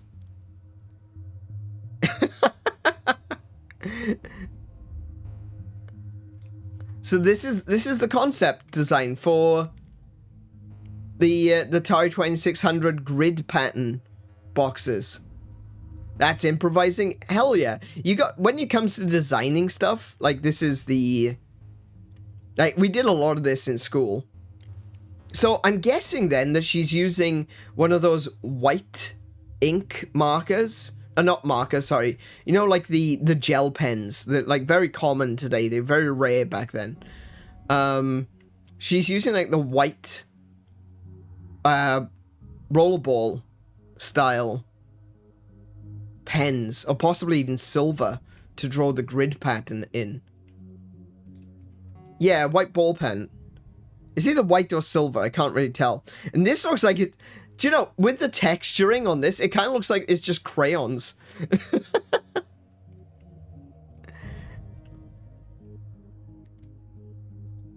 I like this. I really like this. This is really cool.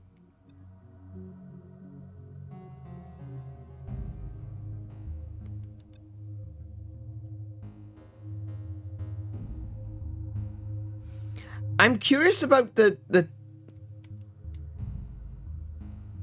I'm curious about the titles, though.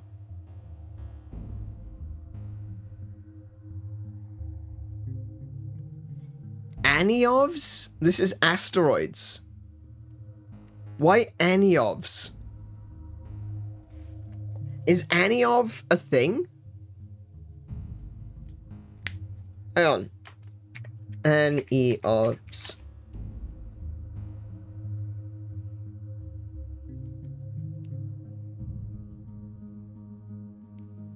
Are they just using, like, what if I go to Google Translate?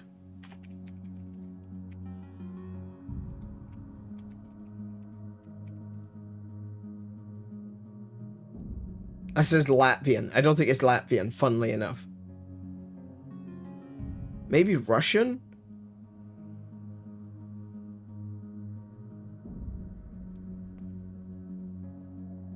Is it just, like, nonsense words, or...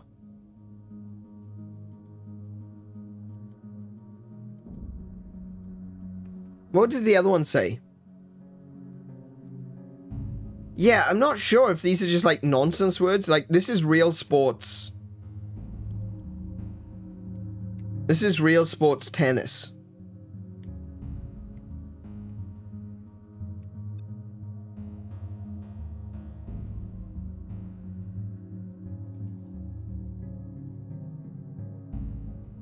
That's circus. Oh, what's it called?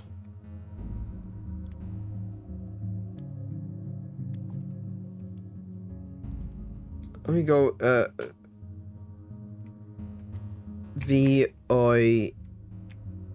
Volve?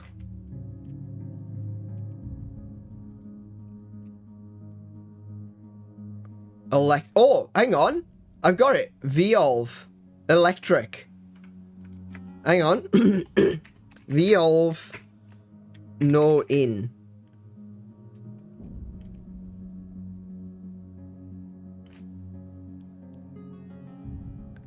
No, it's circus. It's electric circus or something like that. That's interesting. Why is it a, I'm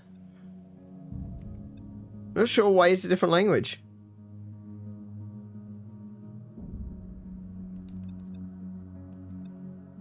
Interesting.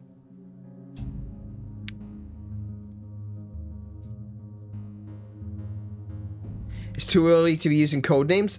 No, I would say it's too late to be using code names. This is 1980. Asteroids was released in 1977.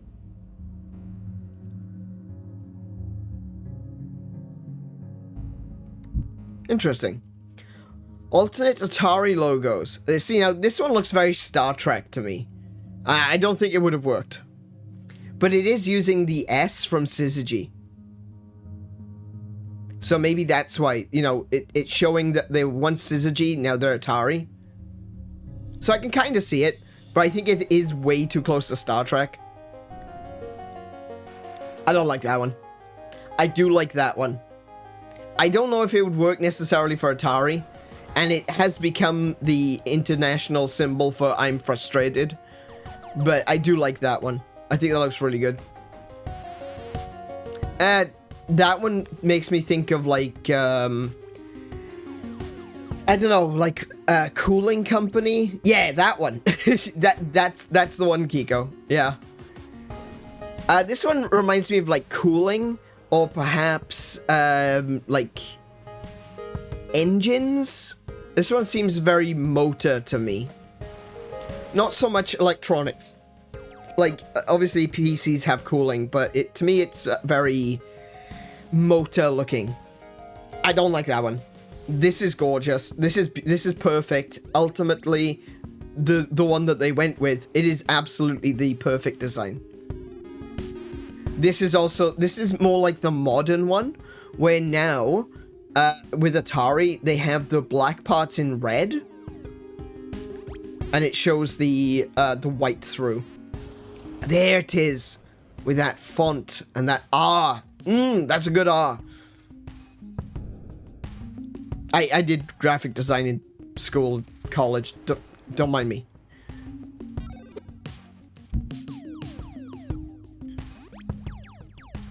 See, this art, look, as I love the Atari font, don't get me wrong, but that art just doesn't have the same impact as the other one. Sorry, it just doesn't. It's a nice font. It's a font I like. It's called, you can actually find this font. It's called Atarian Age. And, I don't know though, I'm not a big fan of that art. The art, it's okay. It's okay. But I much prefer the old R. That old R is just... Mwah! Sleek curves and squared off design. It's wonderful. Yeah, okay. There's the trackpad, man. Trackpad's expensive. These are really expensive. Hang on, wait a minute. Can I find out? Hang on. Hold on.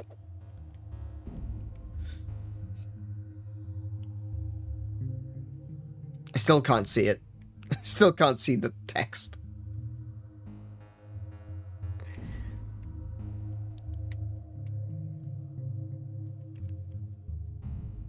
Realistic gameplay.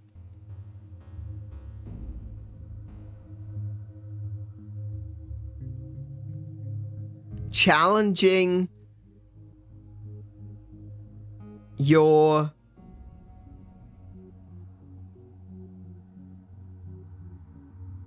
I can't read it. I can barely read it. I don't know about realistic though. Realistic is a bit much for Pac-Man. You know, I am a fan of Pac-Man, but I think realistic is a little bit... Oh, the voice controller. Oh. Okay, so this was like very early attempts of look at that. All of that is actually stuck on as well. You can see along the outlines, all of this is white stickers that have been stuck onto a colored gradient background.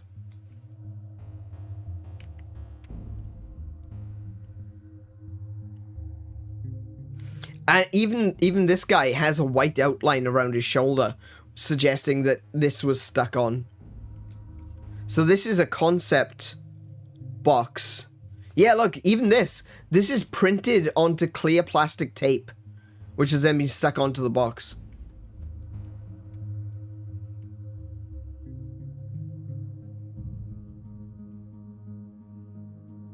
Looks like an album cover. It kind of does, doesn't it? Let's see, a co-creation with toy manufacturer Milton Bradley. The Atari 2600 voice controller never materialized, but Evelyn conceptualized boxes for two of its planned titles, Star Raiders. Yeah, so I don't think, yeah, I wasn't sure if this had actually released or not. Clearly it hadn't, but yeah, the voice command, because it was like really complicated to use the number pad as well as the joystick for Star Raiders. The idea was to have a voice command so that you could Star Trek style talk to the computer while you're controlling the ship with your joystick. A bridge from arcade to home. Enjoying success both in the arcade and at home, Atari combined the two by converting its own arcade hits for the VCS. What's more, it licensed coin-op competitors like Space Invaders, which was Taito, Defender and Berserk, which I believe were Stern. I know Berserk was Stern, I'm not sure if Defender was Stern. As exclusive offerings for its own home machines, helping Atari maintain market leadership for years. Like a lot of companies like Stern and Milton Bradley at the time, they didn't want to go into doing video games themselves. They saw it as a bit of a risk. Atari was doing wonders, and some companies were like, "Oh yeah, we can do this. We can duplicate the success of Atari."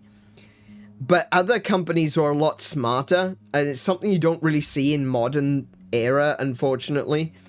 You see a lot of people copying one another, especially when you think about like live service games and battle royale games and things like that. Everyone's trying to copy one another because, oh, we can do that. When they don't realize that there is such thing as market saturation. Back then, when Atari was the be-all and end-all, companies were immediately questioning, hang on, we probably shouldn't make our own console because Atari has got market saturation. They weren't necessarily worried that they couldn't make good games. They probably could. The problem was, would they be able to supplant Atari? And with everyone owning an Atari, there were millions of Ataris in America at the time. Who was going to supplant Atari? So it's better to work with them than to, try to usurp them. There's Berserk. What a classic game. Berserk's robotic voice yelling intruder alert and coin detected in pocket. The coin detected in pocket is hilarious. That would randomly be shouted while it was in attract mode.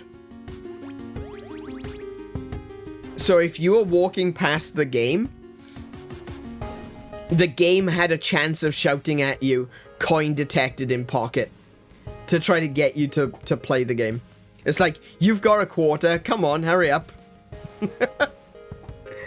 Taunting passing players, yes. Berserk's promotional flyer notes that the game contains 30 phrases and 64,000 randomly generated mazes. That is true.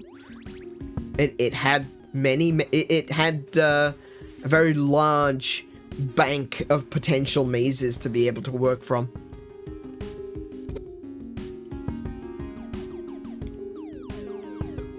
Wait, there's two images. Oh, there it is. There's the coin op from Stern. So there's Evil Otto. He's a smiley face, but he is the ultimate enemy. He may have a smiling face, but his only glee is found in killing the humans. So yeah.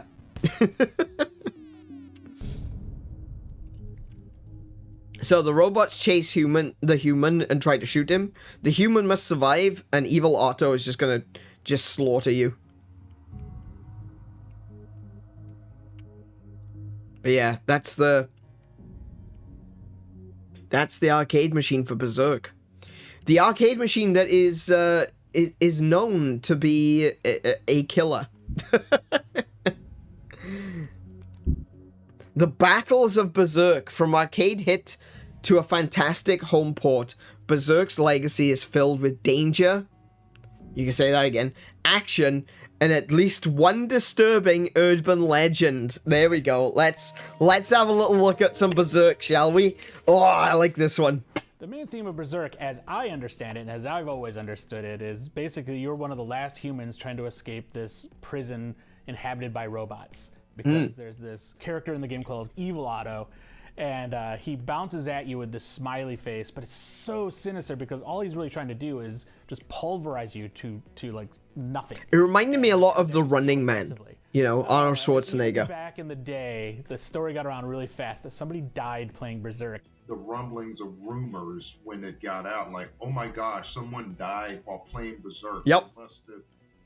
I don't know if the game shot back at him. I don't know. Damn, that's a stack of... I don't know if you saw that. Hang on. Did you see that? Look at that absolute stack of Switch games he's got sitting behind him. Just pulverize you to like nothing. And sorry, I got distracted for a moment. Even back in the day, the story got around really fast that somebody died playing Berserk. Sorry, I know I'm distracted here, but there's like what 1, 2, 3, 4, 5, 6, 7, 8, 9, 10, 11, 12, 13, 14, 15, 16, 17 games, 18 games in one pile, and then he's got a second pile behind it. I can't zoom, unfortunately. I can't zoom on this one. Can I? Oh, no, I skipped. Oh, but look at the consoles and stuff he's got too. Like, that That's an Xbox 360 black. It's really hard to work out what he's got, honestly. He's got an Amiga 400 down here. Is that a Pippin?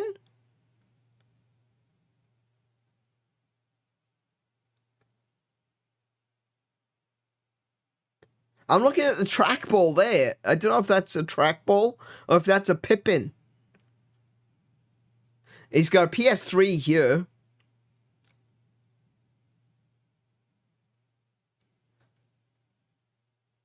Damn. Look at all that.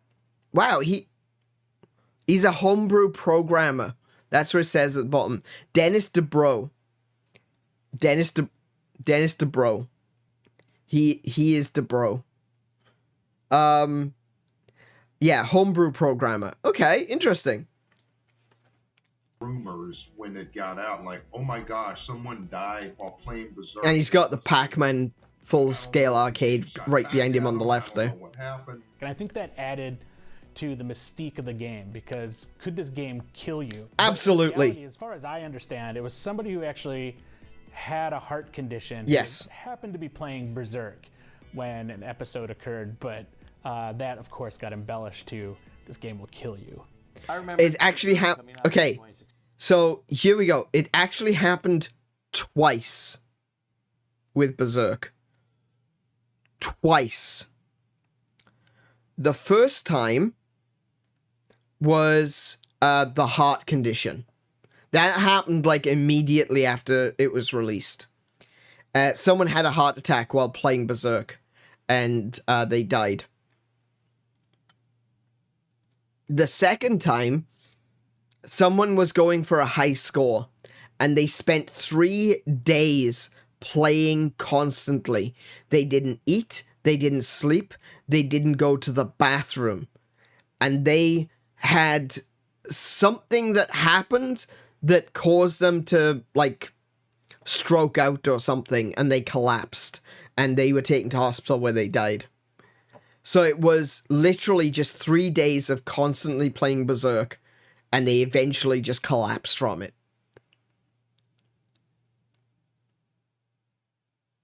It's wild, man. That game will kill you. And I love it. I've spent 3 days playing Berserk too. It hasn't killed me yet. I'm made of sterner stuff. Get it? Sterner stuff? Because they were stern, and I'm made of sterner stuff. Get it? Shut up. And I was very impressed. The characters were very simple, but moved exactly like the arcade. The gameplay was great. I thought it was one of the great Atari cartridges. Oh yeah, no, it's beautiful. Look at that. In that time frame of arcade ports. One of my favorite games on the 2600 happened to be Berserk. I thought it was really well produced. It didn't look like other Atari games where they flickered a lot. The characters were really solid. Everything looked great, and it was a really great representation. I love the robot, the eye going back and forth. You know, looks so good. Is not given the credibility that it should. The amount of tweaking that gameplay requires to make an excellent game, to make a truly great game, it's unappreciated. Oh my God. Yeah. When I was learning, or basically teaching myself how to program the Atari. And that's something that I was talking about yesterday as well. Like, I've talked about wanting to make video games. And one of the things that I said would absolutely take up the majority of my time would be, I would probably spend about 6 months to a year working on a game. And then I would spend the next year playtesting it to death. I'd be so worried, even if I'm just playing, I'm just putting out some hobbyist games. I'm not trying to break the bank. I'm not trying to be the next Final Fantasy or Mario or anything like that. Just want to put out a little hobby game. But you can bet your ass I'm going to spend as much time, if not more time, being a perfectionist than actually making the game. Which kind of sucks, and I know that's going to suck. But I would still like to do it. I'd like to be able to say, hey, there's a game out there with my name on it. It doesn't matter if it sells or not. It's just the fact that there is one. Oh my God. Yeah. When I was learning, or basically teaching myself how to program the Atari 2600 as one does. Yeah, there's no resources for that. Audio, and I had seen somebody had replicated synthesized voice on the 2600, and so that kind of occurred to me that it would be really cool to take that approach and that concept and apply it to Berserk to have the perfect version of Berserk for the Atari 2600. That set in motion my desire to just like pursue relentlessly putting voice into 2600 Berserk. And then my understanding of the arcade game is there's a specific speech synthesis chip that was used for the game. Yes. And yes. To compare that to the 2600, there's no such thing on the 2600. And so in order to get speech to even sound similar to that chip, you have to apply all of Atari 2600's resources to it. So in order to get the sample to play back fast enough, you have to do things like don't display the screen. So the screen goes black so you can get a cleaner and more audible sound out of the processor, the sound processor.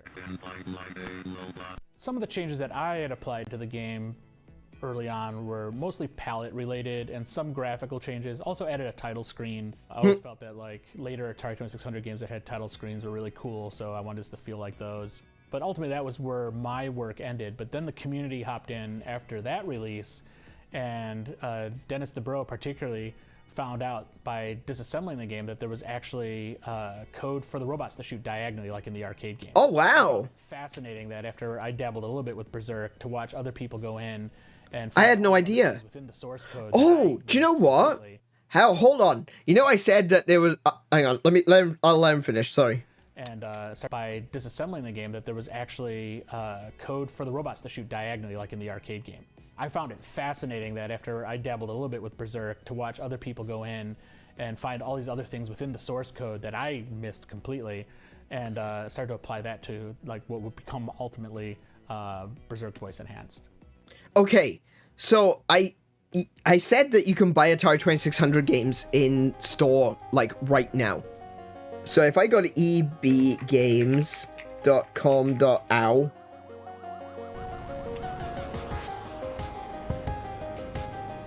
so there's a copy of Berserk, which is out of stock. That's the 7800 version.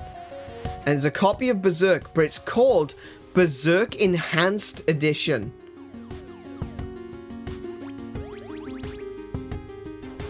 Oh my goodness, it's that version. Try to keep from going bonkers as you dodge robot fire and elude robot gang leader Evil Otto. Your objective, destroy robots, rack up as many points as possible, and stay alive as you move through multitude of maddening Berserk mazes. This enhanced edition adds new features such as diagonal firing and voice sampling. The new version, the official new enhanced version of Berserk, which is currently available at GameStop, is that version. It's Dennis DeBro's version.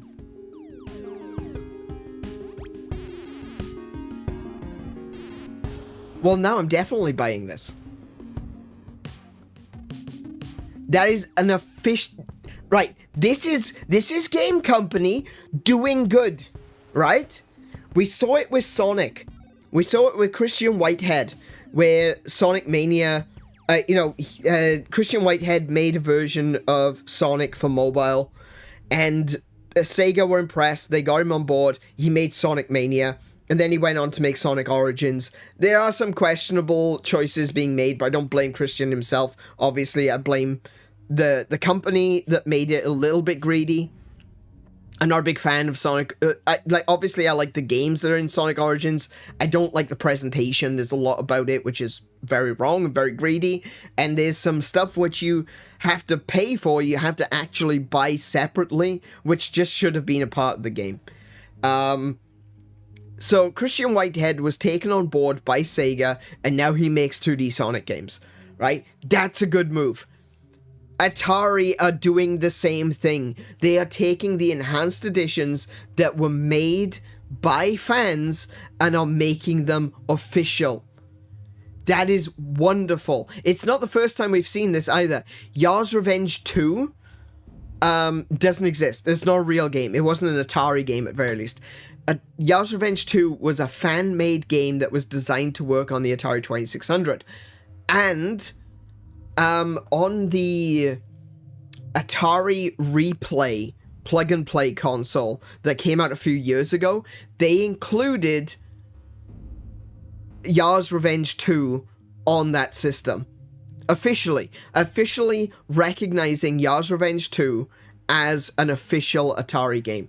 And I think that's bloody wonderful. That's what these companies should be doing. I'm so sick and tired of companies like these big corporate games developers that started, like Activision have got no sodding.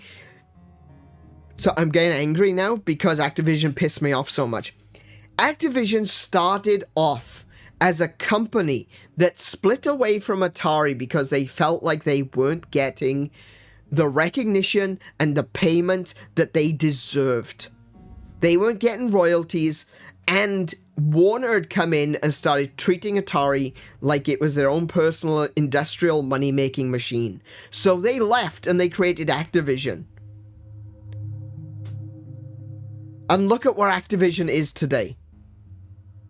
It is exactly the thing that they left Atari because of.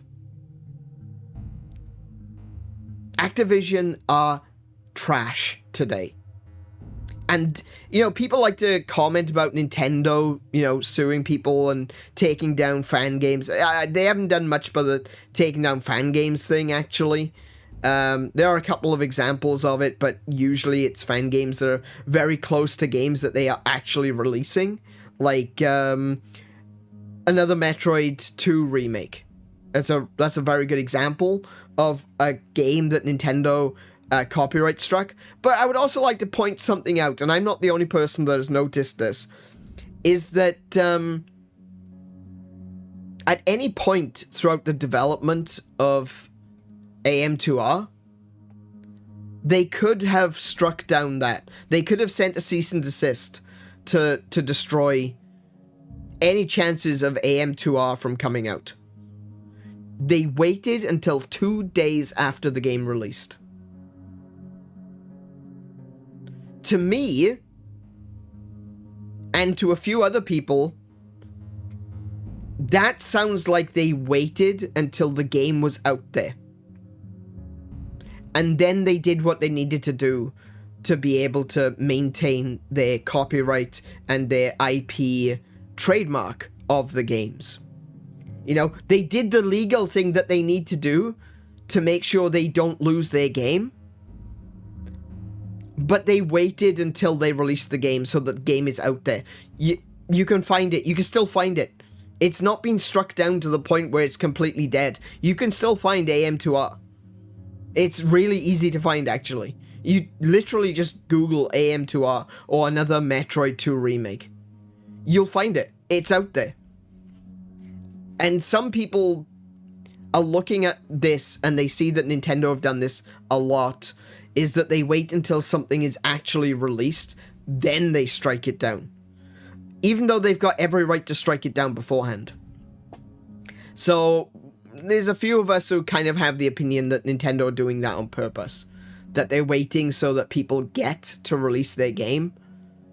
And then they strike it so that it, you know, so that they get their legal side sorted.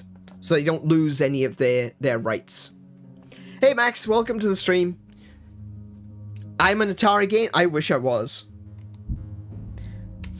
On April 3rd, 1982, 18-year-old Peter Bukowski played Berserk at Friar Tuck's game room in Calumet City, Illinois, then collapsed and died shortly thereafter.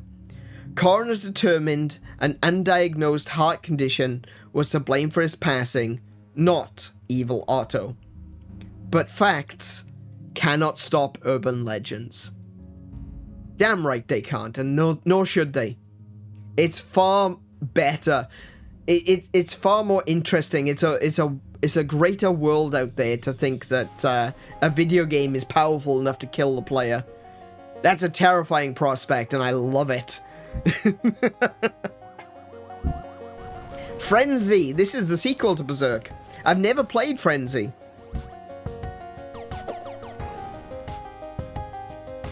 very similar design again. Look, you've got the central located joystick, and you've got the fire buttons on either side, so it's good for left or right-handed people.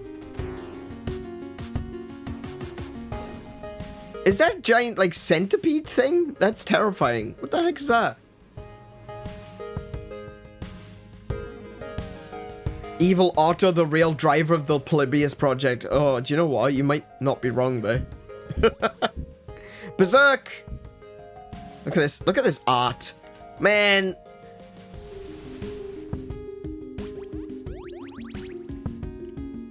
That's so cool. I love this Atari art. I think the Atari art is just gorgeous. And you know what?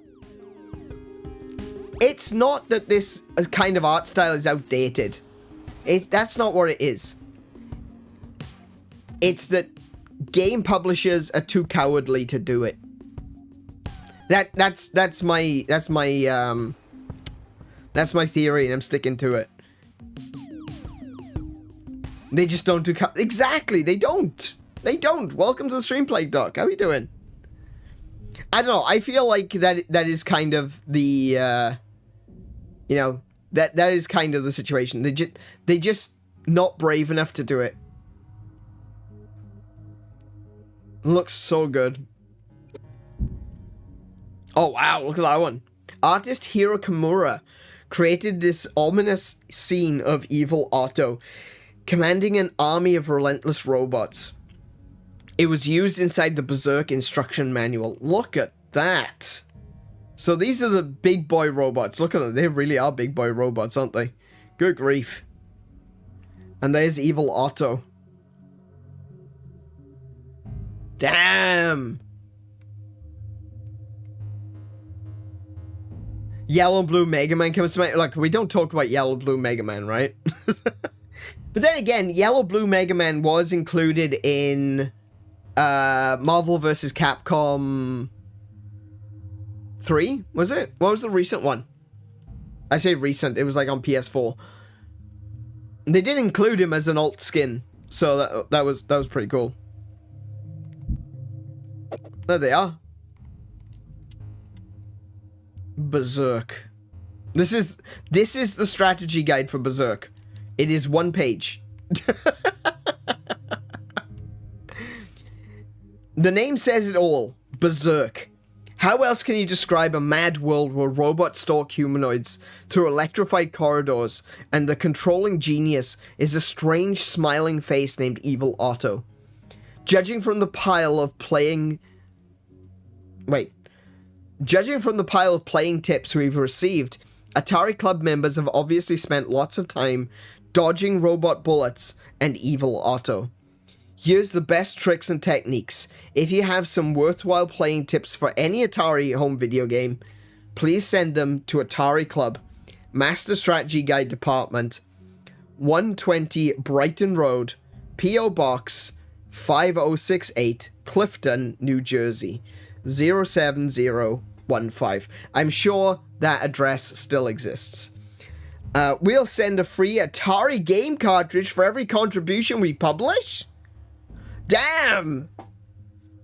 There's some incentive to write some manuals. Holy crap, they're going to send me a game?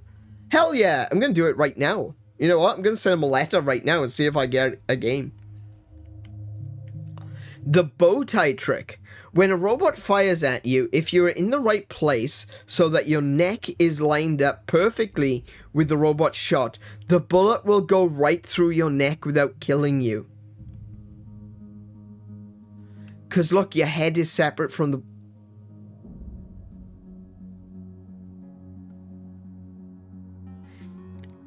Right. Yeah, of course. There was no hitboxes back in the day. So everything was based on actual detection of when two parts of the signal would intersect. If the signal intersected with another signal, that was a hit. If it didn't intersect with another signal, it was a miss. So having a gap between the head and neck, or the head and shoulders, meant that there was a gap in the signal. And yes, you would absolutely be able to shoot straight through there. Ha! That's cool. That's a cool piece of information. And I even configure... I even know how it works. Amazing. Playing the angles, always run away from Evil Otto diagonally. This way, he cannot catch up to you. Also, try to go in and out from the bottom and top exits. They are much safer than left and right. That is true. That is actually true. Specifically, if you can leave through a top exit, therefore you would appear from a bottom exit, that is the safest. While the robots reload. While playing Berserk on the VCS, I realized that the robots don't fire another laser until the last one they fire goes off the screen. So that means that after the robot fires at you, you can go right up next to the robot and blast him. Yeah, so a lot of classic games, we played Doc mentioned Mega Man. A lot of classic games, they only could have a certain number of shots on screen at once. So Mega Man was 3. And as soon as one of the bullets left the screen, you'd be able to shoot another one.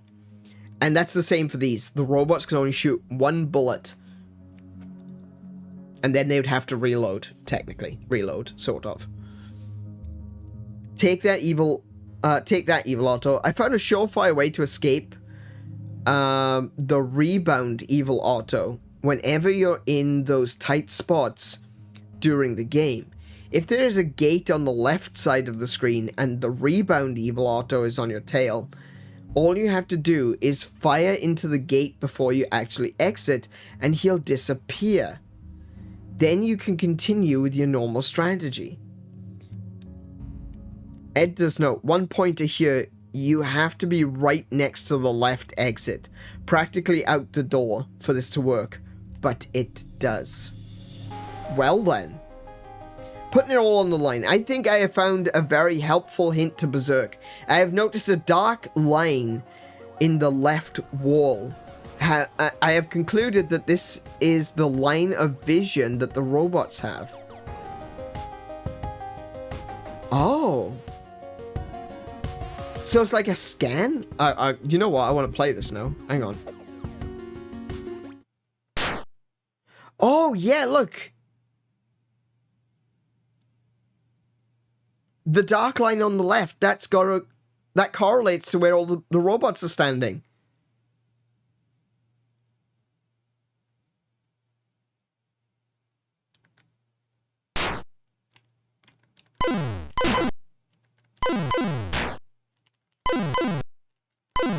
So one of the things to note is the robots can only shoot in straight lines.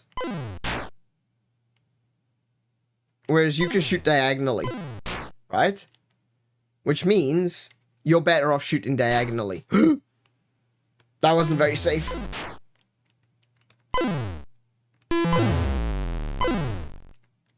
Except shooting diagonally is not easy.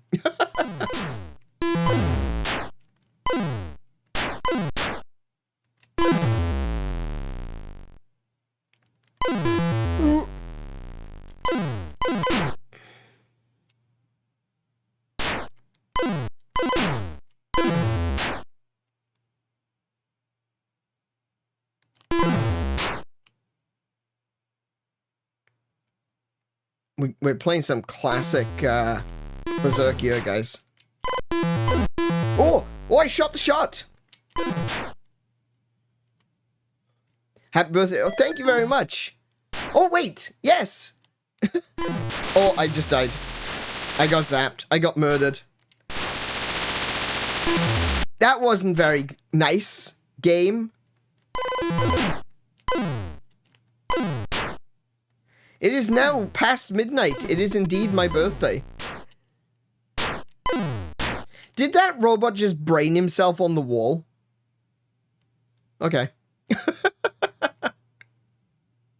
None of the stupid Roombas? No, no stupid Roombas in this one. Thankfully. Those Roombas are so annoying.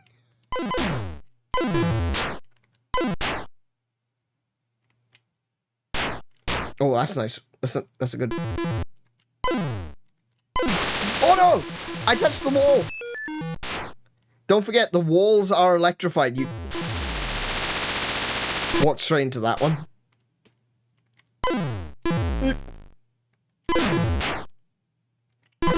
I think the robot down the bottom shot his mate there. Ah, he got me. I'm gonna have to play some more Classic Berserk. I haven't played Classic Berserk in a very, very long time because, yeah,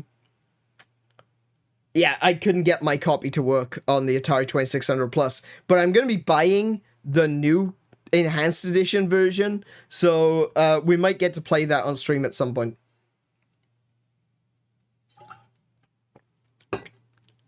Now, wonder if that's supposed to be thematic. Robots are too mechanical and feeling to shoot at angles or something. No. Funnily enough, we just looked at that. It turns out it was in the code. It was always in the code for them to be able to shoot in diagonals, but it was never active for whatever reason. But in the enhanced edition, the one that is like physically available and you can literally buy from EB Games like right now, they shoot in diagonals and it added voice lines in an Atari 2600 game. That's amazing. So this is the 5200, and this is the version that, you know, from the start it uses the actual voice lines. Because 5200 could do speech synthesis. Atari Video Cube. I don't even know what this is. A handful of Atari 2600 games were only offered as mail order titles through the Atari Club. The first, Atari Video Cube, began as an unlicensed interpretation of the 1980s puzzle phenomenon Rubik's Cube, but its mechanics ultimately differed. AVC's limited availability makes it a rare prize amongst modern collectors. Now that is an art of all time.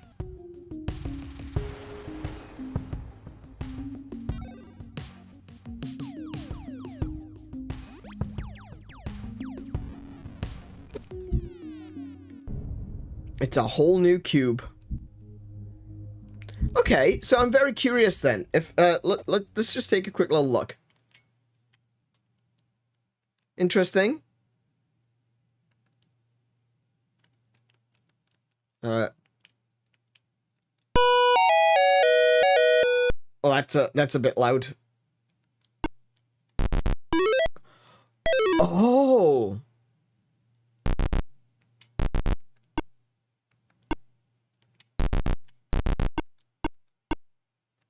So this will only switch between white and green. I can't go that way. Oh, I can't go onto the white squares?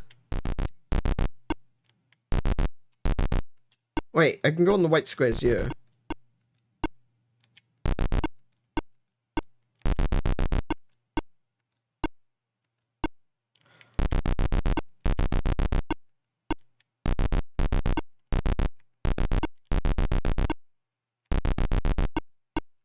Oh, this is weird. Oh, wait, it's changed my color, look. Oh, I see. I get it. I'm picking up a color, and I'm becoming that color. Oh, I get it. I get it.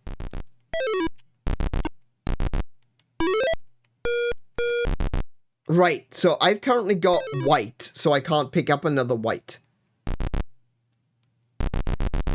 I switch myself to blue. I can pick up another pink. I put the pink there. So now I've got white.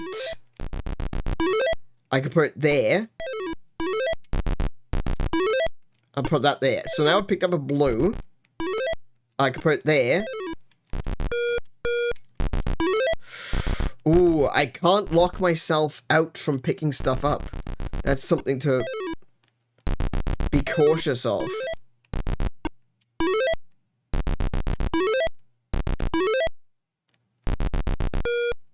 Can't go that way. So this one's the one I was doing pink. Hang on.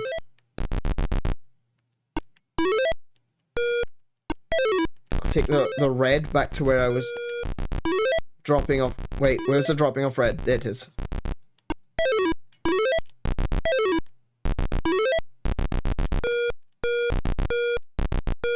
Oh, I can't go that way now. Ooh, I completely locked off my ability to go... Right, okay. Do I have a particular green? I can put green here, look.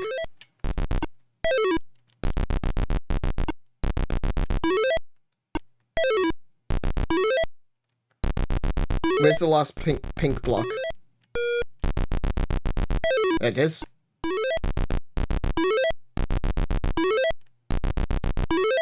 There we go. And I've cleared one side. I don't think have I created like a side for orange? I don't think so. Well, hang on. No, can't go that way. Ooh, alright.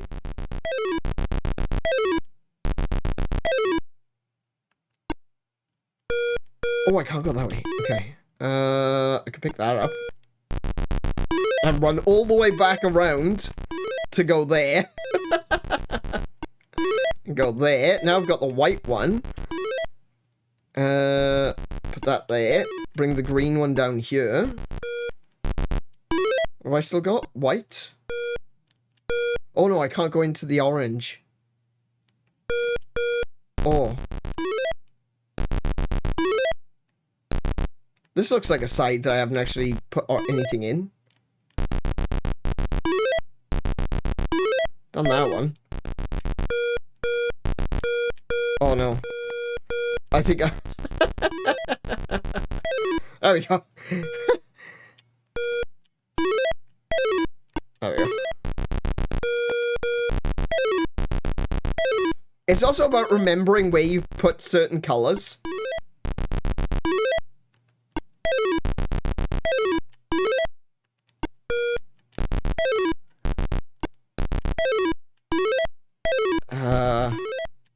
Take the white one.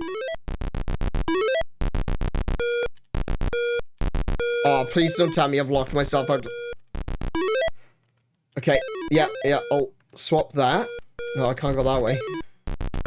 This gets harder the further along you go because it limits where you can actually place colors. There we go. I'll take this blue. Oh no.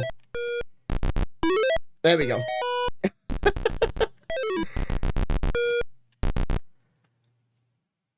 I just realized I've got this up really loud. Let me turn that down for you guys. There we go. I think I've locked myself into the red side. Oh no, there we go.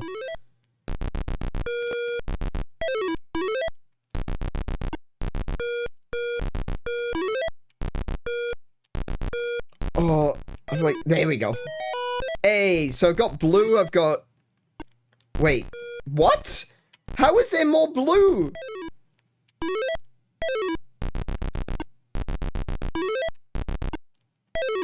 That's a full side of blue. How have I got more blue?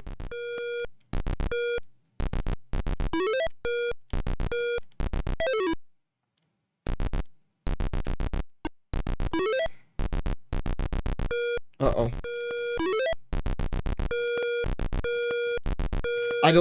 Can I get... Where's... There we go. I knew there was a green square somewhere. Okay, so I've got all of the colors going around. It's just top and bottom now.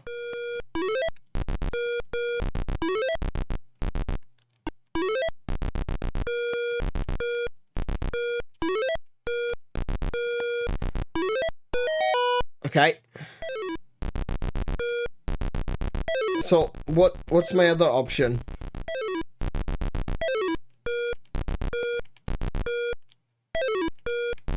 It's around you somewhere. There it is. Well, there we go. That is Atari Video Cube. It's essentially Tetris. Not Tetris. It's essentially a Rubik's Cube, but an Atari version. That's actually kind of fun. It took me 702... No way. Is that how many points? Please don't tell me that's how many turns it took me to do that. That's how many moves it took for me to do that. Okay. Alright, fair enough, game. Alright, I get where you're getting at. I suck. Yeah, alright. Okay, that's kind of fun. After the NES, when Nintendo Entertainment System resuscitated the console market in the mid-80s, please remember, the crash was not worldwide. The Nintendo only really resuscitated games, the games industry in America. Britain was already doing its own thing with micro PCs, you know, the microprocessor computers, stuff like BBC, Acorn, what's it called? Sinclair, ZX Spectrum. Now, Britain was very much so a country that was focusing more on PCs. And the reason for that is because in the 80s, the government decided that every kid should learn how to use a computer. And so they had the Computers for Schools program, and BBC, the British Broadcasting company, they would make computers. And the BBC computers were sent out to schools all across the country. So it was very much so a time of, like, an explosion of video games on PCs rather than consoles. So I guess to a certain extent the console market was a little bit reduced in the UK, but it was already not very good. We were very much so focused on PC gaming.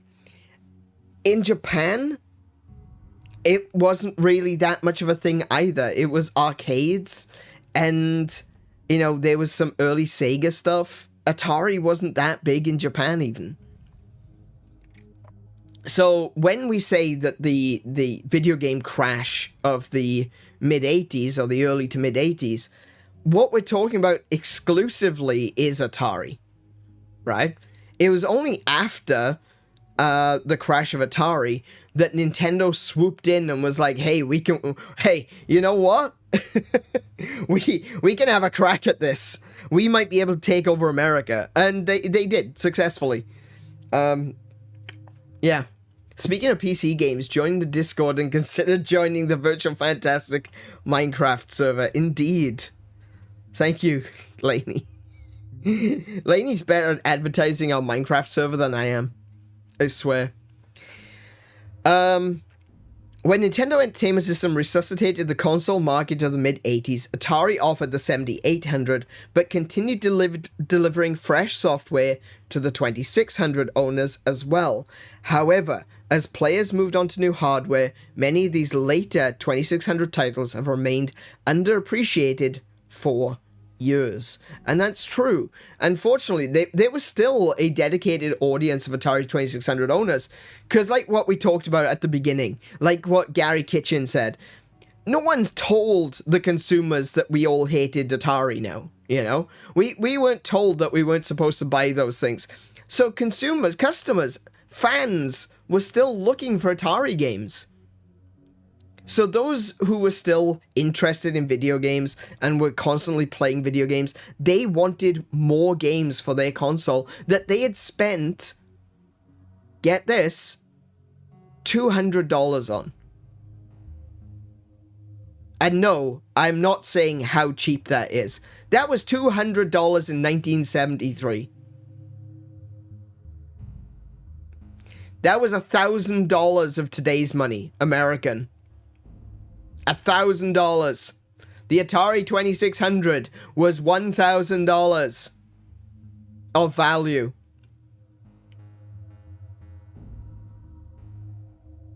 This is why I say, video games, the number of, when it comes to the price of modern video games, the number keeps going up, but the value keeps going down, which works as a positive and a negative. So cheaper than a smartphone, essentially. But still significantly more expensive than modern consoles. But these people were still looking for these games. And so these games have ended up being underappreciated, not because there wasn't people... Not because they weren't good games, but because... So, excuse me. Oh my goodness. I have hiccups, and when I get hiccups, I swallow a lot of air. So my apologies for that.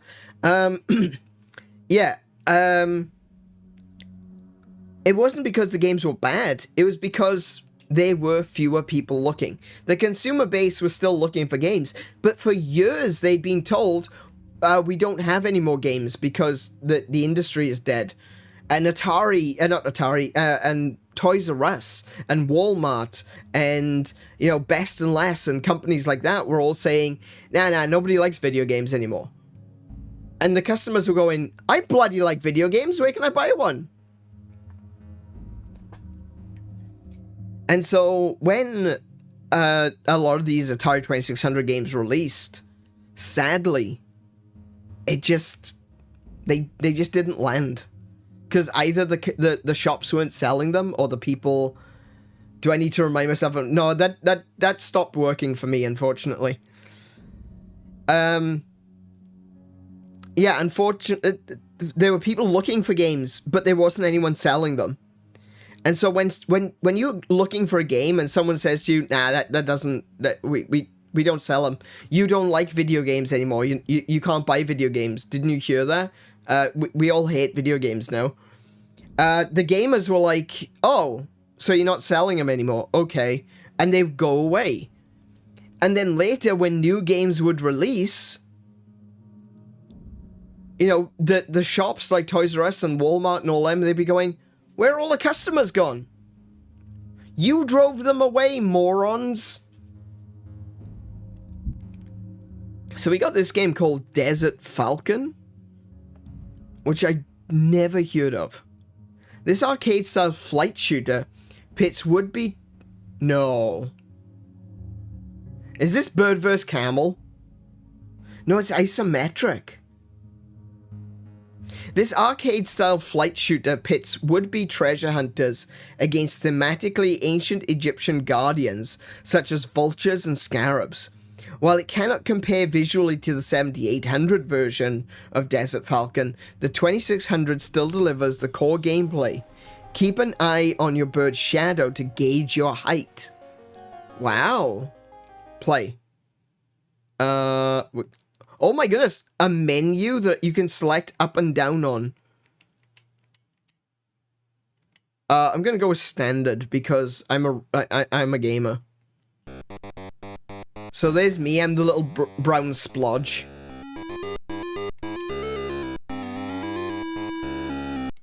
So how do I go? How do I go up? Oh, I died. I died immediately. How do I go up? Oh! Ow. I figured out how to fly.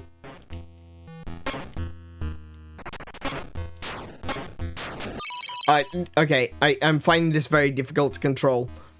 The whole idea that left and right is up and down. This is hard for me, okay. Could you stop shooting at me from off screen? I haven't finished my... Okay, we're going to novice. So it seems like...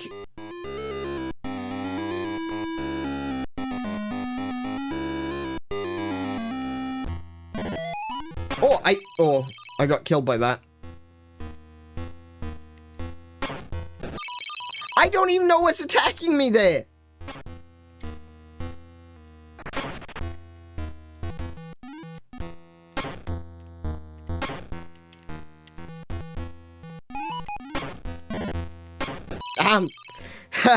Damn it. So I'm trying to pick up hieroglyphics, it looks like.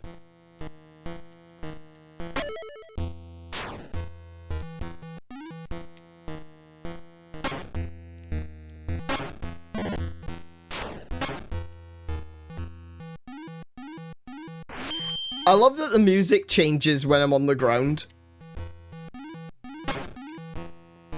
Oh my goodness, there's a boss fight? You're joking. Oh, it immediately wrecked me. Okay.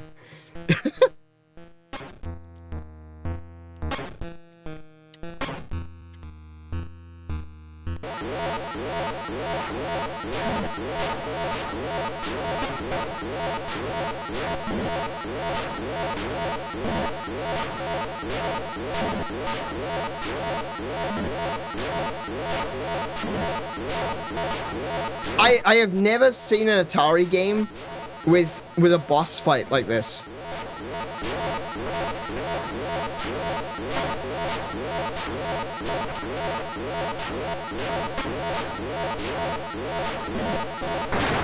Oh, I knocked his face off.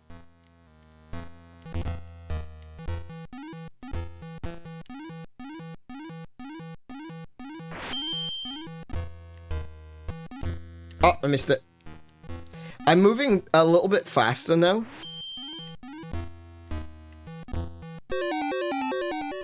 Ooh, okay. Have I gone back in time? I've gone back in time. Oh. I've gone back in time to ancient Egypt when it was actually green. And I immediately was killed in the past. Okay. No, okay, I actually kind of like this. The animation is really good for the Atari 2600. And I like that the music changes. That he's got like a kind of a, you know, like a waddly sort of sound when he's hopping along the floor. And then it's got more of a dangerous sound when he's in the air, like he's hunting. You know, I like that. I thought that was really good.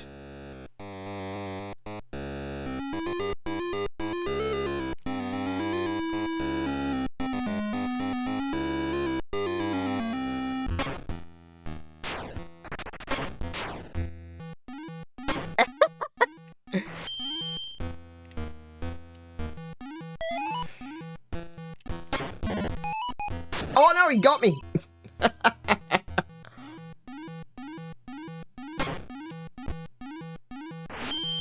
So pressing up, ow. Pressing up moves you forward, okay? Pressing down puts you into flight. And left and right is up and down. So these controls are not easy, I'll have you know, right? Oh, missed.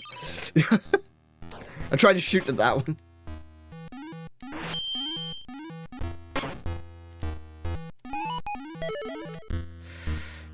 Oh, and that gives you... Oh, collecting the hieroglyphs gives you bonuses if you collect a set. Okay.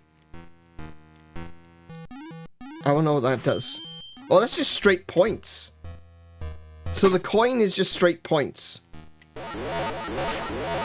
Right, so now the control scheme has changed, right? Oh, whoops. When you're in a fight with the Sphinx, it changes to left and right. So up and left and right becomes left and right again. So it's a really complicated control scheme to get used to. But once you understand and you can kind of get to grips with it, it's actually a lot easier than it looks. The thing of the speed of those projectiles coming from off screen is a little bit it's a little bit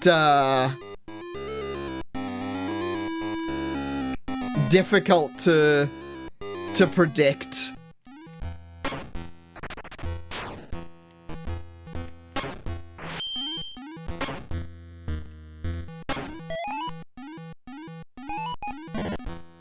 Oh no!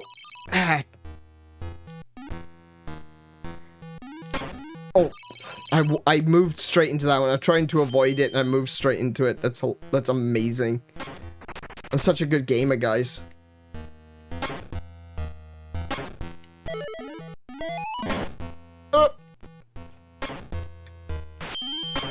Oh! I think I've only got one life left, so that's not great. But I do like the bird sprite. Especially the flying one is really... Really good. I just like to point out, this isn't input lag, it's brain lag, right? The game itself is doing a fantastic job, honestly. But the problem is that I have old man brain. So, yeah. I like that you can hop like a damn sparrow or something. Yeah, that's kind of like what it's like. This is a fun game.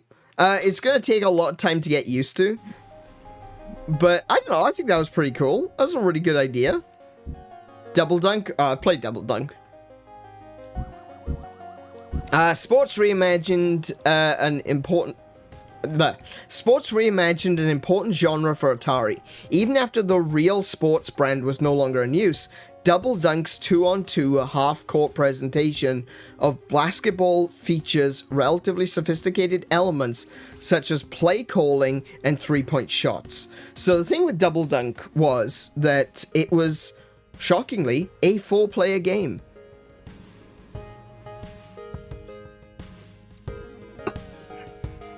You could play it 2-player or you could play it 4-player, I'm pretty sure. I think that's right. Either that or I played a modded version which was 4-player. But yeah, so you could play 4-player with Double Dunk. You'd need like special controllers to do that, but still, you could. Off the Wall.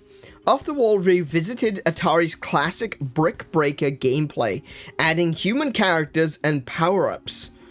This Atari 2600 title bears no relation to Atari's game's arcade game of the same name, which appeared 2 years later. Okay, interesting. So that's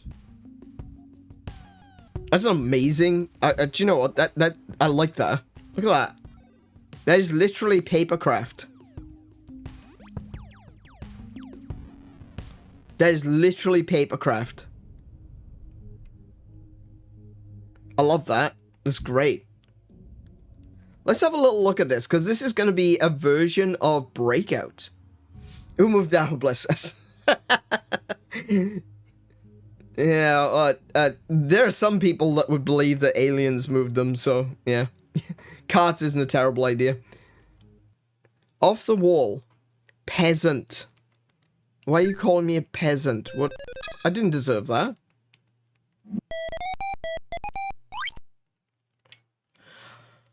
Oh, okay. How do I start? There we go. That's great. How do I start?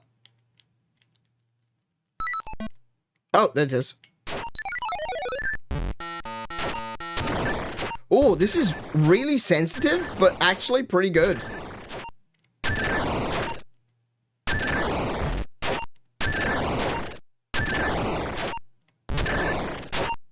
Do I have to kill that centipede dragon thing?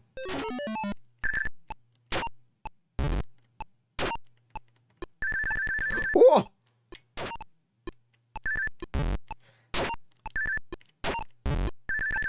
Oh, look at that go! Oh, damn!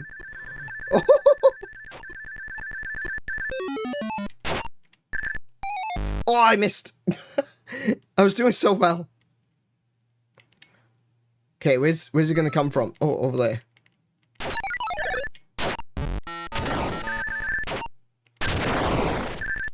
Damn it. Okay.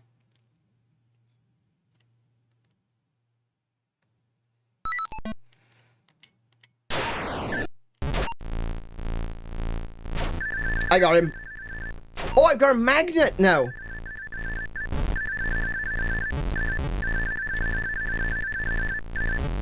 Oh, that's cool.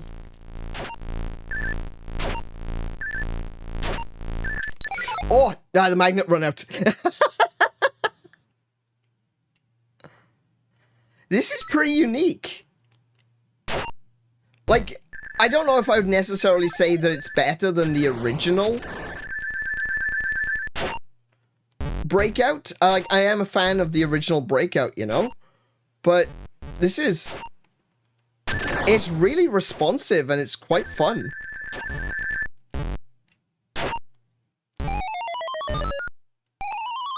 Oh, what's that doing?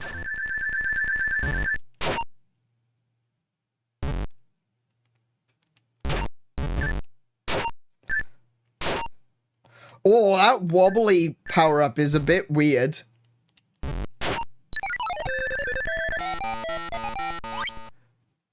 Hey, this is actually kind of fun. Oh wow, look at that. There's like a bat. I'm terrified already. It's gonna steal my keys. It's blocking me! Damn bats! Every time.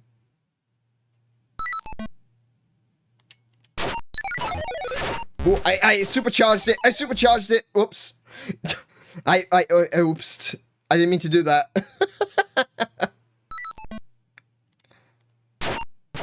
Oh my goodness, that bat. Alright, okay. No, I'm already pissed off now. No, screw this game. Screw bats. I've had enough.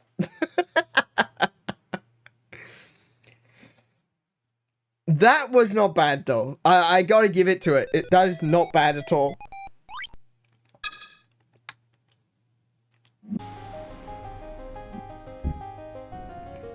Motor Rodeo, offering a split-screen two-player monster truck race. Motor Rodeo shows how far the 2600 software development had come after 12 years. Created by Steve DeFrisco for the Nolan Bushnell Foundation Axlon, it's one of the last cartridges released for the 2600. So, think back to original Atari. Pong. Two white paddles with a white ball bouncing off one another to this. Whatever this may be.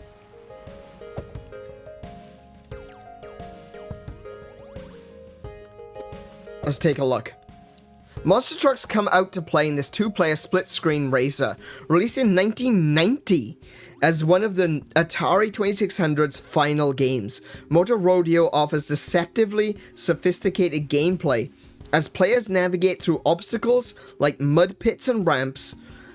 Points are rewarded for crushing cars, demolishing walls, and landing from huge ramp jumps with skillful accuracy. Developed by Axlon, a company founded by Nolan Bushnell after he left Atari.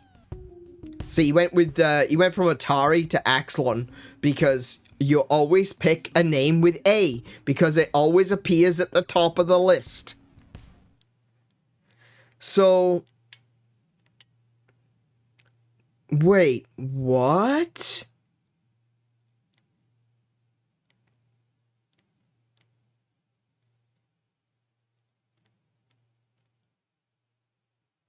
I can choose a character?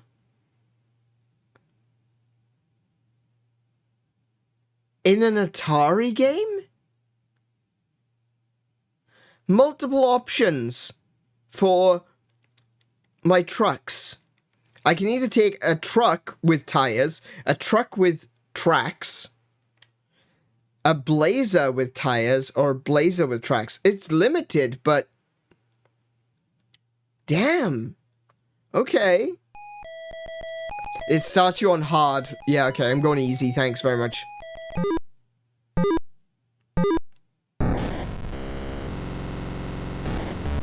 Did I just beans it? I completely beansed it. Oh! I get it. No, I don't.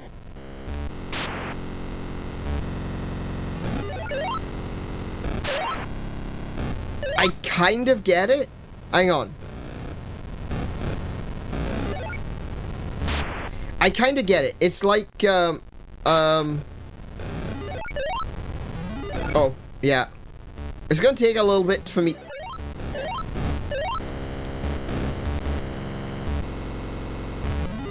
Oh, there we go. It's good. I'm not entirely sure if I can, like... Oh, I tumbled.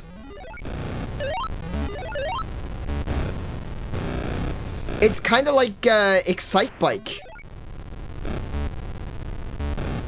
You gotta like balance yourself so that you maintain your speed. Oops. By going back and forth, right? I don't know how to get out of, I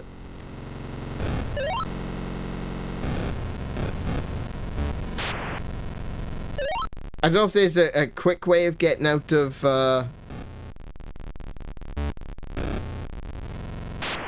out of the puddles, out of the mud.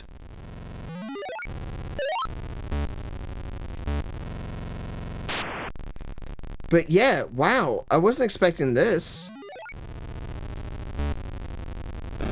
This is actually surprisingly competent. Like, I shouldn't say surprisingly. It was created by Nolan Bushnell, you know, the guy who invented Atari.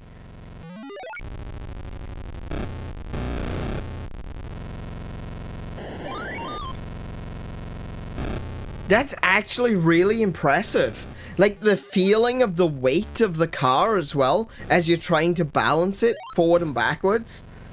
At first I didn't know what I was doing, but then I kind of clicked. This is like Excitebike. On an Atari 2600.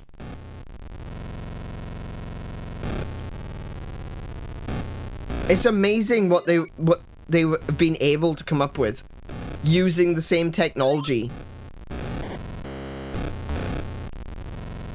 That's genuinely impressive.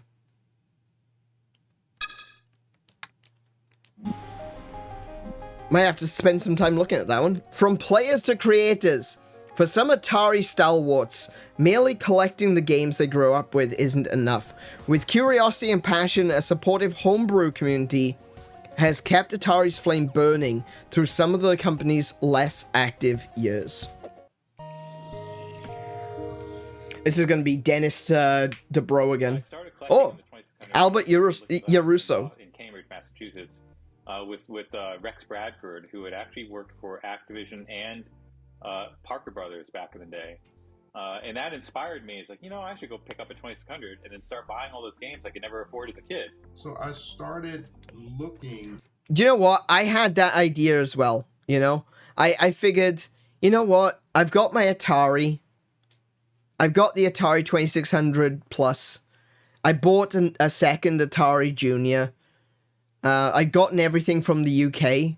And I thought to myself, you know what? I can buy all of those Atari games that I couldn't afford when I was a kid, that I didn't know that I wanted as a kid. No, I still can't afford them now. They're bloody expensive. If you want, like, in-box copies of Atari games, they are so expensive.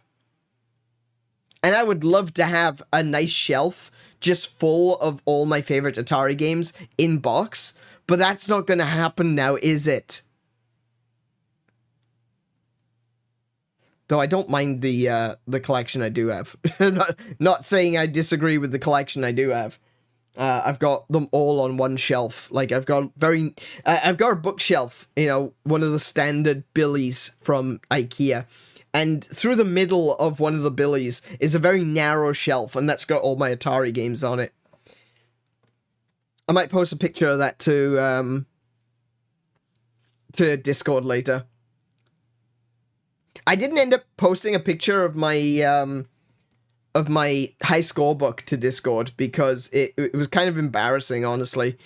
As much as I love Yar's Revenge, I hadn't written down any of my high scores since a year ago. So it's kind of embarrassing to post it, but I might do a thread about it elsewhere. And just keep track of, like, some high scores as I go through. But I'll think about that later. So do come and join us over on the Discord if you haven't already, because that's where the conversation continues when the stream is over. And it's not over just yet. I said we'd be going until 2:30 a.m., and at this rate, we probably will. With Rex Bradford, who had actually worked for Activision and Parker Brothers back in the day. And that inspired me. It's like, you know, I should go pick up a 2600 and then start buying all those games I could never afford as a kid. So I started looking on eBay to regain my old 2600 library, whatever. And in my searching, I found the Stella List. The Stella List was a collection of programmers that were interested in programming the VCS. I think everybody who got into homebrew pretty early in the 2600 was a member of the Stella list. Oh, wow, So okay. Everybody shared their findings on the 2600. And of course, the original developer documentation that was at Atari was scanned and provided through the list. A lot of source code for demos, like audio demos, sprite demos. Oh wow, sprite demos! Bloody hell! Demos and all stuff kind of passed through the Stella mailing list. That was where all the activity was for development for a long time. How the hell would you get a sprite to work on a Atari 2600? I had a problem. The team on the Stella list were there to help me get past my problems. And it was almost all this technical discussion on how to develop for the Atari 2600. You know, picking apart the machine and learning, you know, the internals, because the 2600 is a very arcane machine and oh yeah, to develop for. It feels like it took me a year just to understand how to get playfield graphics on the screen. And there's always new people coming into the hobby wanting to learn how to program.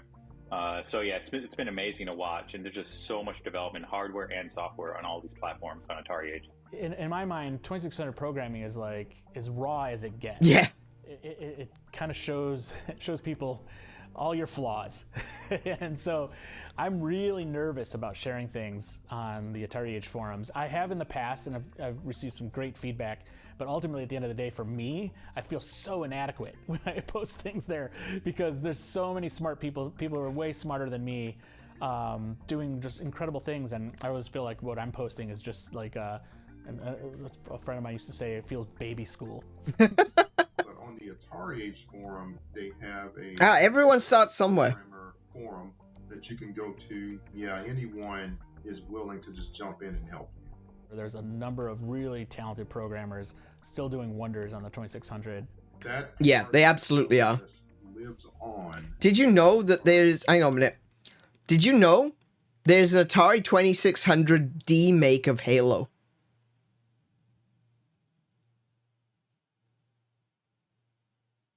That's a thing. That is actually a thing. A 2600D make of Halo.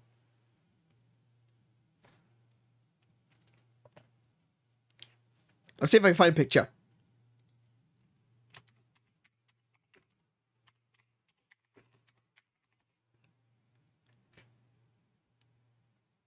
You know what? Just Google it. Atari 2600 Halo. It actually has a Wikipedia entry.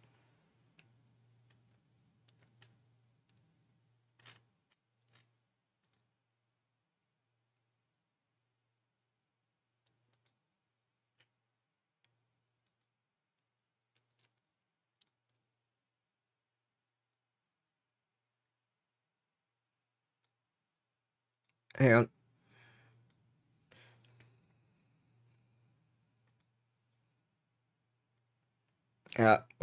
Oops. Oh, hang on a minute. I beans that up.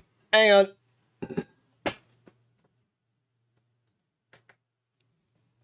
I grabbed something I shouldn't have.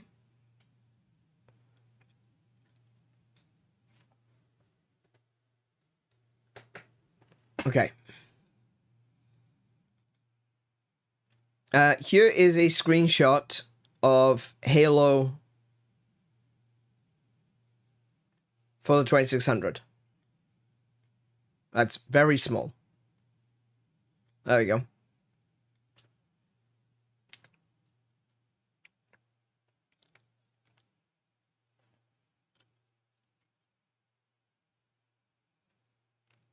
I'm thinking that's probably Sidewinder.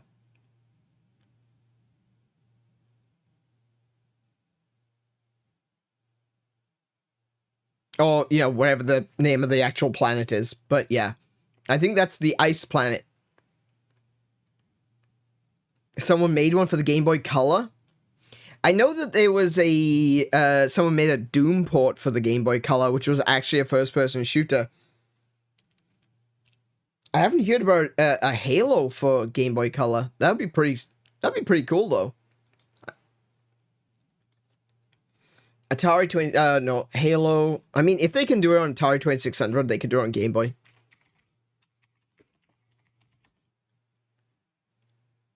Yes, there was a Game Boy color version of Halo. Yep. 100%. It's called, it's cute. I love it. It's called Halo Combat Devolved. That's cute. I like it. Actually, Master Chief looks adorable. Oh my goodness, he's got a huge head. It looks like Pokemon sprites.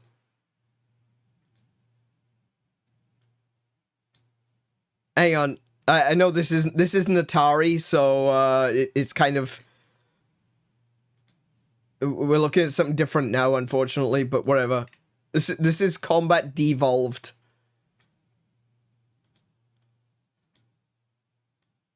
Look at Master Chief. He's got a huge head.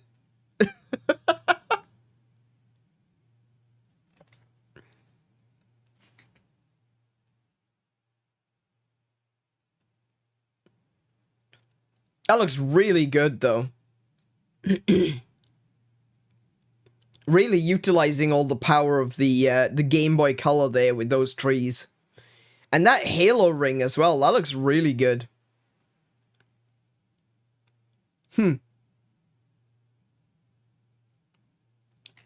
Okay. I'm gonna have to look into that now. You understand this, right? I intend doing the Halo Master Chief Collection at some point on stream. Or maybe not necessarily on stream, but I'm gonna go through the whole of Halo. So, I might have to do Halo for the 2600 and Halo Devolved for Game Boy Color as well.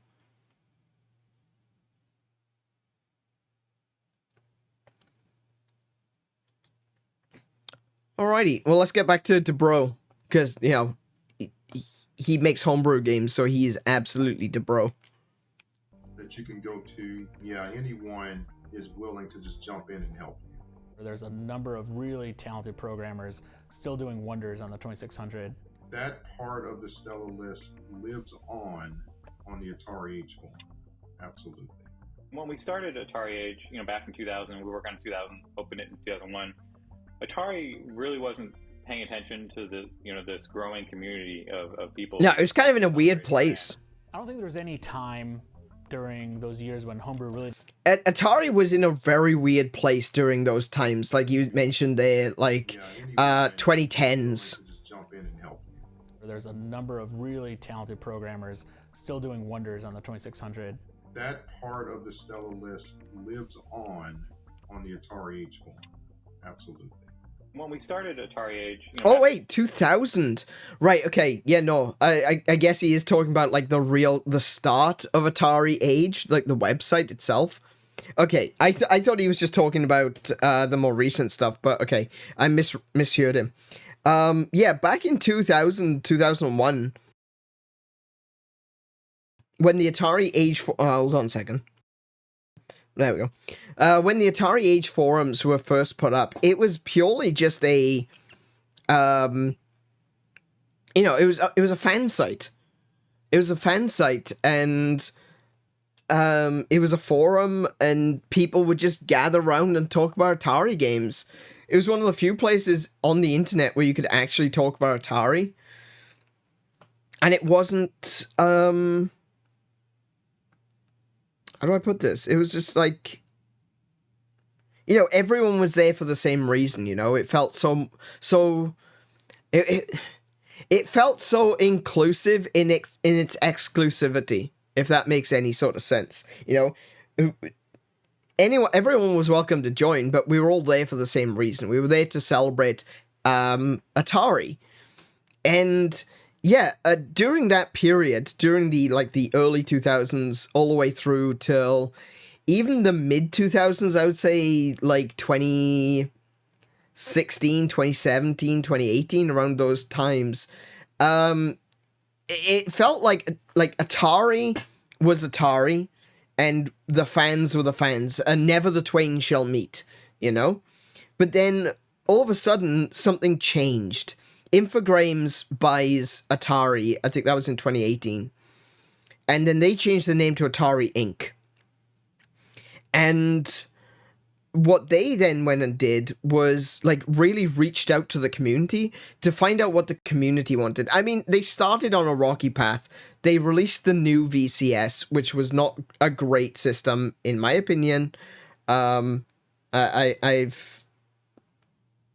made my opinions known on the VCS. I think it's overpriced for very little. It doesn't offer much, but it's expensive. And that's like the worst thing. You know, it's like the time is terrible. Oh, sorry, the hours are terrible, but the pay is bad. You know, it's like, oh, okay. I was expecting you to say the pay was good, but no, the pay is terrible as well, you know? So you gotta pay a lot of money, and there's not a lot going on the new Atari VCS. The new controllers are definitely something that may be worthwhile if you can get hold of a copy of, if you can get hold of them. Because they're Bluetooth, you can connect those controllers to your PC and just play, you know, classic Atari games with a wireless, modern, joystick, which I think is really cool and something that I probably should have bought a long time ago. But again, it's essentially a modern take on ancient technology, and it still costs like $100 these days to get to be able to get those joysticks. You know, it's not great. It's not the best. But when they went back to the community and they're like, okay, tell us what you want, and they started listening to what people liked, what did they do? They released the Atari 2600 Plus last year. They're releasing the 7800 Plus this year. And you don't have to. And that's the thing. Even though they're releasing the 7800 Plus, it is currently up for pre-order. You don't have to get that if you already have the 2600 Plus and you're happy with the 2600 Plus. Because the 2600 Plus and the 7800 Plus are essentially the same system.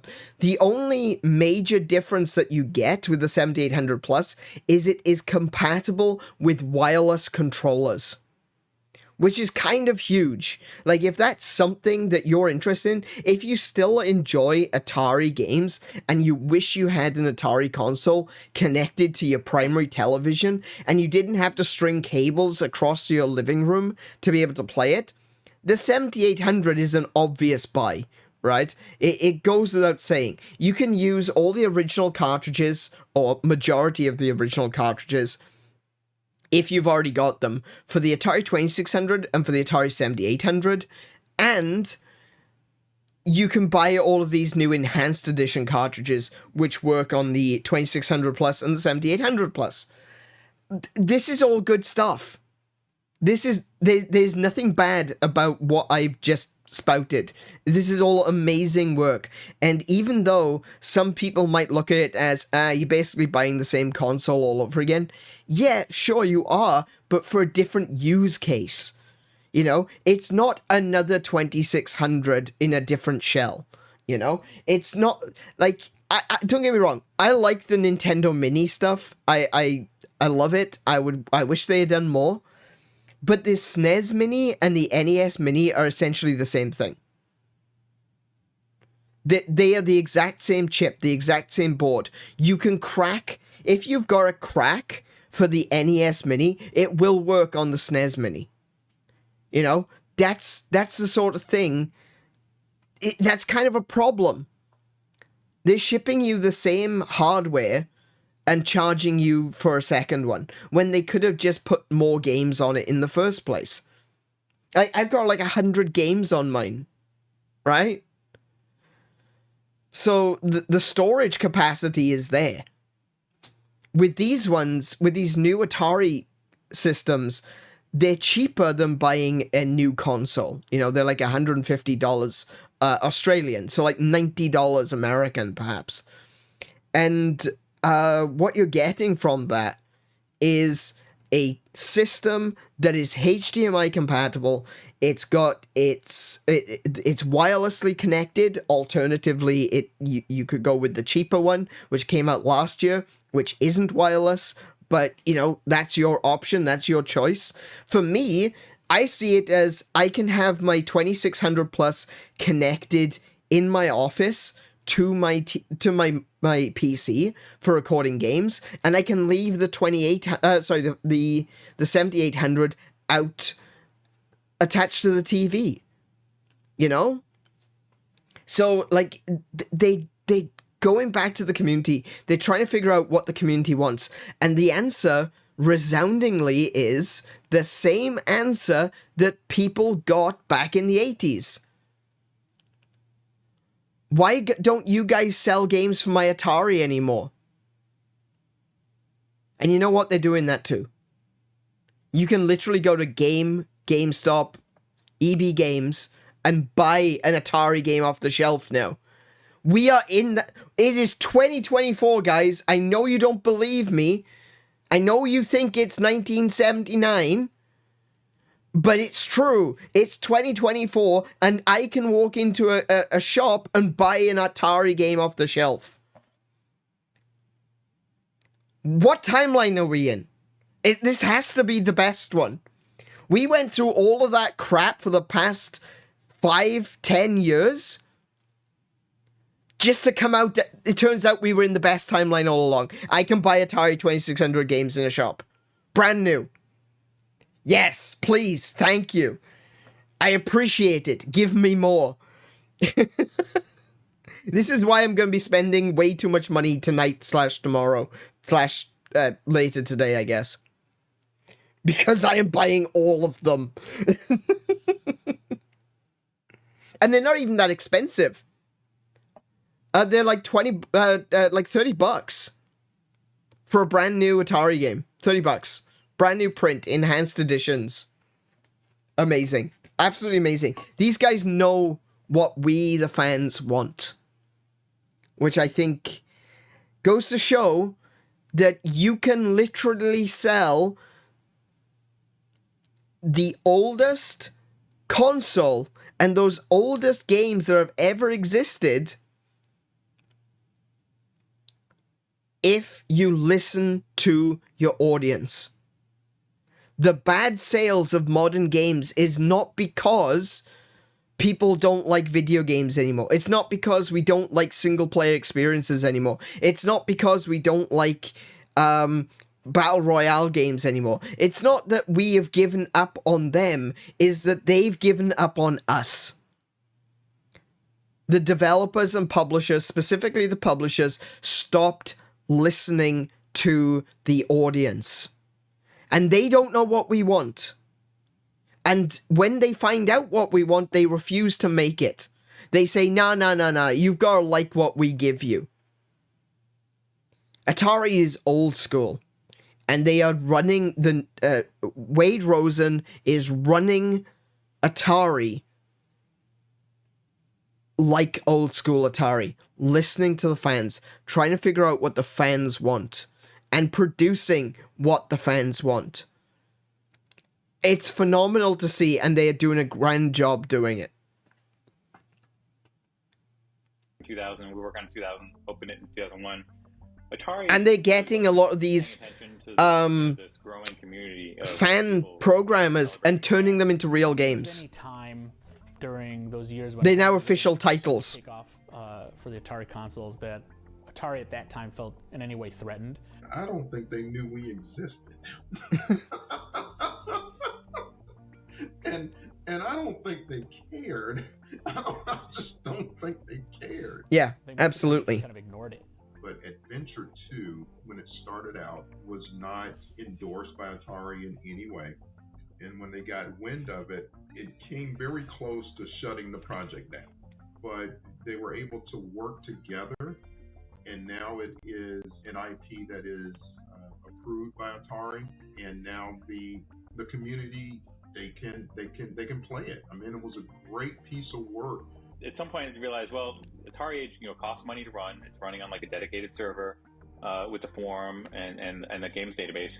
We can, instead of having ads on the website, we can just start publishing games ourselves. So it just went really slowly first. That's a great idea. One of the first games was Mike Micah's Berserk voice enhanced.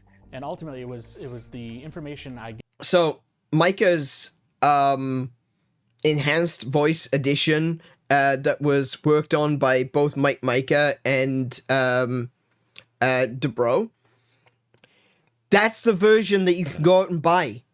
Like, if you go to EB Games, GameStop, etc., and you pick up a copy of Berserk off the shelf, it's their version. It's Mike Micah's and Dennis DeBro's version of Berserk.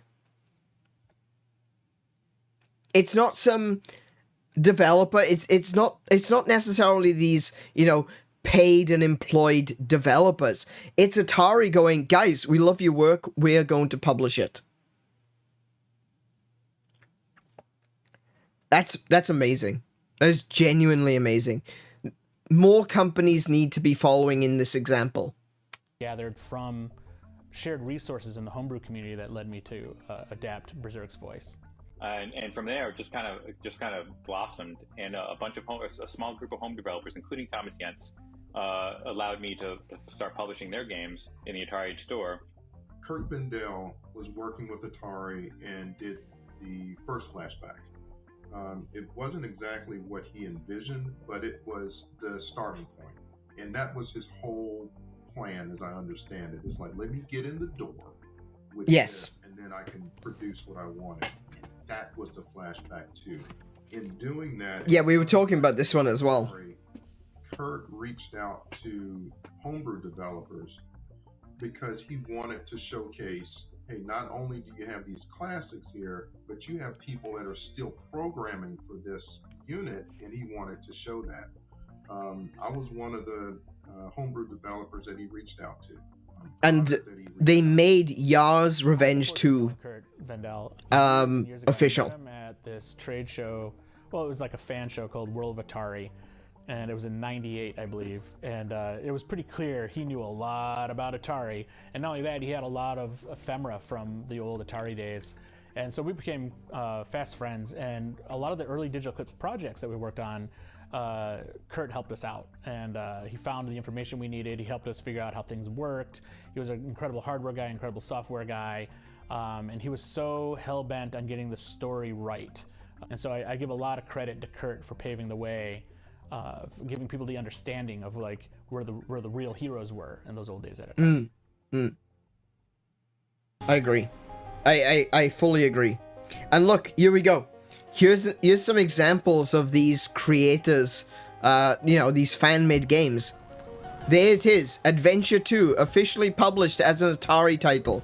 The Return to Haunted House, officially published as a official Atari 2600 title. Aquaventure, my apologies. A new adventure game that is fan-made, that is being released for the 2600. Save Mary, which is a new fan-made game, originally developed by Todd Fry for Axlon. This one was never released, but it was released on the Flashback 2. These games are getting a new lease of life, and fan-made games are being brought to the forefront thanks to modern Atari that is reaching out to these developers, these fan developers, these homebrew guys, these guys that are sitting in their attic or sitting in their basement in their home office playing video games and thinking, I want to do that. I've got an idea. I can make a new adventure game. And there they are.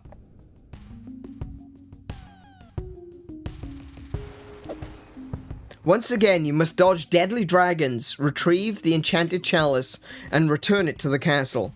But this time, you'll have to explore deadly fire and ice kingdoms. So this is clearly taking some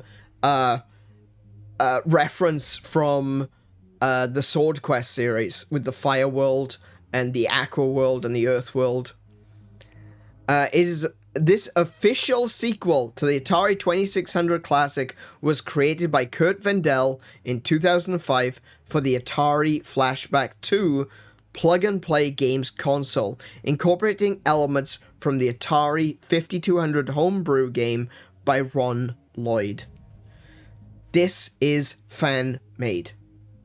This is official Atari fan-made. I love it. This is more of these, please, please.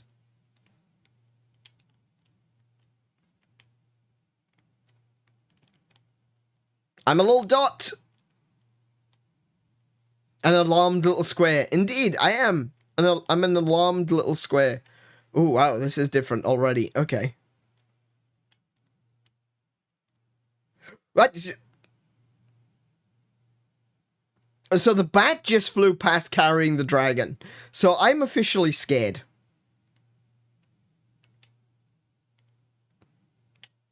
This dragon. Oh, heck. Oh, heck. Oh, heck. Okay. I don't have the sword yet.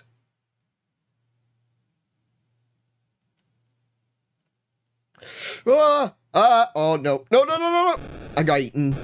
I got eated. I got eated. That's it. I'm dead. Look, I'm stuck. I'm stuck. Okay. I don't know where the sword is. I haven't even counted the sword yet. That was quick. You know, Bat, if you want to come along, and the Bat's got the bridge. That's not great. Okay. Can't go that way. I need the bridge. Where'd the bridge go?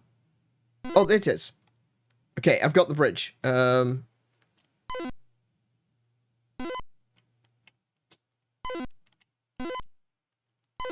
Don't take my bridge! Oh, he took my bridge.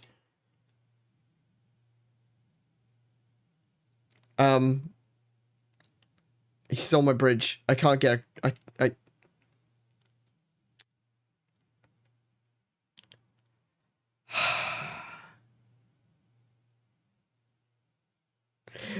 Were we wrong? Did dragons never have wings? It was just bats carrying them. I think that might have been it, yeah. I think what it was bats carrying Komodo dragons. That's what it was. Here comes my end. Okay, right. So, if I... Oh my goodness, this is a maze. Okay. Soft lock because of the bat. Yeah, exactly. That's what the bat do. The bat is a pain.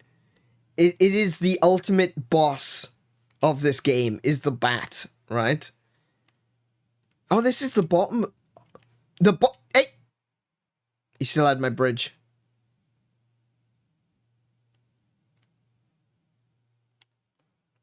He still had...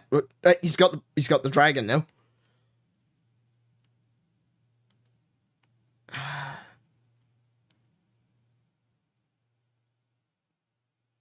Oh, there's the bridge.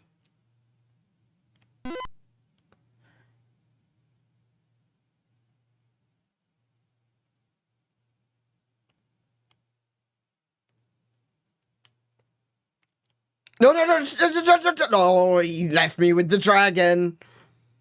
No, damn that bat. I love this game.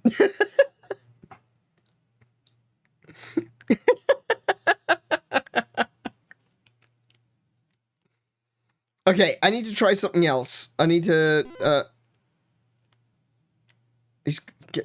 okay.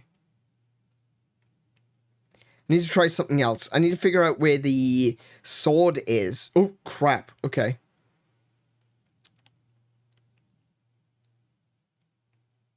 I have the bat. I have the bat. And the bat is carrying the... Let him go. Let him go. Oh, no, I did it again. I've done it again. Ah, damn it. I cornered myself. I went the wrong direction. Oh. Oh, no.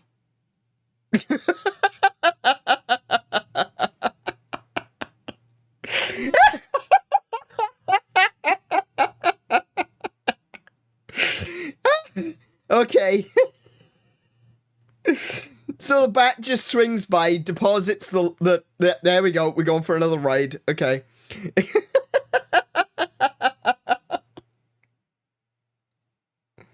Takes the dragon on a little journey, me along with it. Oh, no, oh. That was a room made of keys. Wait, he's got the dragon and...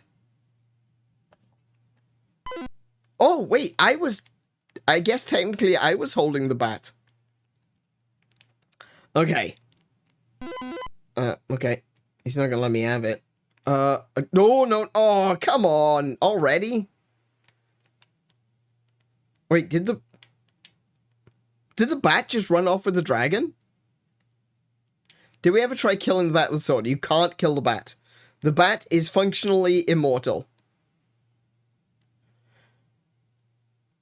Now, I don't know if I'm going to need the... Well, he's got the bridge now, so he's put the dragon somewhere else. Wait, this is a Lost Woods. I think. That was close.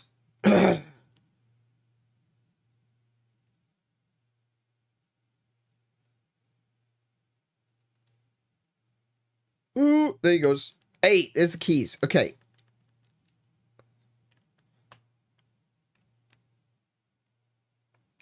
There it is. Look. Ah, I got the yellow key. Oh, brilliant. Okay, now, how do I get back without the bat finding me? That's the question. I don't like that dragon. I don't like the way he's just kind of traveling up and down that one side.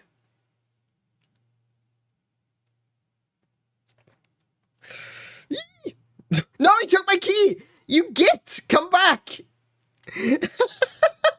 He took my key! I hate that bat.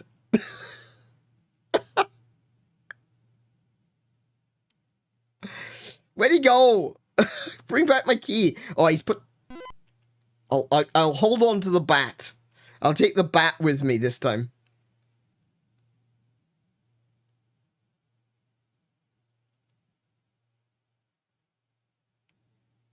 Okay.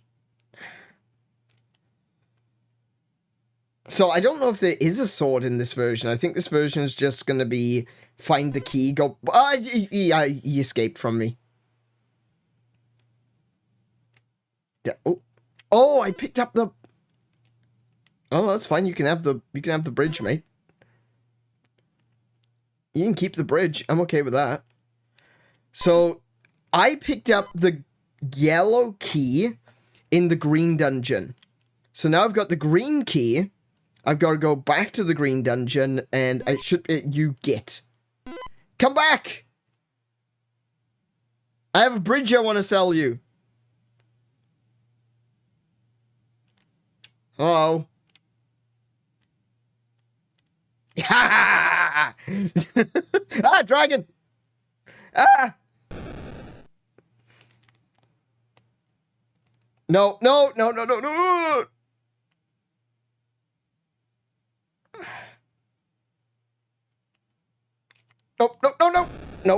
I refuse. Eep. No! Wait, did he get me? He got me. Damn it. I was doing so well.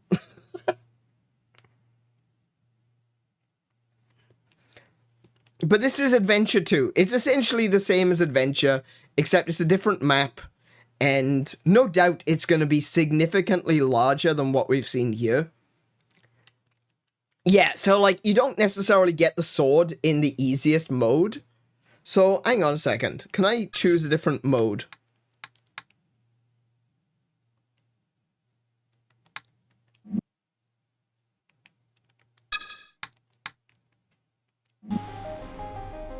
Ah, there we go.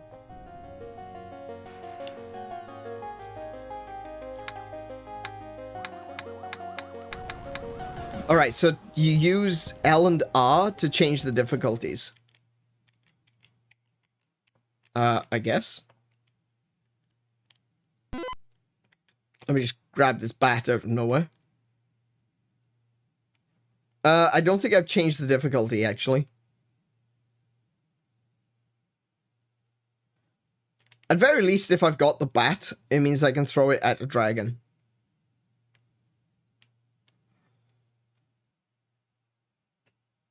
There he is. Thank you.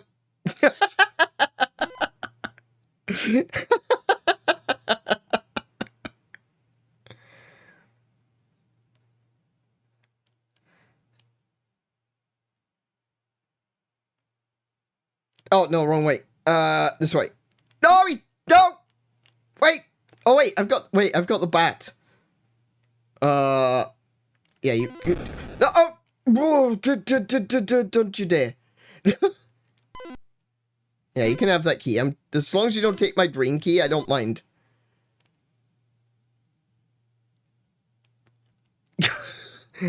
Ah! No! No! Okay. Ha! Got you. Well, I love this game.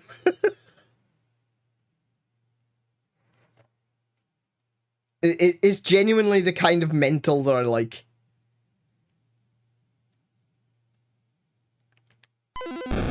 Nope, nope, nope. Oh, he grabbed something else. Damn it.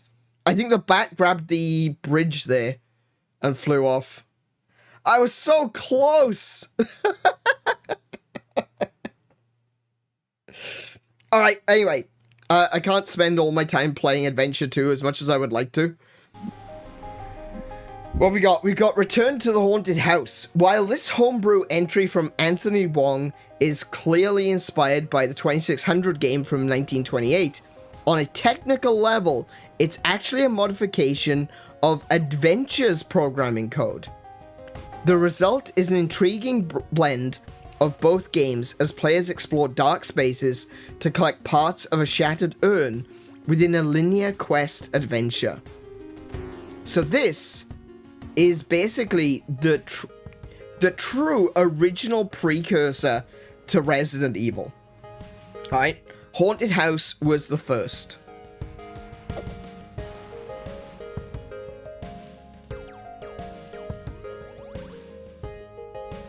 Homebrew programmer Anthony Wong created this game in 2005. To continue the legacy of the original Haunted House, players must explore a ghost-riddled mansion of Zachary Graves. Only by finding Graves' skull and returning it to its underground crypt will the town of Spirit Bay be freed from its supernatural curse.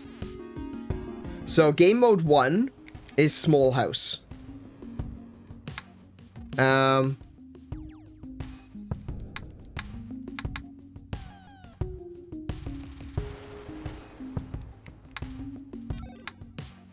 Oh, I see. I can select different things, right? Harder ghosts, easier ghosts. We won't go easy ghosts. Scepter banishes and ghosts flee. Okay, we'll do that one. What's this? Yeah, so that's a lot more like, this is more like Adventure look. Now, unfortunately, one thing that it is lacking is the iconic eyes. The eyes in the dark. That's unfortunate. I really liked the eyes in the dark. I thought that was a unique perspective on... What the heck? Oh, we do still have... Wait, did I just go into the crypt? I just went into a crypt. Oh, there's the scepter. Ooh, I don't know what I'm carrying at the moment, but I do want the scepter. Wait, I can't get to it. Wait, I can't get to it? Oh no, I locked the other one as well. There we go. I can't get to the scepter.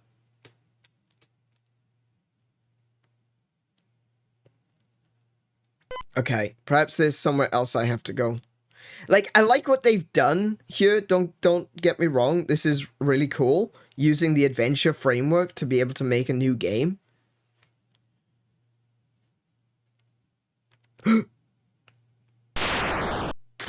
Okay, so the ghost... Yeah, the ghost is essentially like the dragons. Okay.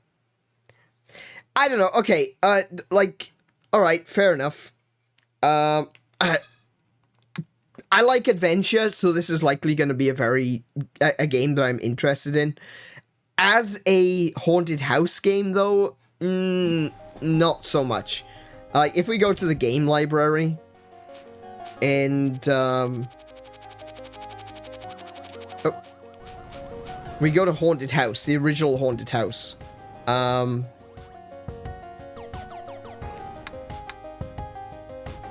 Lit walls, no doors, unlocked doors, key always in the same place, random key. We're gonna go with key always, random, no, yeah, that one. Random key. Random key is a good one. See, I'm eyeballs in the dark. And if I use this, if I press the button, I use a match to be able to light around me.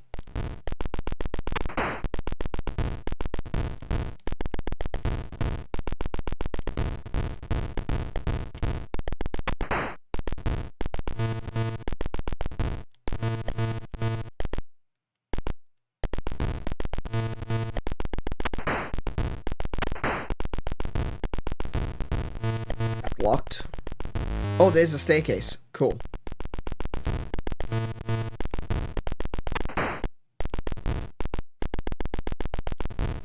See, I'm exploring a mansion, but I literally have no idea where I am. Oh, no, go away.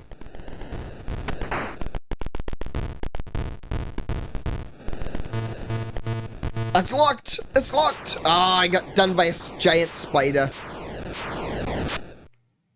So you gotta try to figure out your way around. You gotta learn your environment. You've only got a limited number of matches to be able to make the edges glow. Ooh, I got the scepter. Ooh, good. That's a good start. And so this is like traditional. This is the first ever survival horror. You've got resource management in the form of your matches.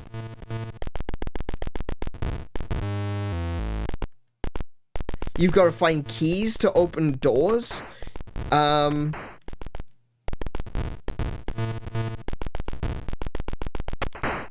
you've got to manage your inventory as well. And the only way to really see is by finding, you know, if a monster is coming near to you, you're gonna know because the lightning goes off. Oops, hang on. So I'm on the 3rd floor now. Is that gonna be a way down? Oh, that's a way down.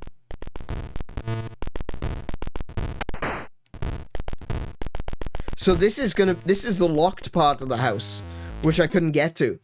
And that I just picked up there, this is one of the pieces of the urn. So what I found is the best way to deal with that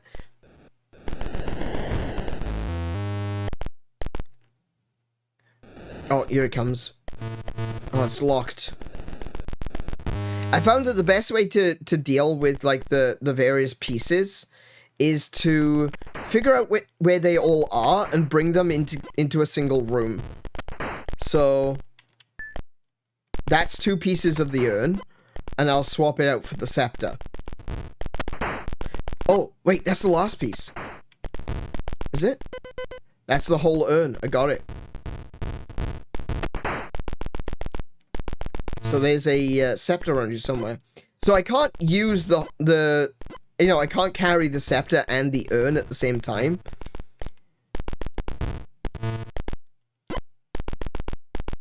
Which means that that's kind of a problem, because the scepter is what keeps enemies away.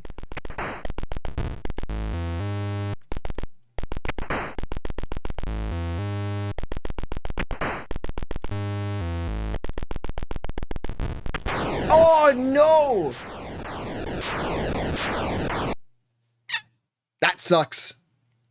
Where am I? Ah! Ghost! Damn it.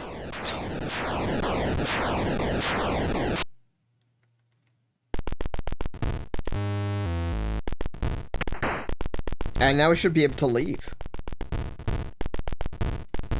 Where's the front door gone? There we go.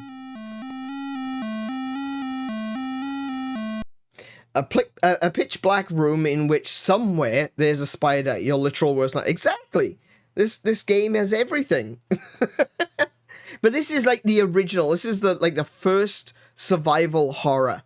You've got inventory management. You've got to find keys. You've got a quest to collect various items and bring them together, which unlocks the final door. You know, it's Resident Evil, except without the zombies. You know, but it is a survival horror game where you're trapped in a mansion and you gotta this came out in 1980?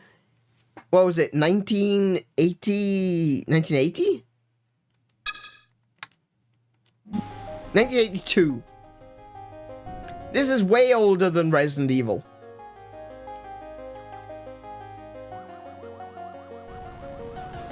But like it says there, I think that description is perfect. Minimal graphics created maximum tension in this forerunner to the survival horror genre. I 100% agree with that statement. You are just a pair of eyes in the dark. That's all you can see, is your eyes in the dark. You gotta light matches to be able to see how far you go. You gotta find the different parts to bring them together to be able to leave. It's a fantastic game. This is why I say that Return to Haunted House it's not a haunted house game. It's a spoopy adventure game, right? Even this one, Haunted Houses, I wasn't a big fan of. I did try it, but we tried that one last year and I didn't like it that much. This game is, for its time, an absolutely perfect survival horror game. I can't think of anything. I couldn't think of a way to do this better than what they did with Haunted House. And I feel that we may have reached the end of our journey here. What's this one? Oh, we got a video. Searching for prototypes. Oh, this is a big deal. Oh my goodness. It's a shame it's only a minute 38. I wonder how much they actually get around to talking about. But looking for Atari prototypes is a huge deal.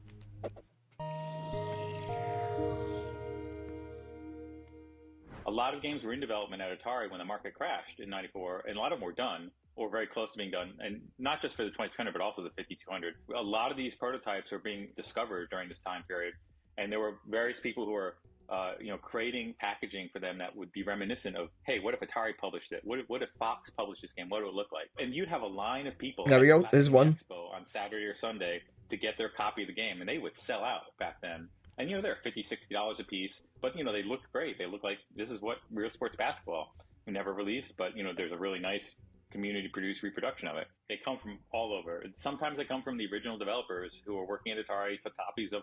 Yeah, that's true. Sometimes they leak out a copy.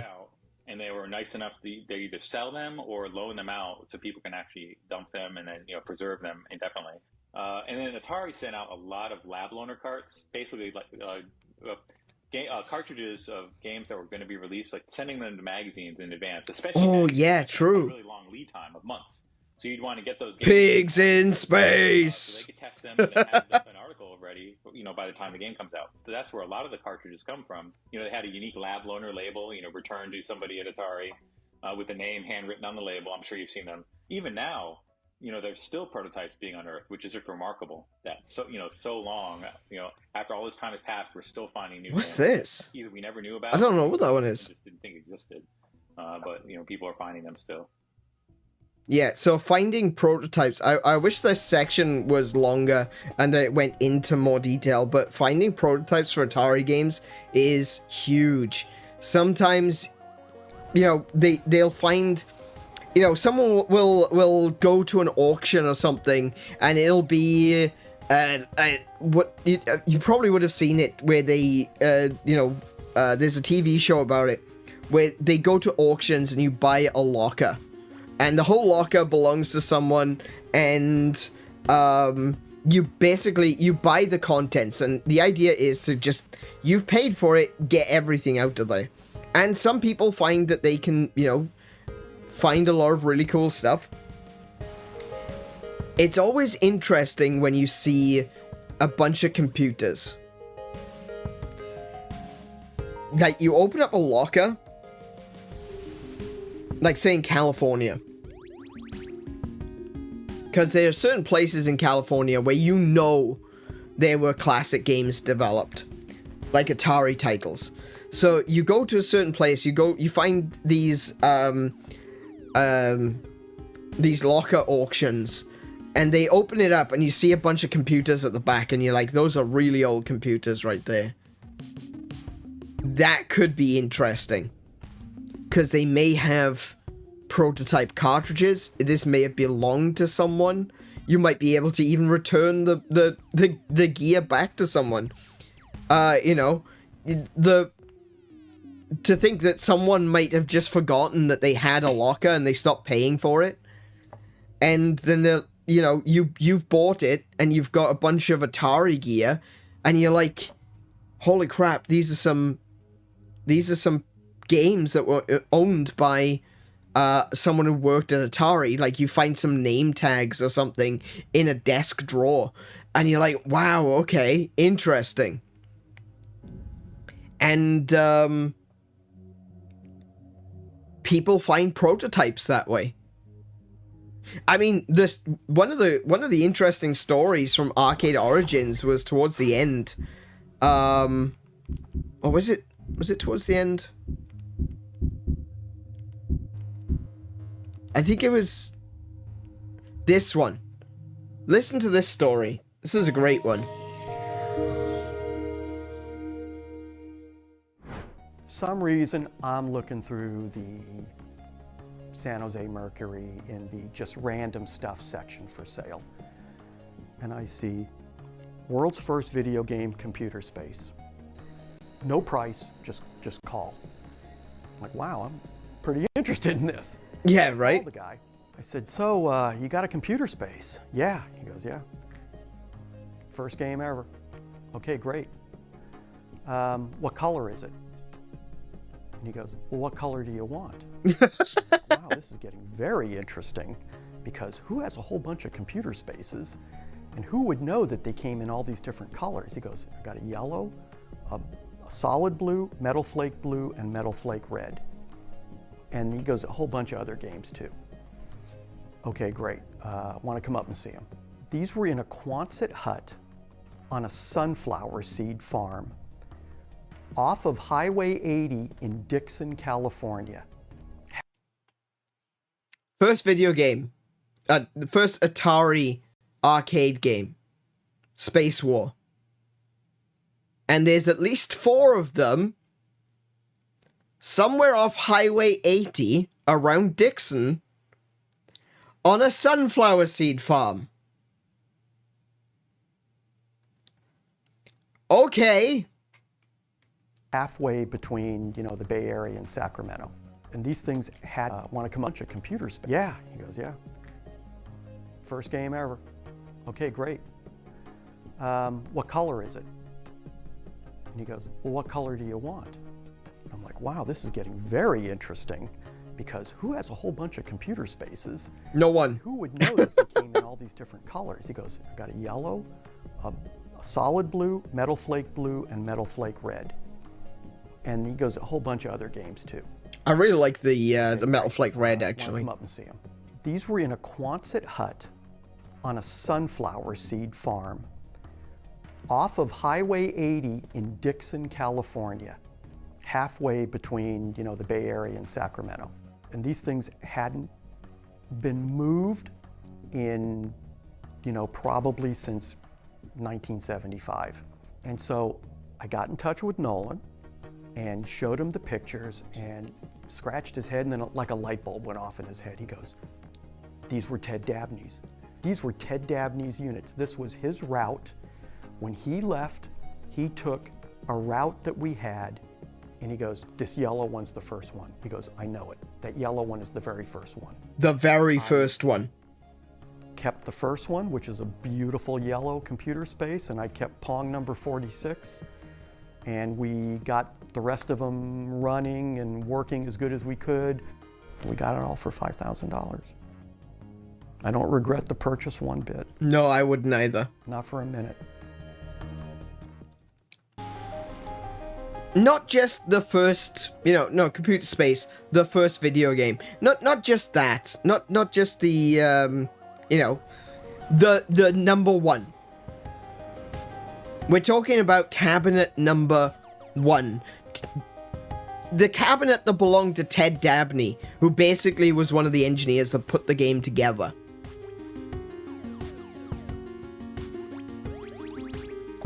In a hut on a sunflower seed farm off Highway 80 near Dixon.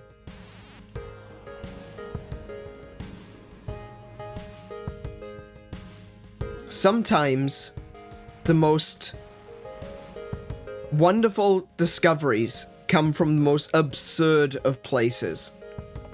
Why were all of Ted Dabney's arcade cabinets on a sunflower seed farm in Dixon?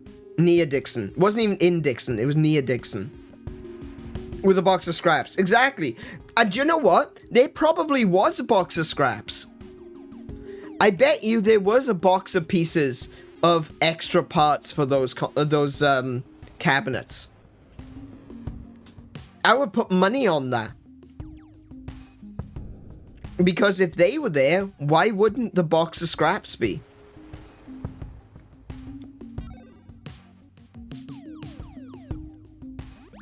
It's so weird, the things that you can find and the places where you can find them. But it's also, it makes you wonder, like, how far does that go? Like, I always lament the fact that living in Australia means that there's not a big, retro gaming history here. There's not a lot of heritage in Australia for retro gaming. In the UK, we've got like all the PC stuff. We've got the ZX Spectrum stuff. There's a bit of Atari there, and everything from like Nintendo onwards. Specifically from the Super Nintendo onwards. The NES was a bit of a pain in the ass to get, but like Super Nintendo onwards, you could just get tons of that in the UK. Here in Australia, there's a fair bit of NES, there's a fair bit of Super Nintendo, but it's like everything from the N64 and PlayStation onwards, you can pretty much find it anywhere. Before N64 and PlayStation, like Nintendo, like I said, is very popular. Nintendo is popular. You can find some Nintendo stuff, you can find some Sega stuff, but for the most part, it's not as like popular here as it was in the US, especially in the US where you go, they got such a vivid history and heritage of arcades and retro games consoles and things like that, that stuff like this can happen. You accidentally stumble upon a barn and you go inside the barn and it's like, oh my goodness, these are arcade cabinets that belong to Ted Dabney. And I know it's something that happens, it wouldn't happen necessarily with Nintendo, but it has happened with Sega, that sometimes people have gone into like an abandoned warehouse and been like, oh my goodness, this is all the stuff from the Sega world. Because they used to have Sega World stuff like giant Sonic the Hedgehogs and stuff like that, and there was literally a photograph was taken of a rundown, half destroyed Sonic the Hedgehog statue that was somewhere in the mountains of Kyoto, and it turns out that was actually an official Sonic statue from Sega World. And it had just been sitting out in the, on the side of the road for like 20 years.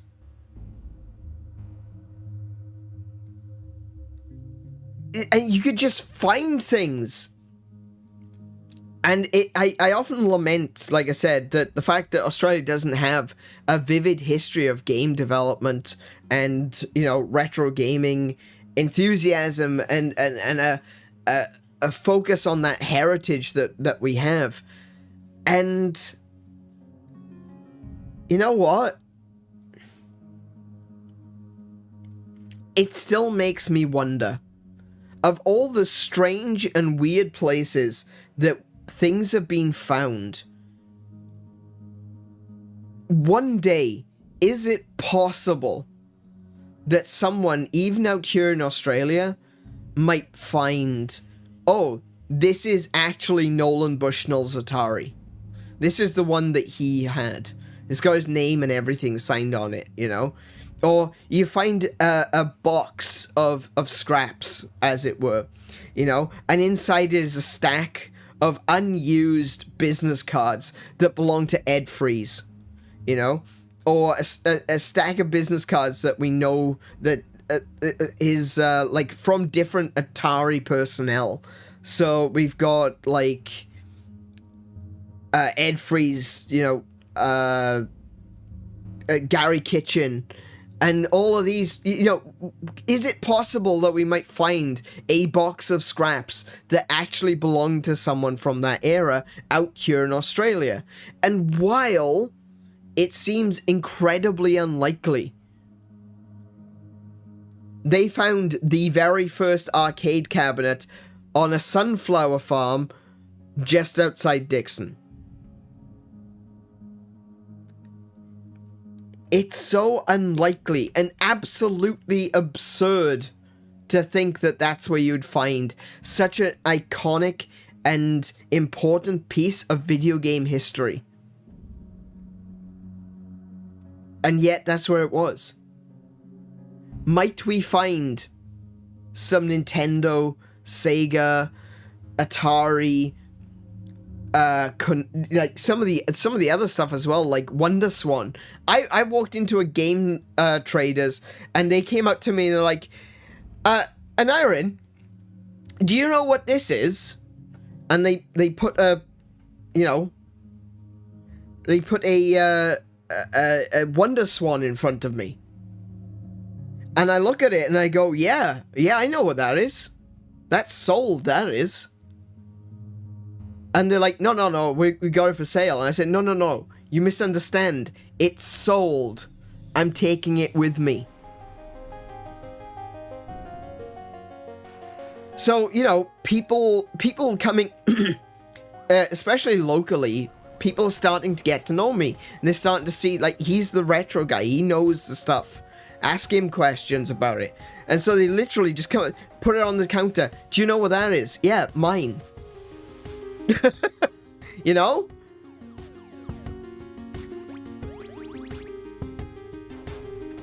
And, like, it's genuinely, I wonder, one day, am I going to find a box and it's something that someone is like going, nah, you can check it out. We don't need any of that crap. It's just a bunch of business cards. It's just a bunch of pens. It's just a bunch of office supplies that came in from somewhere. And I open it up, and there, across the top, it says, Howard Scott Warshaw. And I will turn to them and say, yeah, I'll get rid of this. I'll check. I'm taking it to the dump right now. Taking it right to the dump. And I'll walk away with stuff that belongs to some of the greatest developers. The developers that created the video game industry. Is that possible? It's very unlikely. But so long as it's not impossible, there's still a chance. That's still a maybe. As unlikely as it might be, as infinitesimally small of a chance that it might be, it's still possible. Because you never know where things end up. You just never know where things end up.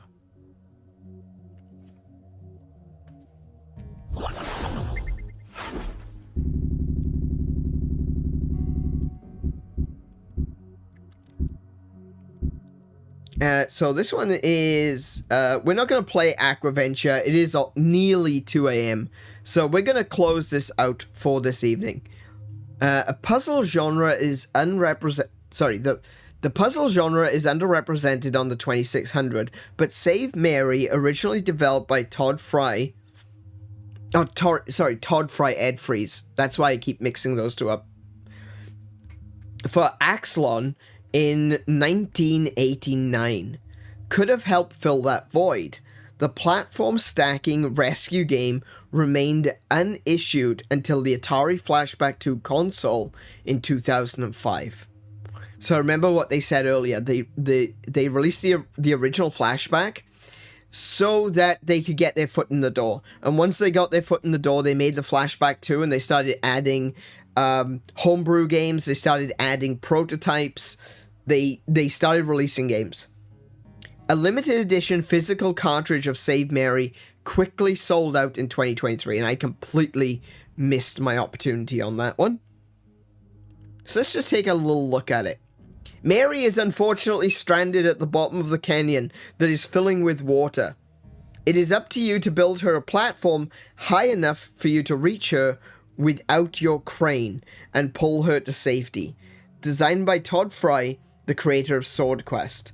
In 1990, this action puzzle game was not officially released until it appeared on the Atari Flashback 2 plug-and-play console in 2005. Let's take a look. So we got Novice, Standard, and Advanced. I like these later Atari games have actually got menus on them. Ballistic Coffee, welcome to the stream. How are you doing today? So we're going to have a quick go of Standard. Oh, wait, Standard. There we go. So I need... Oh, I see. Hang on. Ah. Oh, okay. I got it.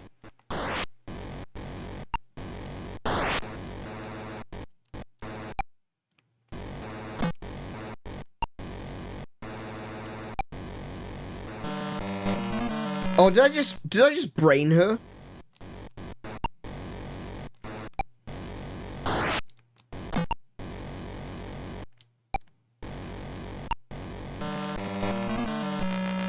Right, okay, I got it.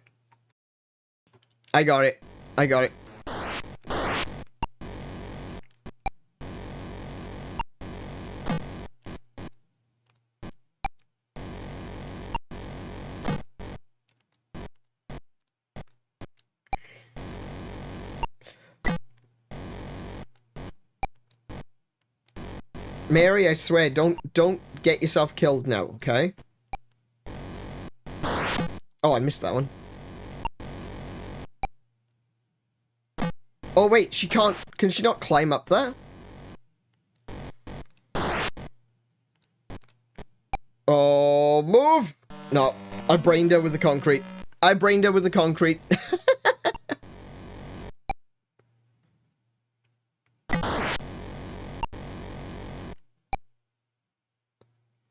Oh, that might be a bit too far away.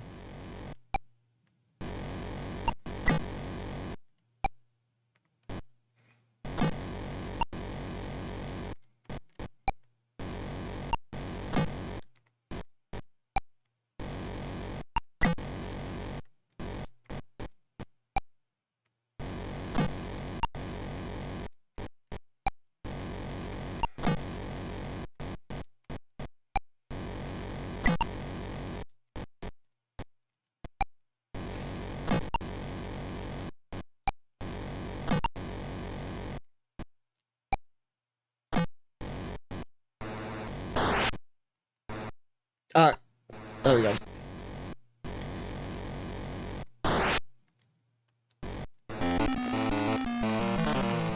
Nice!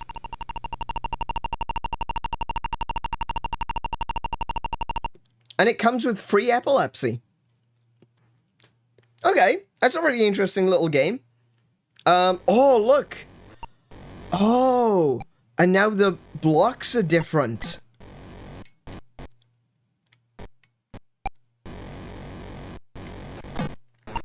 Oh, no, dropped it. Love, can you stop bouncing between them? I'm trying to save you. Well, now she just... Yeah. Yeah, okay, fair enough. Okay, so this is clearly going to be a little bit more of a game that I might come back to in the future. But we're getting really close to the end of the wider world of Atari right now. This is going to be the final video for this evening. Love the new DLC in this and the next one, the first console war. Yeah, we're going to be looking at the first console war on Thursday. Just shared a link to this on X. Oh, really? Thank you very much. Really appreciate it. Save Mary from herself. Yeah, there's no way to save Mary from herself because she will indeed just jump in front of falling concrete. Apparently, she was always just like that.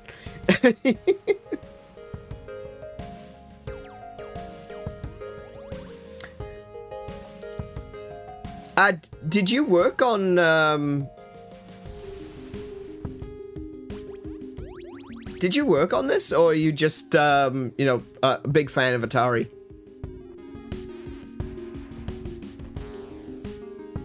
I focus chiefly on Atari, and you, sir, Bass. Ballistic approved. Thank you very much for approving me. I am a streamer at the end of the day. I do everything for other people's approval. Just a fan? No, that's good. I too am a fan of Atari. I do an Atari week. Every year around my birthday, because the Atari 2600 was my first console, and so a celebration of my birthday is a celebration of my history as a gamer, and so I always try to take it back to where I started, and that was with the Atari 2600. Oh, thank you very much. I appreciate the subscription. Yeah, I'll check out your channel as well after we finished here today. It is, like I said, nearing 2 a.m. So we're gonna go through this. We're gonna finish this off, and then I will basically talk about. Actually, no, I'll do that first so that you don't leave. Okay, right. So tomorrow is going to be my actual birthday stream. The 27th of November, which is, it currently is now, 2 a.m. So it is currently my birthday. Yay, go me. I will be doing a just chatting stream. It isn't necessarily going to be Atari focused. It's just going to be, talking about stuff, just chilling, having a good time with the folks in the audience. I'm going to do something like an AMA or something like that. And we're just gonna just talk about stuff, I guess. I mean, you know what just chatting streams are like. You start me chatting on something, I'll be talking for hours. So, I hope that everyone will come join me for that one. On Thursday, we're going to be we're going to be watching Atari 50, the first console war, and then on Friday, we're going to be playing Caverns of Mars for the Atari 2600, and Caverns of Mars Recharged. We're going to do another old versus new. We're going to see what the game was like when it first released, and we're going to see what the new version has to offer. We're going to contrast and compare, and I'm going to do so fairly. I'm not going to be like, Caverns of Mars Recharged is new, therefore it's the best. I think one of the things I did say for Yars Recharged, which we played on Monday, I still think that Yars Revenge, the original, is better, but not necessarily because it's the better game, because it has so much historical significance. It was such an important game for the Atari 2600, and unfortunately, the reality is that the modern Atari games, as good as they are, as much as I enjoy them, Yars Recharged is never going to be the cultural touchstone that the original Yars is, It's just not going to be. there was an attempt of doing a remake of Yars Revenge for Xbox, like over a decade ago now, but that didn't go well. They tried, they couldn't make anything of it. Yars Rising looks fantastic. I haven't played it yet. I do own it. I am looking forward to playing it next year. I'm going to be playing it probably as a video series. The thing with that, though, is that it is a very different game. You know? It's not Yars. And that's fine. Like, Star Fox Adventure isn't Star Fox. It isn't a traditional Star Fox. Yars Rising isn't a traditional Yars game, but that doesn't mean I don't think it's going to be good. In fact, Star Fox Adventure is probably one of my favorite Star Fox games. It's up there with Star Fox 64, you know? So, that's not a criticism of its quality, but it is a different game. And so I don't really want to compare Yars Rising with Yars Revenge. There are elements of the original game. Yeah, I've seen it. There's like, power-up stages and you like hacking and stuff like that you do with some more traditional Atari game mechanics. Yeah, I have seen that much of it. I'm just looking forward to... I haven't actually gotten a chance to play it yet. So I'm looking forward to that, and we'll do that next year. Maybe even one of my first games coming back in January. We'll see. We'll see how far I can get through doing some recordings before the end of this year. Yeah, so that's what's coming up for the rest of the week. If you've enjoyed the stream so far, please consider leaving a like. Do leave a dislike if you disliked it, because YouTube doesn't care, so why should I? And one of the things that we've been really trying to push right now on the channel, because we're seeing some more growth, and it's doing, like, we're doing really good at the moment. We're seeing new people coming in. If you could leave a comment, that would mean the world, because it seems that recently, as I've been asking people, please leave a comment, do consider leaving a comment. Hey, what's your favorite Atari game? Hey, what's this? What's that? You know, when I get you guys to engage, more people see it. And we've got so many people coming through these days that it is really cool to see. I think I'm going to be hitting 1,000 subscribers very soon. And you can really help with that by leaving a comment. So please do so at the end of the stream. And with that, we will jump back into the last video. For the love of Atari. What makes Atari fans so passionate? People who have helped preserve and extend Atari's legacy discuss the love that lies beyond mere nostalgia. I think I'm going to be able to identify with this one.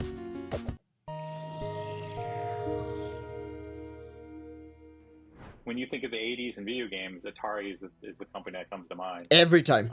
And because, you know, those people grew up with it, there's a lot of nostalgia today still for the brand. And I think that's the main reason why, you know, you see people so passionate about Atari. When we do the best, video games are an art form. What we're doing doesn't just distract people or pass the time. We leave them with something. The brand was so iconic for so long that it feels like it was a part of their life, and that it felt like a part of their identity. So I think whenever Atari... I think Nolan Bushnell said it right when he said that it's always a hallowed position to be first. And that doesn't necessarily just refer to Atari being the first arcade machines or being the first consoles or anything like that. Like, Atari wasn't the first console. Like, way before Atari, there was, like, the Magnavox Odyssey. And Atari 2600 wasn't even the first console to have interchangeable cartridges. The Fairchild Channel F had interchangeable cartridges. It was different. It wasn't the same, but they were interchangeable games, you know? You take one of the channel F cards and you stick it in, and it changes what the game you are playing is going to be. Atari weren't necessarily the first, but what I think matters is, were they the first for you? And for me, the answer is yes. Was it the inner toggle system? The way that the Fairchild, like, this is going off on another tangent about how the technology works, but basically the way that the Fairchild worked is that all of the systems were in the Fairchild itself. What the card did was activate basically like and or else gates, and that would have a similar like output, then a similar output signal to the way that the Atari worked, but you could adjust it. Like, think of it along the lines of, you buy a Nintendo Switch. Okay, this is a really terrible example and a very terrible way of describing it, but let's assume that you do. Right? You buy a Nintendo Switch, and the internals of the Nintendo Switch has this, like, random mess of data, right? It contains every single game that could possibly exist, because it's just got all of these switches and toggles, all mechanical, all electronic, you know, in the microchips. It's got all of these switches and toggles that could be any number of games, right? It is infinite. The card was essentially like an organizing system. And when you plugged the card in, it would tell the Fairchild which pieces to turn on and which pieces to turn off. And that would produce a game. So imagine that you've got this quantum computer inside your Switch that technically has every game that ever could exist in a chaotic state, right? And when you put a Switch cartridge in, it organizes the chaos and creates the game. That's how the Fairchild worked. That is, like, actually, it was literally magic, right? Like, we're not messing around here. We're not talking about ifs, buts, or maybes. The Fairchild was actually magic, okay? I've said numerous times that Atari developers were absolute wizards when it came to being able to get the Atari to even produce a single dot on the screen, right? The Atari is some of the worst technology ever because it is so clunky and difficult to work with, but they pulled it off. They were absolute wizards. The Fairchild was literal magic, right? It was, you've got a magic card, you place it in, and chaos assembles, you know? Schrodinger's console, or is it more like the computer of Babel? I would say, like, Schrodinger's console is probably more accurate because it's got the and, or, ifs, and else's. So, yeah, it's like Schrodinger's console. The Fairchild is an incredible piece of technology, and it's definitely something worth looking into, and I might do, like, some Fairchild stuff in the future. I don't personally own a Fairchild, and I've yet to, excuse me again, my stomach is grumbly. And I've yet to actually find a Fairchild emulator that does well. It's not, it doesn't emulate well, for obvious reasons. But I've seen a few people do remakes of Fairchild games, and I think, you know, a lot of them are very similar to what you can get on Atari. You got, like, your Breakout clones, your tennis clones, your Pong clones, you know, stuff like that. So I wouldn't necessarily go as far as to say, like, the Fairchild didn't surpass Atari, but it was still the first. You know, it was the first to have interchangeable games using an external card system. So when I say Atari being the first is a hallowed position, and when Nolan Bushnell says being the first is a hallowed position, he's not strictly saying, hey, look, we were the first games console to ever exist. You know, like I said, Magnavox Odyssey predates it by a long way.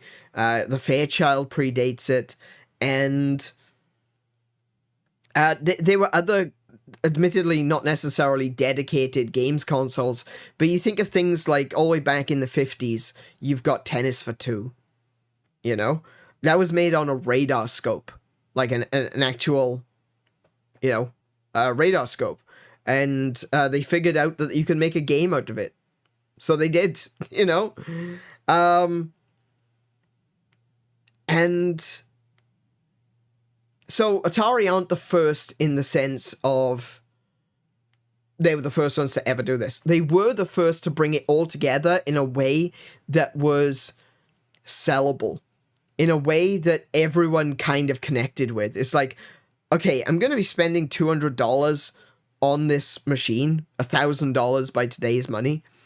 We're going to be spending $200 on this machine, but for a fraction of that cost, we can buy games and we can interchange them. We'll be playing this for years, Unlike the Magnavox Odyssey, which was about $100 when it released, and it had 5 games.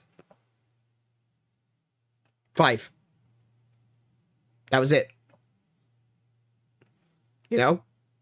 So you spend a little bit more on the Atari, and you can get more out of it by buying more games, So that really resonated with an audience that was like, well, yeah, okay, I want to play Atari, but I've already got a Pong machine. Why would I buy Atari 2600 or VCS at the time?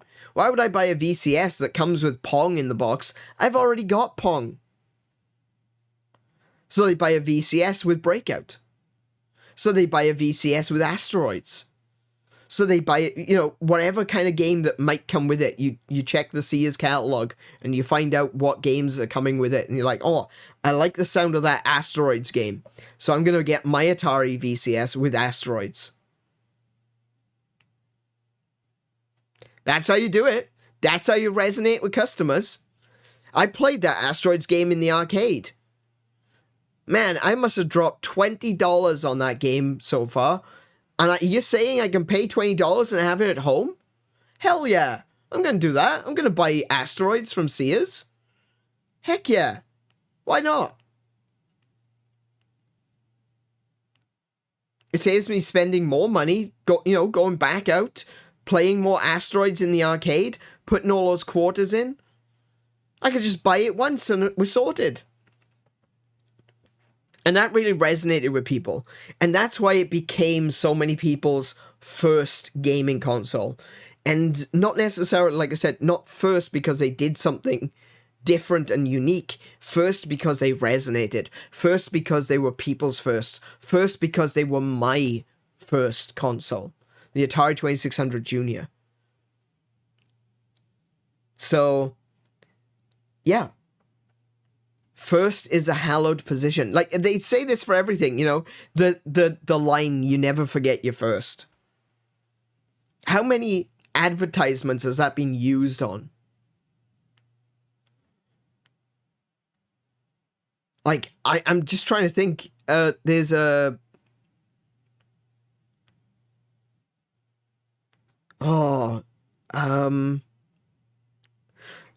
Ironically, I can't remember the ads that say you never forget your first. But like the most obvious one I would say is probably Pokemon.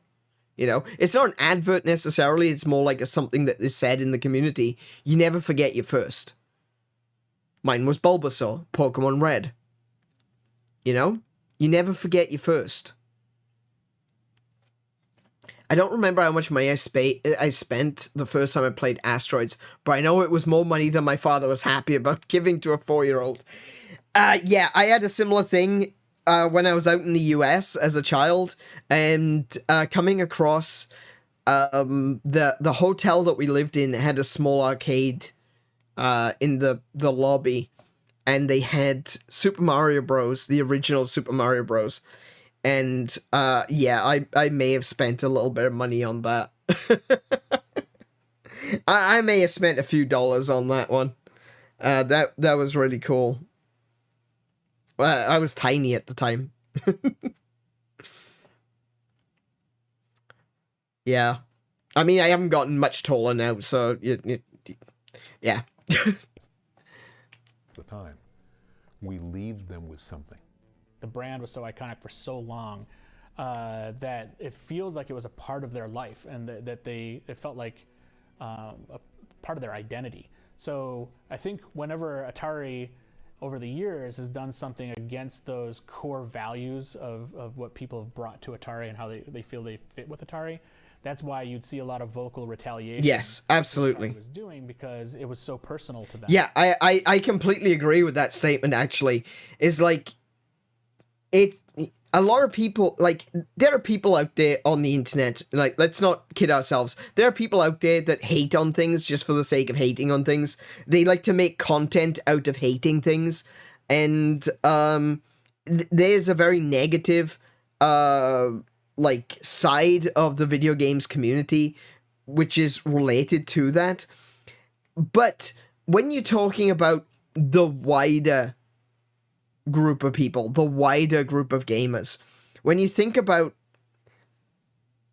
people in general, they don't hate things because they hate them, they don't get angry and they don't rally against something because they hate it.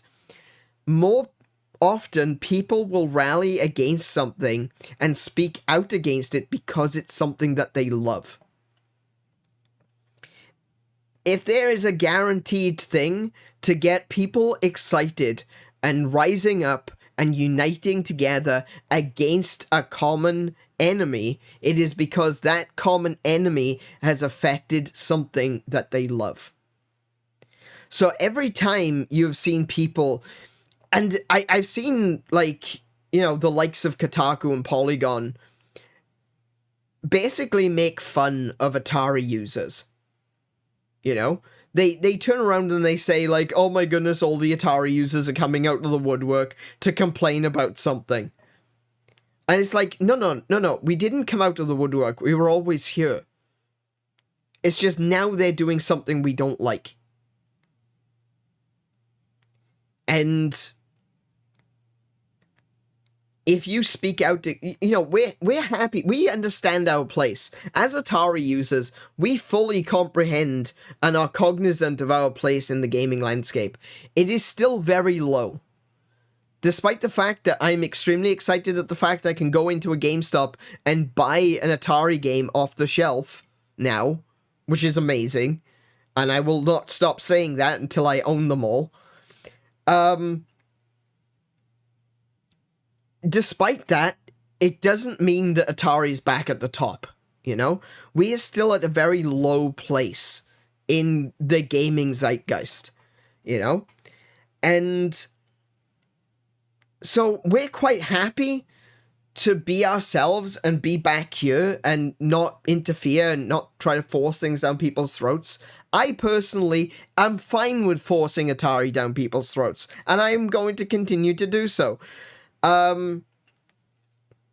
We tend to sit back and we're just watching and waiting. And we're like, oh yeah, we like that. We're gonna have some of that. Yeah, I'll buy one of those. Sure thing. Yeah, that looks good. Yeah, I'll have that. But as soon as you start to screw things up, you are going to get the response of, no. This is not what Atari stands for. This is not what Atari players stand for. This is not what we want or what we like. You have missed the mark, Atari, and you need to hear it. And thankfully, as I have praised him many a times already during this stream, Wade Rosen has done a fantastic job of listening to the audience. He knows what Atari fans want. He knows that Atari fans are looking for not just those old experiences, but a new way to play them in a way that, that is comparable to those old systems that we can still play on modern technology. you can't play an Atari 2600 on a modern television, for the most part. There are some TVs that still allow you to do it, but for the most part, it isn't going to work. Heck, I've got a CRT right here. Right? Within arm's reach of me, I've got a CRT. And I've currently got my Super Nintendo connected to it. Right? I can't even run my Atari 2600 Junior on that because it's too modern. It's got the right cables, but it doesn't pick up the correct signal. Which sucks. I hate that. I was really hoping I'd be able to play my 2600 on you, but I can't. You know? And that's just something that we have to deal with. But modern Atari have released the 2600 Plus and now the 7800 Plus. Yes, all our money is going to go out the window. And that means that we've got wireless controllers, we've got HDMI connectors. They're doing right by the fans. The fans that are still here, as Gary Kitchen said, saying, why won't you sell me more Atari games? We're still here looking for more Atari games. I go out regularly, well, I say regularly, I go out every so often in search of more Atari games. And I hopefully find some, you know? And I've got quite a nice collection. It's not like a big collection. It's not overwhelming. It's not something that someone's going to be super impressed at. But I'm sure people will look at it and go, oh, that's nice. And that's all I need, you know? That's all I need from you guys. That's the moral encouragement that I need to go out and buy more. Wireless controllers is definitely a quality of life upgrade. Exactly. That's what I want. I want Atari with quality of life upgrades. And so there's no reason for me to not buy a 7800 Plus. But yeah, I think that's right. People speak out against things, bad things happening to the things that they love. It is very personal. These, for a lot of us, for people who care about Atari, it's because that was our first console. There are not many people that came into gaming with like the N64 that would say the Atari 2600 is their favorite console. I'm sure they exist, but there's not many of them, you know? Me, I started with the Atari. And that's why it's important to me. That's why I've got 3 of them on my shelf. I've got 2 Atari 2600 Juniors and a 2600 Plus. I have also got, actually, technically I've got 4, because I've also got an Atari handheld, which is loaded with like 100 games. So, you know, I've got 4 Ataris on one shelf, you know? I care about Atari. I love Atari. I like playing Atari games. It's personal to me because it reminds me of a simpler time. Simpler in terms of game design, where people were more focused on gameplay, which I think is more important than graphics. Even more important than story to a certain extent. I do like story games. Like, my major... what I play these days is adventure games and RPGs. So I think story is important. But ultimately, the best story in the world is going to be let down if you don't have good gameplay. The best graphics in the world are going to be completely worthless if the game is unplayable. Look at games like Body Cam. Photorealistic graphics. But if that game plays like crap, it doesn't matter how good the graphics are. We're going to go back to playing something from 20 years ago because it plays better.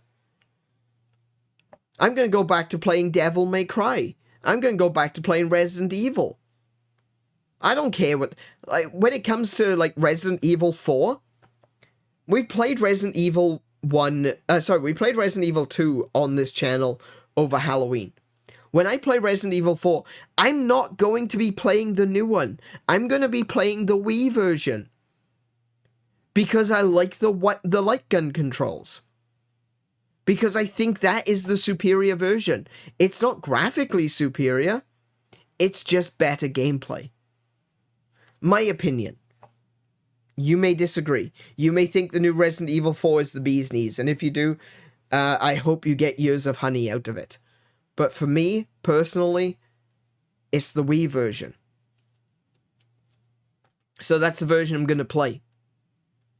And, like, I own the old version of Resident Evil 4. I have it, like, I have 5 copies of it. I have it on Wii, I have it on GameCube, I have it on PC twice, and I think I've got it somewhere else as well. Maybe I've got 4 copies.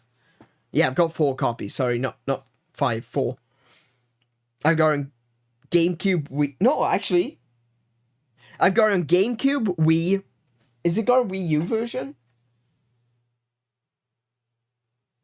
No, GameCube, Wii, and on PC twice. I'm going to play the old version. I hope you'll be okay with that. Because it was so personal to them. And, Atari did a great job with marketing. They had a lot of the arcade hits, like Pac-Man. Honestly, Pac-Man was terrible. Tons of arcade games. Defender was good. Play at home. Defender was amazing. They just did a great job with marketing, getting the systems out there, and that's what people remember from those early days. For me, it is the excitement that I had as a young teenager having the VCS. That excitement is still there for me. And Absolutely. You never forget your first love. There you go. Never forget your first. I think video games are proving to be more and more like the music business. Whatever you heard at certain points in your life of music, that's the soundtrack for your life. Yeah. Do you know what? Songs when you were a kid or when you were a teen or when I completely agree with that. I completely agree with that. I think that's the reason why my favorite Zelda game is A Link to the Past. It's not just nostalgia. And actually, calling it nostalgia is... I wouldn't go as far as to say it's offensive, but it's kind of offensive, I'm not saying it's offensive, but it is. Because nostalgia, the term nostalgia was coined to describe a form of psychosis. Someone who couldn't get past the past. Someone who was like, living in the past. That's what nostalgia means. So I don't think it's nostalgia. It's not really living in the past. It's just having a love for that thing that made you.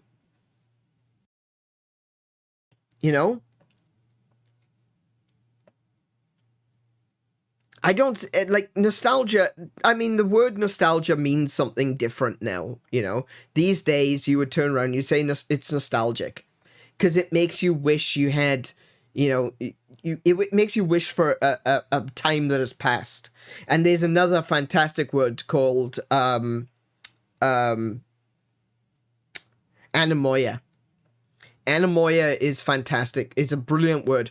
It specifically means nostalgia for something you've never experienced. Oh, I like that word. That's a good word. That's a damn good word. Because I've got anemoia. I've got anemoia for the 70s. I've never experienced... I never lived through the 70s. But my favorite TV show growing up... Oh, I say growing up, in my teens... was that 70s show. And, I was there for the Atari 2600 when I was a kid. I had a 2600 Junior, which released in 1986. But that was still over 10 years after Atari first released.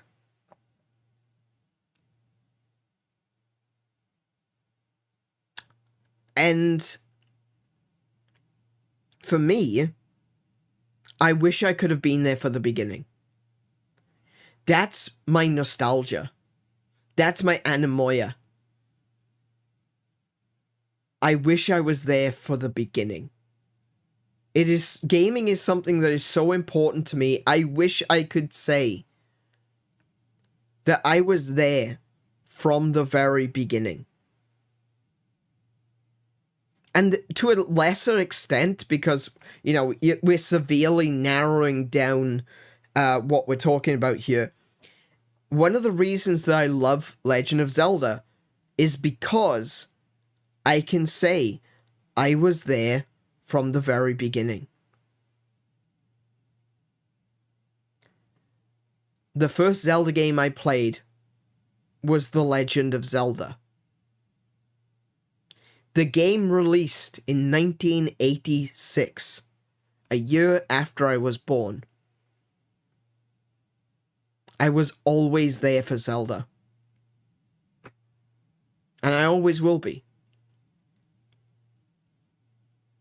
In fact, there's a song, you may know, Todd Wants to Battle. Was it Todd Wants to Battle? Yeah. Nate Wants to Battle. Sorry, Nate Wants to Battle. He had a song called The Third Day. And it's such a good song, and it really resonated with me, despite the fact that it was a parody song. And there was a line in there talking about Zelda. I could feel her since the day that I was born. And I think I could. Because when I first encountered The Legend of Zelda, I genuinely felt like I found something I'd been looking for. This was it. This was it. This is what I'd been looking for. This whole time. I didn't even know I was looking, but there it was. Zelda was carved in my soul.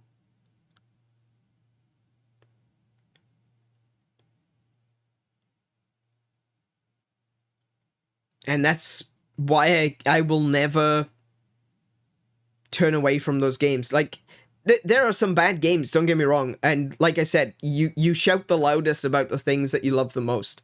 I absolutely did, you know? There's some mistakes along the way that I'm not happy about. But time has a way of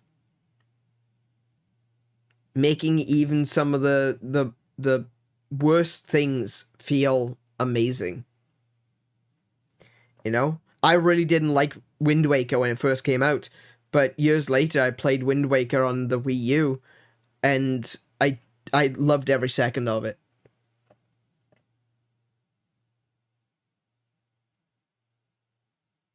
I really didn't like Wind Waker when it first... Do you want to know something else? I didn't like Majora's Mask when that first came out either. I didn't understand it. I thought it was silly. I didn't understand how I was supposed to be able to do a dungeon in the space of 3 in-game days. That was ridiculous. That was stupid. Why would I play this game? It's horrible. I played it years later on the GameCube because I've got the a GameCube disc, which is a collection of Zelda 1, Zelda 2, Ocarina of Time, and Majora's Mask. And I played Majora's Mask on my GameCube, and I was like, oh, this is what I've been missing. Okay, now I get it. I never played it all the way through until the 3DS. So, yeah. But Zelda is something that, like I said, it's carved in my soul. I felt Zelda since the day that I was born. It was always there.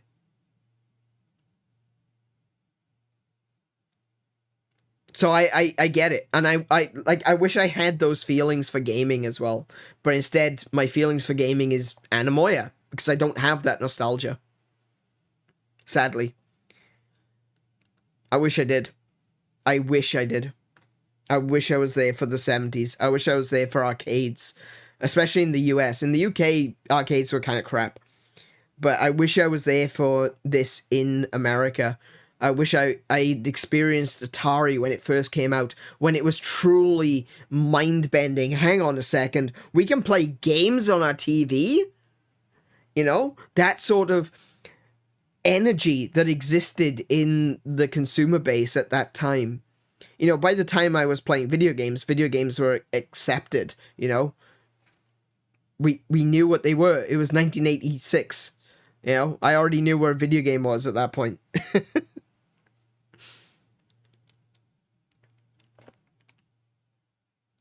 But I wish I could go into it without knowing where a video game was and being like, oh my goodness, this is a video game. Wow, this is amazing. life. So I agree with that comment, that video games are kind of like the soundtrack for your life. I completely agree. It brings back those memories, and you're attached to that time and to that version of yourself. Link to the past. And the music takes you back there. I think for a lot of people, it was the very first system that they had, especially for the 2600. And even then, the Pong systems that came before that, and Atari was active in arcades as well. I think the combination of, the home consoles, arcades... Oh, look at that box. That is so 70s. I love it. Trifecta really kept Atari in everyone's minds, versus the other companies only had like a console, home console, and didn't do the other things. I took my 8-bit 800 XL with me to college, and that's what I wrote my reports on. Yeah, exactly. Absolutely. Down the hall, heard it pecking on the the 1027, but hey, I did my reports on it. There were absolutely. Dedicated their lives to just making sure that an Atari 800 could. I was that kid as well. I gotta be honest. When I was in school, I was that kid. Like, I had a PC, and so people would be coming into class and handing in reports and essays and homework and stuff that was all handwritten, and I'd be coming in with a printed copy, and the teacher would be like, "Oh yeah, okay, he's one of them. he's one of those kids." Stay working. That an Atari. Now, granted, everybody in the dorm down the hall heard it. Was it the 1027? But hey, my reports on it. There were people who dedicated their lives to just making sure that an Atari 800 could stay working, and they would sell parts as cheap as they could to people to keep their machines working. Yeah, exactly. I love that. I'd say like 3. Ooh, oh, you can't do that. Oh, you can't just flash. You can't just flash us like that. This is a YouTube video. You gotta keep it child friendly. I gotta see that again. Hold on a second. Lives to just making sure that an Atari 800 could stay working, and they would sell parts as cheap as they could to people to keep their machines working. And so for God, you can't take your top off like that, love. Basically, good grief. Kind of like... Woo! Look at that. Oh, that's gorgeous, that is.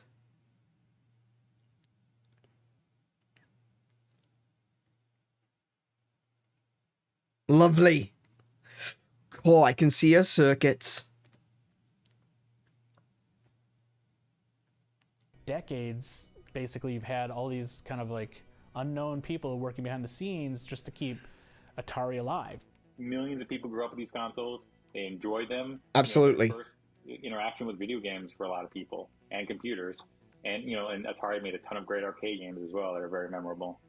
So again, I think all of that just helps to keep the brand alive, even when Atari wasn't very active. Ultimately, do you know what? That bit there reminded me of something that happened to me when I was in high school. I had a friend come over one day after school, and we were just kind of hanging out. And he's like, do you have like any video games? I'm like, yeah, of course I got video games. And so we go up to my room, and in front of my TV, like I've got my desk, right? And my TV is on my desk. And next to it is the ZX Spectrum, right? With a tape deck.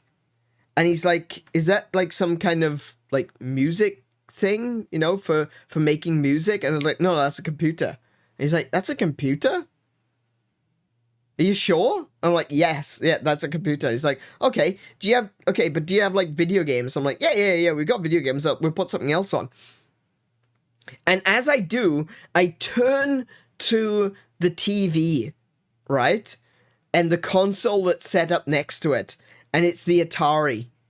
And I just remembered that, oh, hold on a second. Now, hold on a second. I just set up my Atari. And I say, as we turn to the TV, my friend looks at it and he goes, is that an Atari? And I'm like, yeah. And he goes, I don't think I've ever seen one of those. And I said, well, there you go. And he's like, do you have anything newer?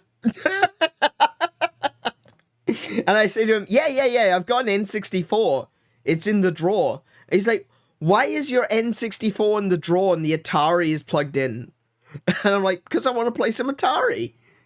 He's like, can we play some N64? I'm like, yeah, we can. We absolutely can. That's fine. That's not a problem. I just remember this look of sheer confusion and loss on this guy's face, where he's just like, that's a computer? And then turning across the TV and being like, is that an Atari? He must have thought that I was living in the Dark Ages. Because, yeah, man.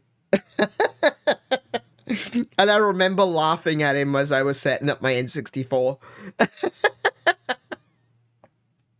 Oh, man, good times. Good times. Oh, dear.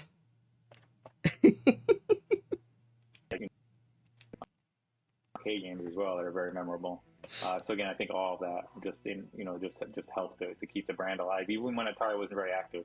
Ultimately, I think Atari, the name, was what survived, but not Atari, the game company. Yeah, that's kind of true. Just Atari by name, and so it is, but I still feel like.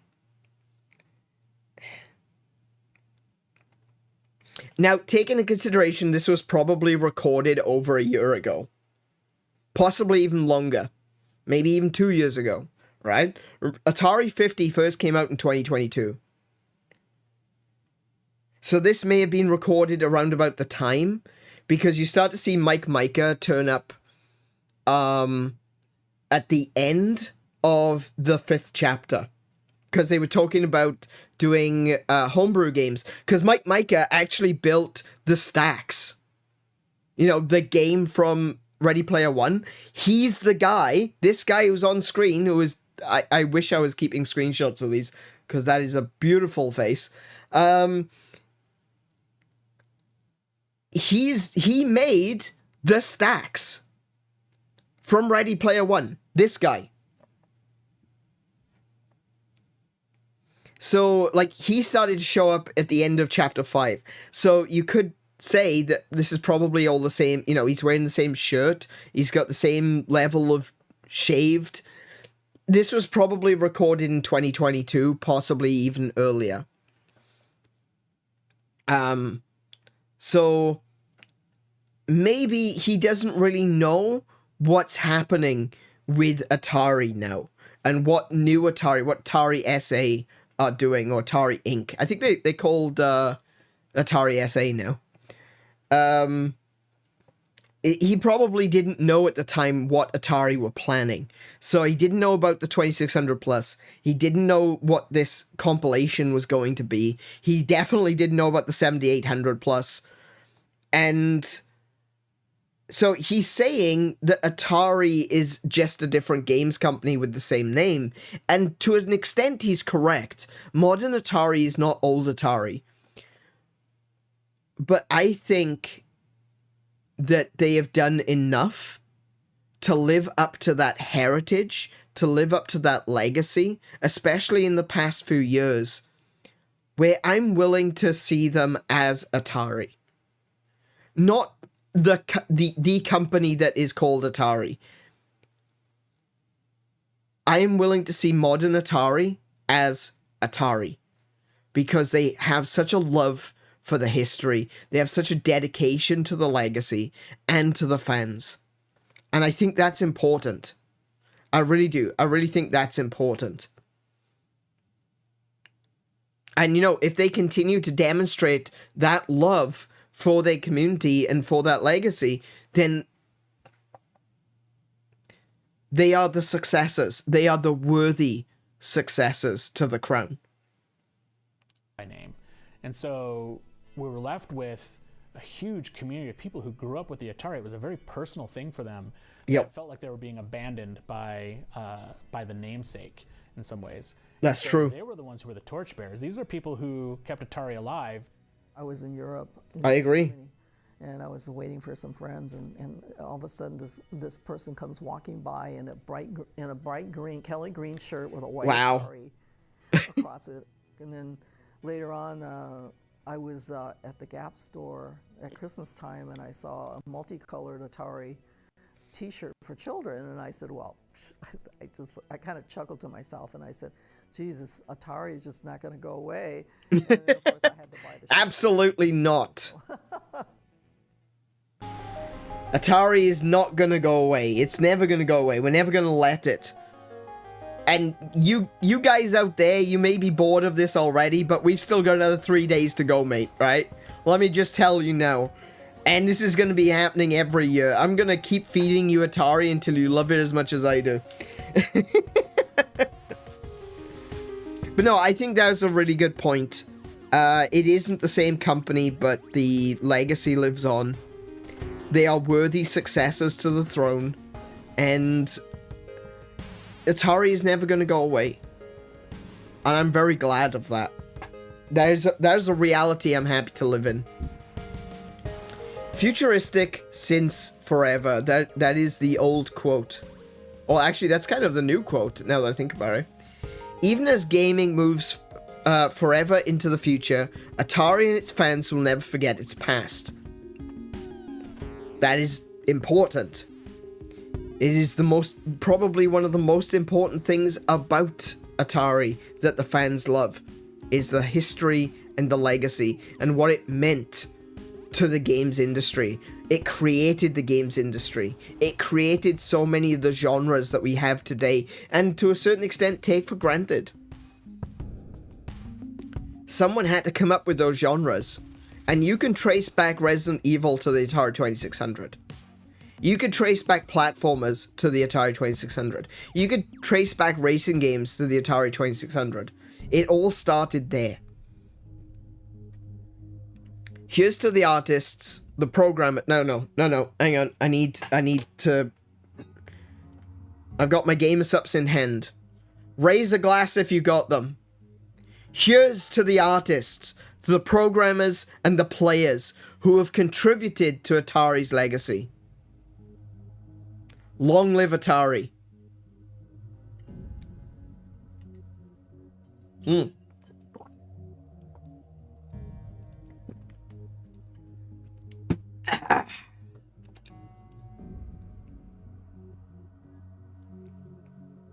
Amen.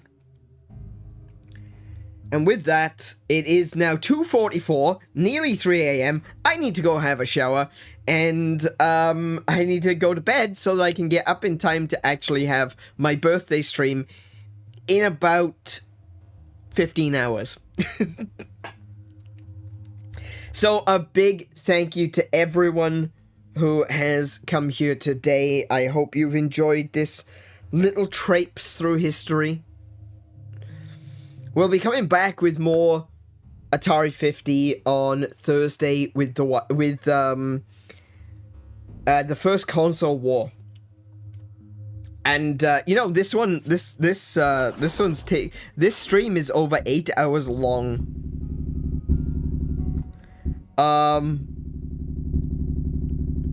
mean, 8 hours is not bad to go from 1976 all the way up to 2023. 2024 even.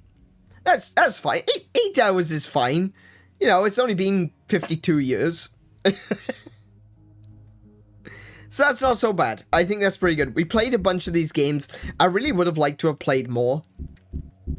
But, of course, we're already going over 8 hours at this point. So, yeah. I hope you've enjoyed the stories that have been told here by the folks who worked at Atari, who were fans of Atari, who are developers, who have been, really passionate for Atari for all of these years. It's for those people and by those people that this game, quote-unquote game, this documentary, this interactive documentary exists. And,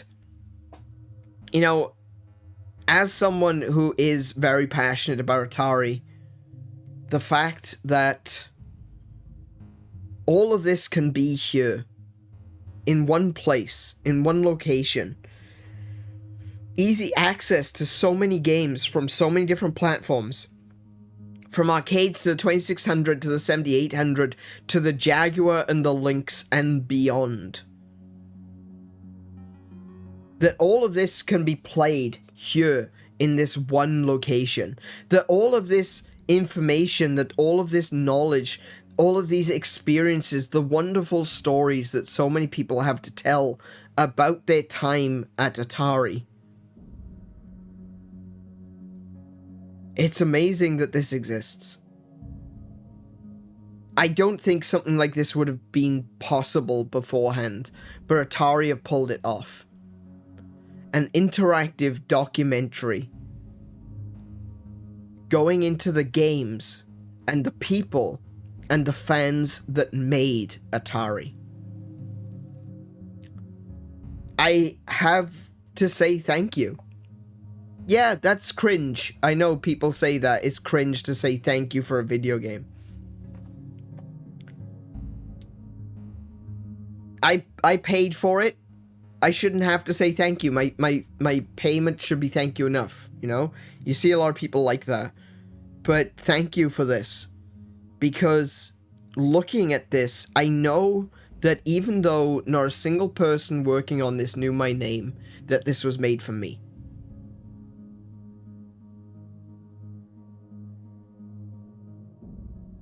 I may have spent $50 on this, but the people behind it spent thousands.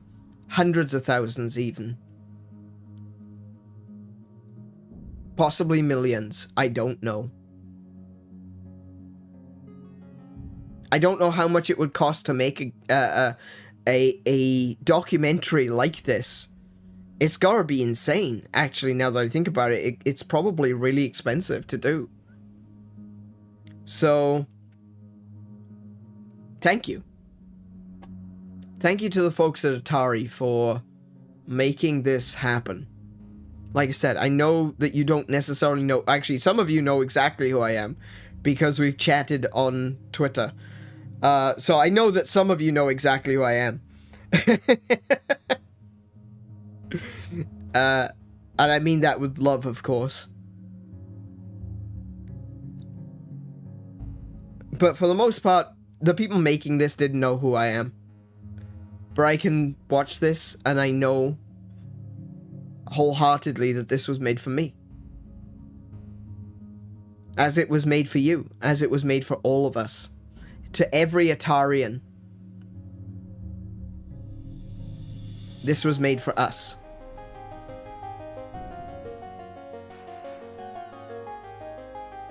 And we've still got another chapter to go, which we will get to another time. So I'll quickly just take us to the schedule for now. I still haven't changed the community race day notice. Damn it. Alright, I need to change that.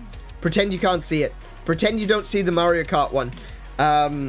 Or just pretend that it says December 21st. Right? I'll fix that in a moment. So tomorrow it's going to be another loading zone. It's going to be my birthday chatting stream. So if you want to wish me happy birthday, do come along tomorrow. It's going to be more than just a self-indulgent chatting stream where I talk about how amazing I am. I mean, you already know that, so I don't have to tell you. It's going to be more along the lines of just, you know, hanging out, playing video games, perhaps, talking about video games, talking about... you can... I might do like an AMA sort of thing. I think that would be fun if there's enough people around to want to do it. So do come along and, you know, hang out for a bit.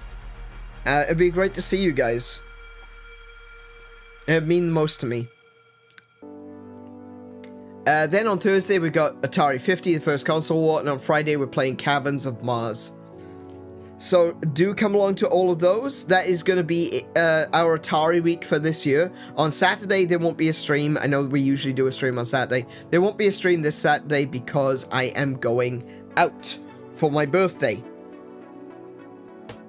So I hope that you will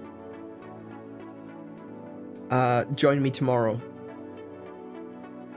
And I will see you when I see you. Be good to yourselves, be excellent to each other, play more video games, and until I see you, I wish you all peace and high scores. Good night, everyone.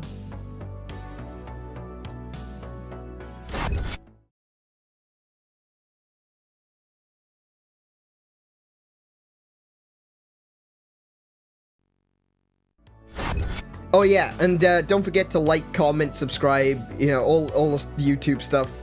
You know, yeah, yeah. Okay. So like, comment, dislike. You can dislike it too if you really want to. I mean, I don't care. YouTube doesn't care. I don't care. Like, dislike, whatever. Subscribe if you're new. But don't expect to see loads of Atari stuff in the future. There will be Atari stuff in the future, just not like, we're not going to be doing this every week, okay? And here we go. There's been a lot of things that we've looked at tonight, right? We looked at various Atari games. We looked at something which, like I said, you know, very nostalgic, a lot of anemoia as well for some of those games that I didn't get to play as a child, and I wish I had those experiences. I want to focus in on that for a moment and say, leave a comment. Let me know that you made it all the way to the end of this 8 and nearly a half hour stream, right? And tell me, what is the most nostalgic game that you have played? What is the game that, despite years and years and years of going back to it, never seems to get old? A game that you love, that you've loved since a child, and it gives you fond memories of those days. As I mentioned, for me, that's 100% gonna be A Link to the Past, right? And the original Legend of Zelda, Super Mario Bros. 3, Mega Man 2, and a bunch of stuff on Atari, like River Raid, like I used to play Mario Brothers, you know, the original Mario Brothers, on Atari as well. Pac-Man Jr., that was a good one. These games are very nostalgic for me, but I think the most nostalgic game, the one that really gets my almonds activated, is A Link to the Past. So I want you to let me know, what nostalgic games do you have? Leave a comment at the end of this stream, and I would greatly appreciate that, because I want to have that conversation with you guys. Furthermore, come and join us over on the Discord. That's where the conversation continues when the stream is over, and also you can find me on Twitter or X and Blue Sky. You can find all of those links in the description, and I will see you next time. I've already done the outro, but you know what? I'm gonna do it again because I mean it and I love you guys. Sexually. I mean, no, wait. Play more video games, give peace scores. Hi, I'm getting there. Good night.